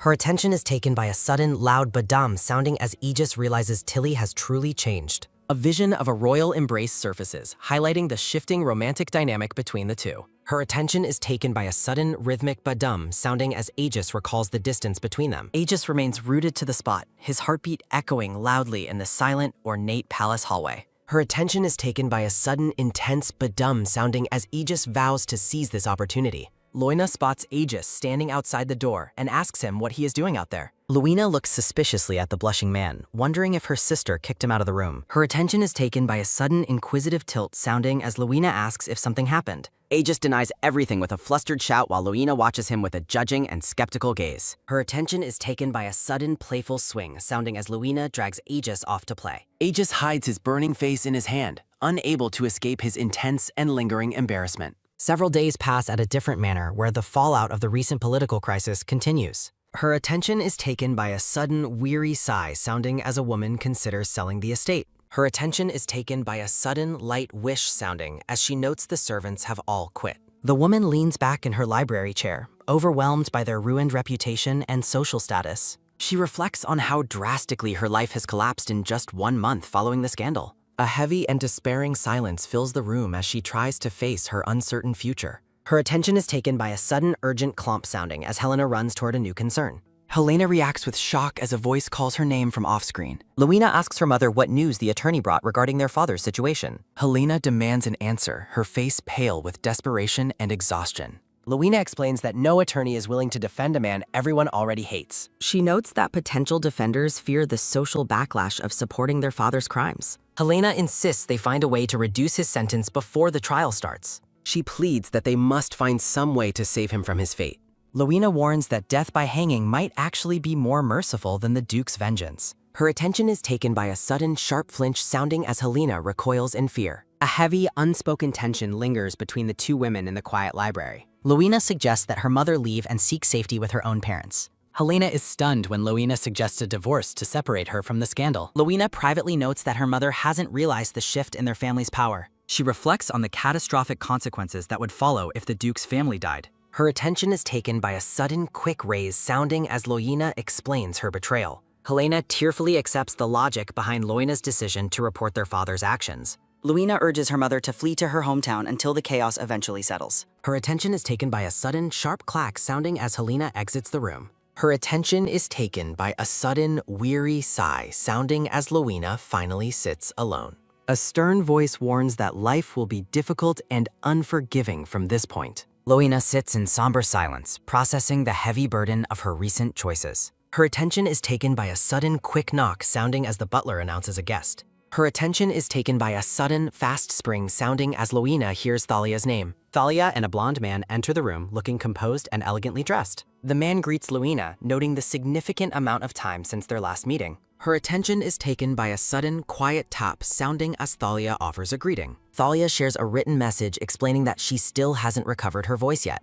Luina watches her sister closely, noting the change in her demeanor and presence. Thalia presents a board stating her intention to purchase a specific plot of land. Luina is caught off guard by the unexpected and direct business proposal from Thalia. Luina observes that Thalia has grown significantly tougher after enduring her many recent hardships. Loina turns her attention to the elderly butler waiting by the library's tea service. Loina dismisses the butler, informing him that she will personally brew the tea herself. The blonde man tells the butler to leave and attend to other household matters. Her attention is taken by a sudden, loud clatter sounding as Loina prepares the tea. Her attention is taken by a sudden, soft trickle sounding as the tea is poured. Thalia's message asks for forgiveness if the man accompanying her acted too rudely earlier. Her attention is taken by a sudden, light ha-ha sounding as Loina laughs at Thalia. Her attention is taken by a sudden, quick nod sounding as the guests accept tea. Thalia smiles contentedly as she takes a sip of the still delicious flower tea. Her attention is taken by a sudden, sharp clack sounding as the teacup settles. Loina begins the negotiations by asking if Thalia has a specific purchase price in mind. Thalia suggests 70 gold coins, acknowledging the difficulty of going below market value price. Thalia writes a new offer of 60 gold coins as the negotiation continues further. Loina counters with a final offer of 55 gold coins for the mountain plot. The blonde man watches the proceedings with a calm and seemingly amused expression. Loina realizes with shock that the offered amount is actually double the market price. Thalia informs Loina that there is one crucial condition attached to the final agreement. Her attention is taken by a sudden, warm smile sounding as Thalia presents her contract. Loina is completely baffled by the request to hire her for an unknown purpose. Her attention is taken by a sudden, soft grumble sounding as Sage explains that Helena will be the estate's conservator and his new boss. Her attention is taken by a sudden, light pat sounding as Thalia comforts Sage, who feels more like a partner than a boss. Her attention is taken by a sudden, sharp sounding as Sage recoils, telling Thalia to save her affection for her lover. Helena is confused by the mention of a lover, while Sage reacts with visible discomfort to the creepy atmosphere. Sage offers a quick apology while Helena watches him with a sweating and bewildered expression. A wide shot shows the quiet, well-furnished library where the business negotiation is currently taking place. Her attention is taken by a sudden, firm clench, sounding as Helena grips her dress while processing the heavy conversation. Helena recalls the crown prince asking if she was the one who advised Thalia to report their father. She remembers the weight of the investigation into her father's crimes and her daughter's role in the fallout. Helena admits she told the truth, but hid the fact that Thalia put herself in harm's way to protect the Duke. Thalia looks surprised by Helena's confession regarding the specific details she chose to keep secret from others. Helena looks down somberly, admitting she is not entirely sure why she made the choice to withhold that information. She reflects on her past resentment toward Thalia for trying to change their destiny when she already had everything. Thalia appears calm and serene, her presence radiating a sense of quiet grace during the tense discussion. Helena remembers the terrifying news that Thalia had been shot in the neck by an arrow during the crisis. Her attention is taken by a sudden, cold chill sounding as Helena recalls the horrific details of Thalia's injury. Helena wonders why Thalia was willing to risk her life for a destiny-changing experiment that seems so dangerous. Helena explains that she simply felt it was better to keep certain truths hidden from the Crown Prince. Her attention is taken by a sudden, warm beam sounding as Thalia smiles brightly amidst a background of blooming flowers. A heavy silence fills the room as Helena watches Thalia, reflecting on their complicated and shifting relationship. Her attention is taken by a sudden, loud ahem sounding as Helena refocuses on the terms of the estate management. Thalia reflects on her plan to eventually let Helena stand on her own 2 feet once she is settled. Helena is puzzled by Thalia's cryptic words, wondering who she is referring to in her future plans. Her attention is taken by a sudden, quick nod sounding as Sage offers to assist Helena with her new duties. Helena expresses her hesitation, admitting she doesn't know the first thing about running a business or managing an estate. Sage reassures her that she can learn and promises to assist her until she is fully familiar with the work. Her attention is taken by a sudden light slide sounding as Sage presents the formal contract for Helena to review. The group waits in silence as Helena begins to read through the documents detailing her new role and responsibilities. A vase of tulips sits on the side table, highlighting the quiet and refined atmosphere of the library. Helena is stunned to find that the conditions offered in the contract are excessively generous and favorable to her. Thalia observes Helena's confusion, knowing she doesn't understand why such a kind offer was made to her. Thalia sips her tea and bluntly states that she actually likes Helena because of her selfish nature. Thalia watches Helena with a sharp and calculating gaze, acknowledging the woman's survival instincts and drive. Thalia expresses her hope that Helena passes that selfish side of her personality onto her future charges. Helena remains silent, looking at Thalia with a stunned expression after hearing her unexpected and direct reasoning. Thalia suggests that this entire arrangement is merely a continuation of her experiment to change their destiny. Helena finally agrees to the terms, looking at Thalia and Sage with a renewed sense of purpose and commitment. Her attention is taken by a sudden, firm reach sounding as Sage extends his hand to finalize the agreement. Sage officially introduces himself to Helena with a bright, welcoming smile as they begin their new partnership. Her attention is taken by a sudden soft clasp sounding as Helena accepts the handshake with a grateful smile.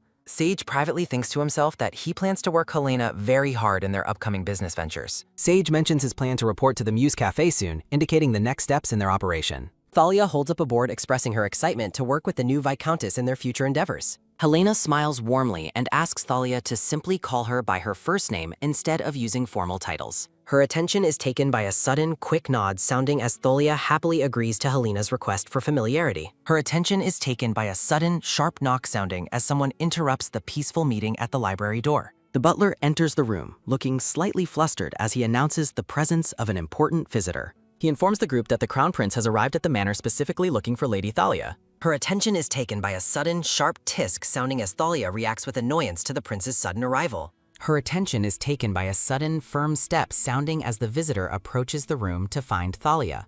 The blonde prince places a hand on his chest, greeting the room with a polite smile. Her attention is taken by a sudden, sharp humph sounding as Thalia grumbles about her recovery. Helena offers a curtsy as the prince questions why the Viscountess is present at the manor. Her attention is taken by a sudden, bright beam sounding as Sage teases about Thalia's recruitment. Her attention is taken by a sudden, hard whack sounding as Thalia hits Sage for his jokes. The prince observes the pair with a stern expression, his arms crossed over his ornate chest. The prince bows to the Viscountess, informing her that he will wait for them outside. Sage tells Thalia he will fetch the property deed while Helena watches from the sofa. Her attention is taken by a sudden, quick nod sounding as Thalia contentedly sips her flower tea. Her attention is taken by a sudden, sharp turn sounding as Sage scolds Thalia for grabbing him. Sage jokingly claims he is a weak man who can barely defend himself from Thalia's outbursts. The scene shifts to the manor exterior as the prince expresses shock that Thalia visited there. Her attention is taken by a sudden, light shrug sounding as Thalia calls the prince pathetic and reckless. Thalia turns away with a huff, annoyed by the prince's critical view of her risky actions.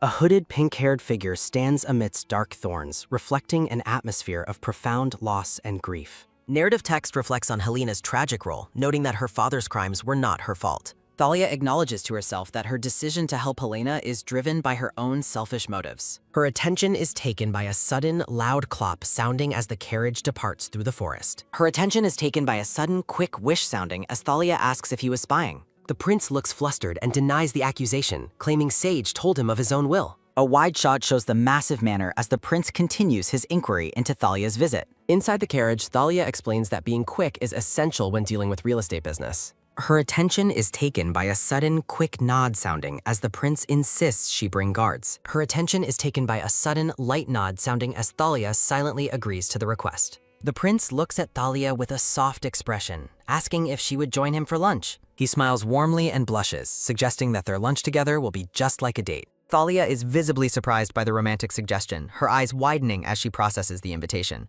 Her attention is taken by a sudden, warm hug sounding as Thalia affectionately leans against the prince. The prince reflects on the moment, noting that he has never blushed this much while hugging her. Her attention is taken by a sudden, light hee-hee sounding as Thalia enjoys the moment among flowers. The scene shifts to a grand white palace with soaring red spires standing majestically against the sky. Rayan stands before an ornate frame, his red eyes looking somber as he is called by name. Abel greets Ryan enthusiastically, expressing how much he missed his older brother during their long separation. Ryan acknowledges the Minister of Justice while the older man offers a polite greeting to the prince. Abel asks if their father summoned Ryan as well, which the black-haired prince confirms with a nod. Her attention is taken by a sudden soft pat sounding as Ryan comforts Abel during their walk. Her attention is taken by a sudden deep bow sounding as a servant announces the king's summons. Her attention is taken by a sudden, heavy step sounding as the group proceeds down the hallway. Her attention is taken by a sudden, firm step sounding as Ryan offers to have tea later. The Minister of Justice looks slightly nervous as he follows the princes toward the king's private room.